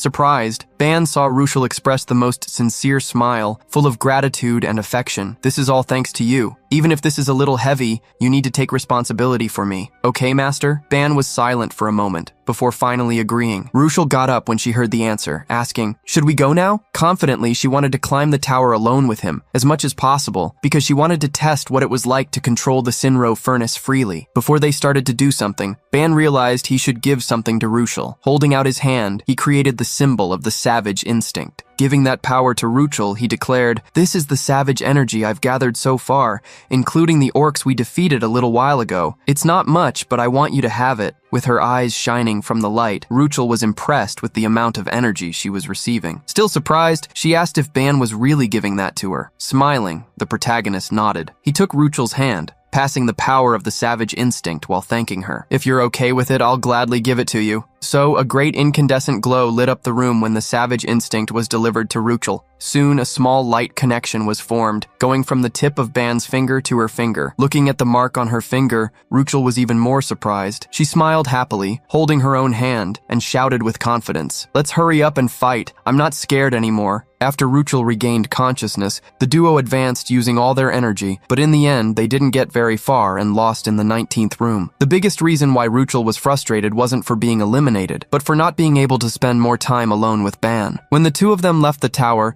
Professor Yumina welcomed them, congratulating them on their hard work. Confused, Yumina commented to Ban and Ruchel, "I tried to ask the two who left earlier for details, but they went straight to the training room before I could talk to them. By the way, Slight was being dragged. Did something happen between those two?" Pressing his temples, Ban explained vaguely that there was no problem between them, reassuring the professor. Curious, he asked how much she had heard about the situation. "In the middle of a snack with teas and donuts," Yumina revealed, still surprised. "I heard about the part where you captured an intruder. When I found out about that and saw the images, I was really shocked. I didn't expect the attacks to continue week after week. No one predicted such a thing." It was evident in Yumina's sad look how worried she was. Encounters with intruders had a much higher chance of being fatal than any other irregular phenomenon. This time, everyone had returned safely, but it wouldn't be a surprise if that didn't happen again. Attributing the result to luck, Ban questioned if the professor had any idea of the reason for the intruders' attacks. Thinking deeply, Yumina pointed out, he was definitely not affiliated with the academy, but he seemed to have some qualifications as a climber. Probably because you became promising rookies, they wanted to eliminate you before it was too late. Ban was surprised by the way the professor called them. Precisely, Yumina revealed that people linked to a constellation naturally attracted the attention of other constellations, especially in their case, which was unique. Refusing a contract with a constellation showed strong will, besides great potential. Leaving Ban speechless, Yumina concluded, "Many constellations want you, or at least are watching closely." Remembering the recording Ban had made, Yumina asked to confirm if the one who had attacked them was part of the Exodus. The Exodus was a notorious group of dimensional pirates, and the largest to invade the tower, as it was supported by constellations. According to Yumina, the constellations that supported the Exodus were extremely radical and known for being violent. The new information left Ban surprised and worried. Yumina was warning that they shouldn't make contracts with the Exodus, as this would only put them in the way of the monstrous potential he had shown. Sighing, Yumina felt relieved that Ban and the others had escaped, since the Exodus had gone so far to get rid of them. Initially, she had hoped that Class 11 wouldn't be noticed, at least until the end of the first semester. While the professor returned to silence, Ban tried to remember the methods used by the invaders. They had resorted to simple tricks, but which, if they hadn't been noticed, could have caused tremendous suffering. Ban knew that they had only survived the invader because of everyone's high stats. A group of common rookies probably would have been swept away in their place. This situation really annoyed Ban, who wondered somberly, how many people did the Exodus eliminate like this? And there are even constellations supporting them? They tried to interfere with us since the last expedition. Is it the constellations' fault that Ruchel suffered so much this time, and now they're acting again? The unexpected fury took over Ban's expression, who swore not to forgive, whether the Exodus or the constellations, and to get rid of both. Yumina, who had been silent, frowned, worried about Ban. That's a really scary expression. Realizing that he had gone too far with his feelings, Ban apologized hastily. However, Yumina felt the same way. Downcast, Yumina expressed her concern about the situation. All of you were caught in this situation. As a supervisor, I should help you grow without interference, but it's frustrating not to be of much help.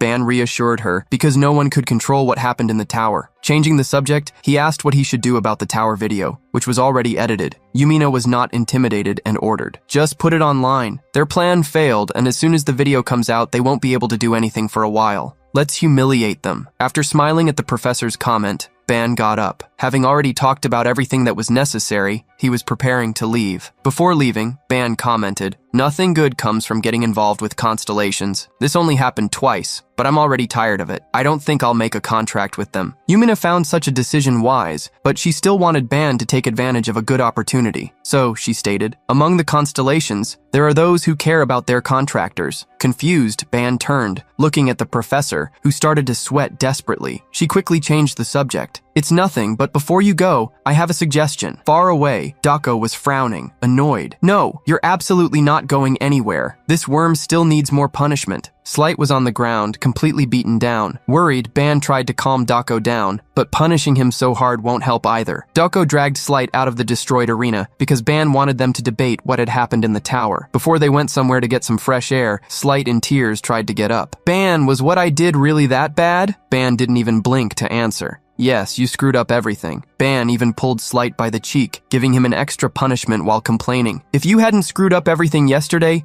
we would have reached the 20th floor. Ruchel and I only reached the 19th thanks to luck." Upon hearing Slight state that he had made only a small mistake, Dako got annoyed again. She squeezed her fist furiously, forcing Slight to hide behind Ban. Avoiding hitting him once again, she shouted, "You're calling that a small mistake? It seems you haven't reflected enough." Trying to use Ban as a shield, Slight cried, No, it's my fault, it's my fault. Guys, I'm sorry. I was too overconfident yesterday." Seeing how regretful Slight was, Ban asked Dako to spare him a little. Huffing, Dako looked away and soon declared, "It's all right, but I want 2 outfits." Ban was confused, but Dako, who was hiding her blushing when she remembered Ban's body, commented, "You promised me in the tower, don't you remember, that I could wait for any gift?" While Ban accepted that Dako chose what she wanted, Ruchel was jealous, and Slight felt left out. Sometime later, in the City of Flowers, Ronica, a group met in a clothing store. Dako placed a black dress in front of her body, asking Ban, "Do these loose clothes really suit me?" While Ban reassured her, stating that they suited her, Slight, who was also with them, felt that his combat clothes were even more flowing than hers. Dako wasn't sure what to choose, but decided to follow Ban's words, who asked her to try on another outfit. Ruchel, who was watching the two,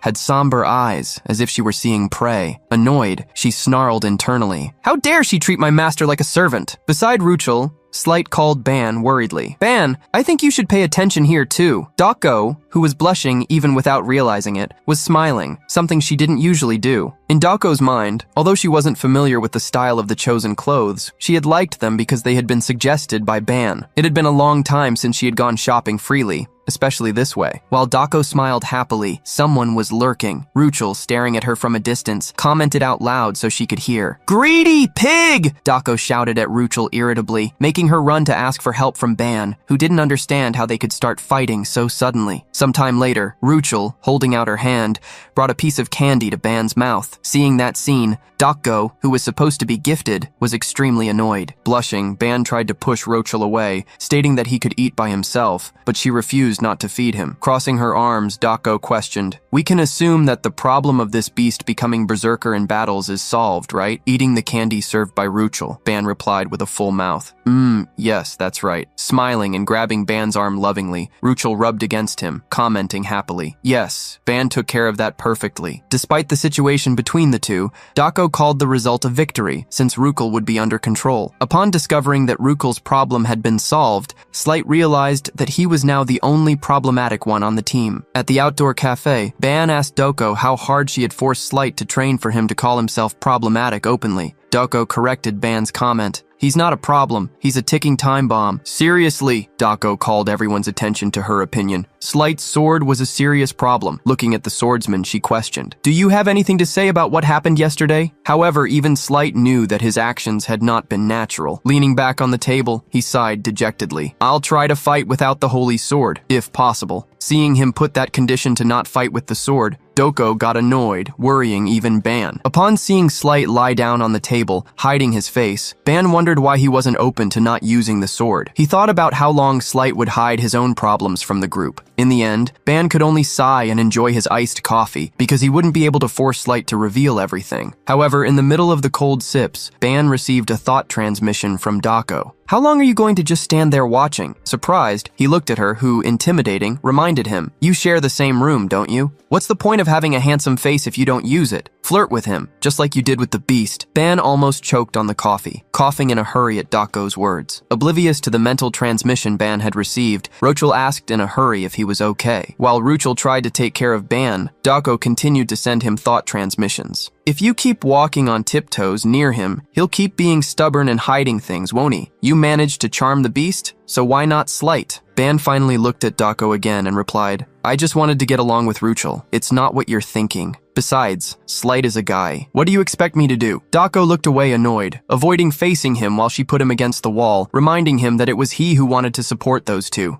"I'm doing my part, but you also need to do yours, instead of just sitting there doing nothing." Almost rolling his eyes, Ban stated that he already planned to do something. Changing the subject and addressing everyone, Ban opened an information window while he commented, "Guys, have you heard about the special external activities next week? I'm sending it to you via message, so check it out." Ruchel, upon hearing Ban's words, remembered that these activities were about trips to other dimensions. Ban confirmed the information, commenting that they were large-scale activities where students and teachers traveled together. Since it was the first time Dako had heard something like that, she asked if the union always did public services like that. Upon seeing the trip information, Slight began to get annoyed, changing his attitude. "What is this? Observing the lower dimensions in the name of the poor souls who cannot defend themselves?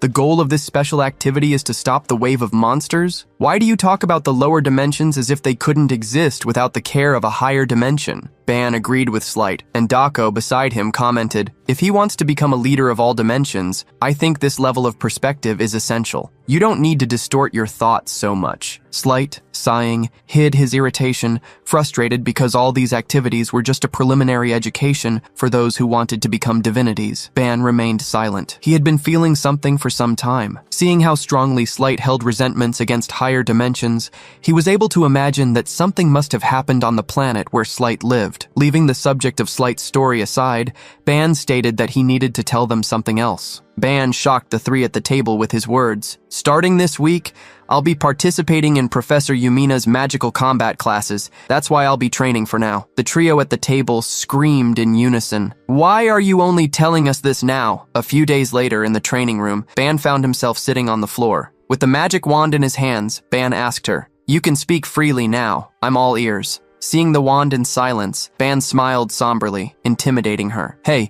if you fail again today, maybe I'll need to break you. It's been 3 days since I got you and you still haven't given me any magic language concepts. Maybe it's because you have a strong ego, but what's clear is that you're not cooperating." Ban was seeing himself running out of time. Professor Yumina was treating him like a magic apprentice because he had obtained a magic artifact. So he couldn't allow himself to be humiliated in the next day's class. Ban threw the magic wand on the floor, grabbing a hammer while he sighed. "Time is running out. I'm still struggling with the concept. Is there no other way, is there? I just need to destroy you and absorb the concept from your remains." Ban raised the hammer with a somber look, saying goodbye to the magic wand. "If you end up breaking, it's your fault, not mine. Goodbye." However, the moment before the hammer hit the magic wand, she screamed. "Wait!" The magic wand revealed her voice in a hurry. "You human? You just looked inside me without warning and you think you can just talk to me now? Don't be ridiculous! Who do you think you are to try to break me?" Confused, Ban took the magic wand in his hand, asking what she meant by saying that he had entered inside her. "Are you talking about my Babylonian code ability?" The magic wand irritably shouted at Ban. "This barbaric power!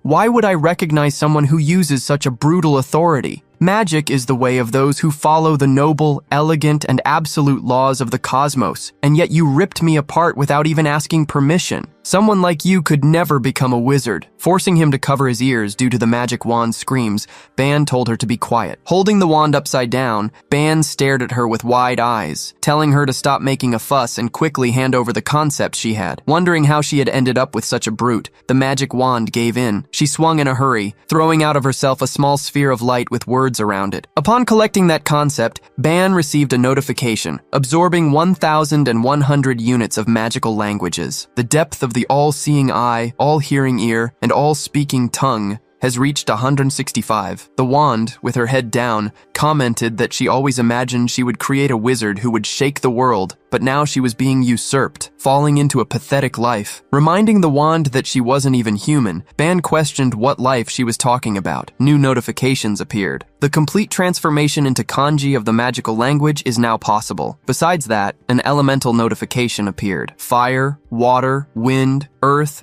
and other attributes can now be artificially generated, amplified, and controlled. Holding out his hand, Ban created a magic circle with 5 elements. Now, he could understand the magical language and its structure, something that was impossible before. He could finally participate in Professor Yumina's classes without any worry. Looking at the magic wand in his hand, Ban realized that she was more impressive than he had imagined. Worried to see the young man's interested look, the magic wand began to tremble. Curious, Ban asked, "What is this? Surprisingly, you're more intact than I expected." Trembling, while her surroundings became somber, the magic wand cried, "This doesn't make sense. Why would they do this to me? Why?" Ban, very confused, faced the magic wand that entered a monologue. "I was never someone like the will of a tool." Worried, the protagonist saw the magic wand get closer and closer to a backstory. He didn't want to know, but he ended up hearing what he didn't expect. The magic wand screamed at the top of her lungs. I used to be human." A silence broke out in the training room due to the shocking revelation of the magic wand, who, seeing the disbelief in the boy's eyes, screamed even louder. "I'm telling you, I was human." Ban couldn't believe the magic wand, since her words seemed taken from a novel or a comic book due to the huge cliché. However, bravely, the magic wand stated that she wasn't making it up, and that she had really been a living being, a human of flesh and bone. While eyes appeared in the heart-shaped crystal of the magic wand, she shouted, "Those people, those I trusted, betrayed me and locked me inside this wand. They implanted false memories in me to even reduce me to a pathetic being." Confused, Ban questioned why her memories were coming back right at that moment. The magic wand, held by Ban, revealed that when he absorbed her powers, apparently the core of the spell that sealed her memories and powers had been broken. Still not fully believing, Ban asked if her memories and power had really been fully restored. However, the magic wand replied that she was not at her full power yet, as she had been sealed for a long time. Rolling his eyes, as if he didn't believe it, Ban didn't care much. Internally, he wondered, still skeptical, is she an object that needs to be sealed for ages? Well, from the moment we found her, this wand's stats were already impressive. The wand found in the room 10 zone had 200 soul points. Thinking about that stat, Ban realized that the magic wand was at the same level as Ruchel, who was born with a really high level among her race. While Ban was surprised by other things, an aura of revolt arose around the magic wand in his hand, without him noticing. The magic wand was inflamed in somber flames while she shouted, "I will have my revenge. I swear, no matter what, I will regain all my power. I will track them all down." Ban tried to calm the magic wand until he heard what she was saying. He let go of the wand, which rose in full energy. While the wand made her oath, she began to change shape in front of Ban. Reformed in the air, the magic wand transformed, and with a glow of power became an imposing magic staff, like a spear holding a sun. The complete transformation shocked Ban, but upon picking up the staff, he saw the wand once again curse those who had trapped her in that form, as if it were her mantra, her reason for existing. Ban felt that a middle school student's magic wand had turned into a hemogothic teenager. Now the magic wand was called Ceylon's Tears, and her attributes were 350 points, both in mana and soul. The name caught Ban's attention, as did the stats that took off once again. After complaining a lot, the staff got tired. It had tried very hard, but didn't remember the names of those who had trapped it in that staff. The memories it had unlocked seemed to be its limit. Surprised by the staff's comment, Ban asked, "So there's still room for more growth? This isn't beginner level stuff, is it?" Being called a beginner, the staff was outraged. "What? A beginner? You called me a beginner? Don't say stupid things. Do you think I'm insignificant enough to only be able to teach basic magic? Don't even think about using me for low-level missions." Ban realized that the staff Ceylon, upon regaining part of its memory, had changed its attitude. When he called the staff by the name Ceylon, Ban made it confused, but soon revealed that that was the name under which it appeared, and so he offered a deal. In front of the staff, he proposed, "If you help me properly, I will also guarantee you your wish. That way you can regain your power, your memories, and complete your goal. Hearing the proposal, the staff was silent. The next day, before the magical combat class, Ban met with Slight, Ruchel, and Dako. Ruchel quickly clung to Ban's arm, excitedly asking, "Can I really not go with you? I think just being by your side is fine, right? I'll be quiet, please." Slight clung to Ban's other arm, crying. After thinking for a few days, not using the holy sword seems wrong, doesn't it? Why take that risk? Where would I find something better than my sword? Ban quickly pushed the two away, angry. "No, that's not going to happen. Absolutely not. Dako, take them with you." Dako smiled maliciously behind Ruchel and Slight, snapping her fingers while she commented, Hey, I didn't like how these two were acting lately. Maybe this can make them better." Grabbing Ruchel and Slight by the collars of their shirts, Dako dragged them, while they cried an appeal for Ban to save them. Having been left alone again, Ban sat on a sofa, being able to rest in peace. Opening a number window, the protagonist began to study the structure of the student's teleport card, the one present in the necklace given when they entered the Union. The binary number codes represented concepts related to spatial movements. To use them, Ban would need to extract only the variable element, the coordinate. Feeling a little smart, Ban smiled internally. With the current understanding he had, as well as Ceylon's power, this combined quite well with the generation of coordinates. Spells he didn't understand before could now be deconstructed and reconstructed easily by him. Setting up the information on the teleport device, Ban inserted some pre-memorized coordinates, besides adding an activation point. In the end, a magic circle appeared around him, impressing him with the result. So, he disappeared, teleporting instantly. Ban reappeared in another place, scaring a young witch who was resting there. She watched him celebrate, a little speechless. Curiosity forced her to ask, "Teleportation?" Ban, upon hearing someone's voice, turned around. The blue-haired young woman, wearing a pointed hat with a buckle, got up, looking at Ban while she asked, "Right now you use teleportation?" The protagonist smiled, stating he had used the function on the students' IDs. However, the girl questioned, as if she knew the truth. "You changed the coordinates, didn't you?" Despite being surprised, the protagonist confirmed that he had. Walking forward and staring at Ban in the eyes, leaving him a little uncomfortable, the girl asked how he had done that. Shyly, Ban replied, "Well, with mana, obviously." This left her even more curious. "You read and deciphered the entire vast code of the student's identification?" The girl grabbed Ban's shirt, questioning firmly. "How did you manage to change only the coordinate needed for spatial teleportation?" As if it were an interrogation, she pressured the protagonist. "How did you interfere with the code created by the director?" Scared, Ban wondered why he was being interrogated so suddenly, wondering if he had done something wrong. More importantly, he wondered who that girl was and if he had seen her before. Scaring Ban, Yumina appeared behind him, making him shiver completely. Ban turned around in a hurry, seeing the professor. The professor standing there commented calmly, "You found the way to get here very well, Ban." "Oh heavens. I told you to join the magic class, but I forgot to say where the classroom was. I thought I would have to go get you, but you found the room by yourself." Hearing the professor's words and the student who was interrogating him, the young mage looked at them with a curious look. Yumina noticed the girl's presence and greeted her. "Oh, Ira, you're here too. Well, should we start together then?"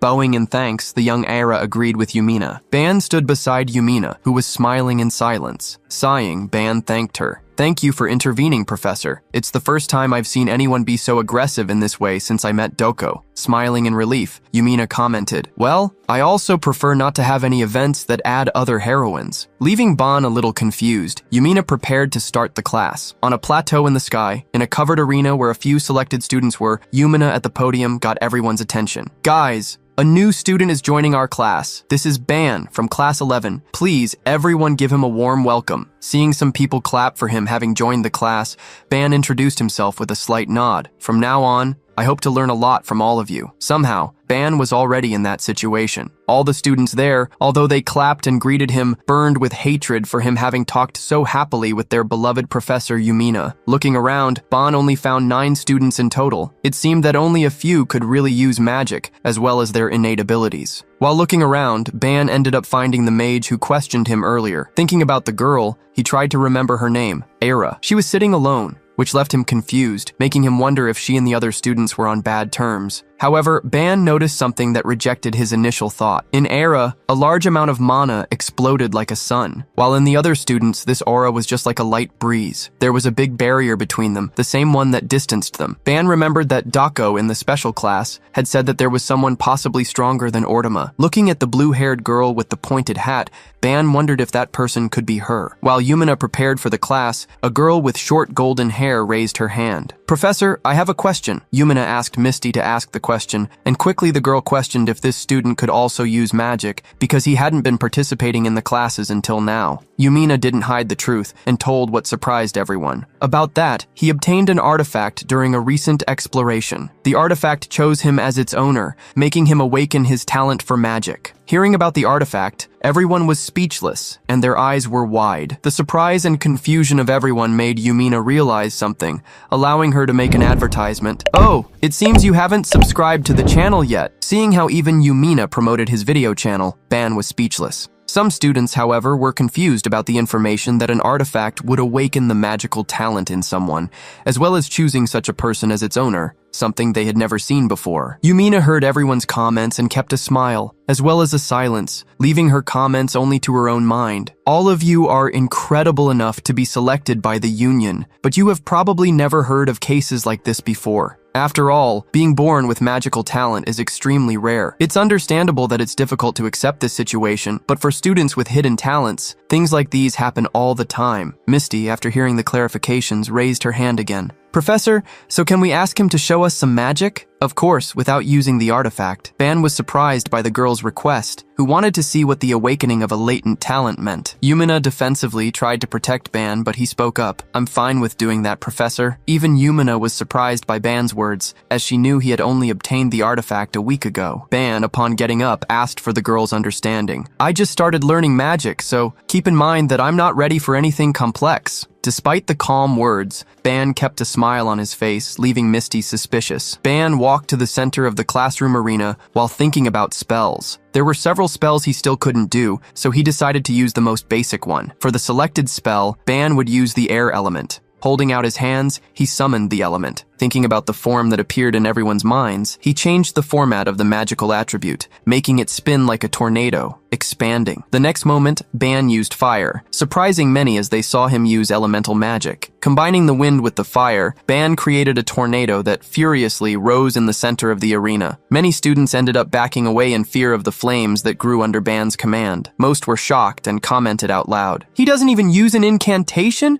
This is more like a physical ability than magic?" However, Misty, who was watching carefully, knew that that was definitely magic. That was a type of magic that didn't need an incantation. Era watched Ban's magic in silence while many were making a fuss. With several thoughts in mind, she didn't comment on anything. After Ban demonstrated the magic, Yumina asked him to finish it. Quickly, clapping his hands, Ban extinguished the flames and the wind. Yumina clapped her hands with a smile, praising. That was an incredible demonstration. The lack of incantation was surprising, but the power was just as impressive. It's hard to believe that he just started learning magic now, isn't it, guys? Faced with Yumina's question, everyone was silent. While Ban was climbing the stairs of the bleachers, he heard some frustrated people. "Ugh, so that's what a special admission talent looks like? Damn, he might be better at magic than even me." Misty, next to the frustrated young man, reassured him. "It's just stupid elemental magic. Don't make such a fuss." Curious, Ban looked at a point in the arena. He looked at the blue-haired young woman to see if she expressed any reaction, but upon seeing her maintain a blank expression, he ended up huffing. Ira had looked away, thinking mentally, "This kind of thing is boring. Is that all?" Finishing the welcome, Yumina asked everyone to prepare for the beginning of the class. Joking internally, since the girl was strong enough not to care about his abilities, Ban sat down. At the end of the class, when Ban was preparing to leave, someone held him by the shirt unexpectedly. Upon looking to the side, he realized that Era had stopped him. The girl was there to question him once again. "You still haven't answered the question I asked earlier." Upon seeing Era talking to the special admission student, some students were curious. Oblivious to being watched, Ban tried to get away from Era. "I thought I already answered you earlier." However, she still insisted. "You analyzed and interfered with the entire code that the director designed?" Confused, the protagonist asked if that was something very difficult to do. Ira was quite invasive in her questions. "I would understand if you had obtained authorization to edit teleportation coordinates. But how did you do that?" Seeing Ira once again pressure Ban, Yumina approached them, calling the girl. Still holding Ban so he wouldn't run away, Ira asked Yumina if she needed anything. Denying normally, Yumina revealed that in fact, she needed Ban, since he had a counseling session scheduled. In addition, Yumina guaranteed to Era, leaving her surprised. Ban never received any kind of permission for modifications. "These permissions are only granted to tenured professors." Hearing the professor, Era commented frustrated. "Irk! So he really did it with his own abilities." Confirming the girl's thought, Yumina asked if her answer clarified the doubts she had. So she said goodbye to Era, asking Ban to follow her.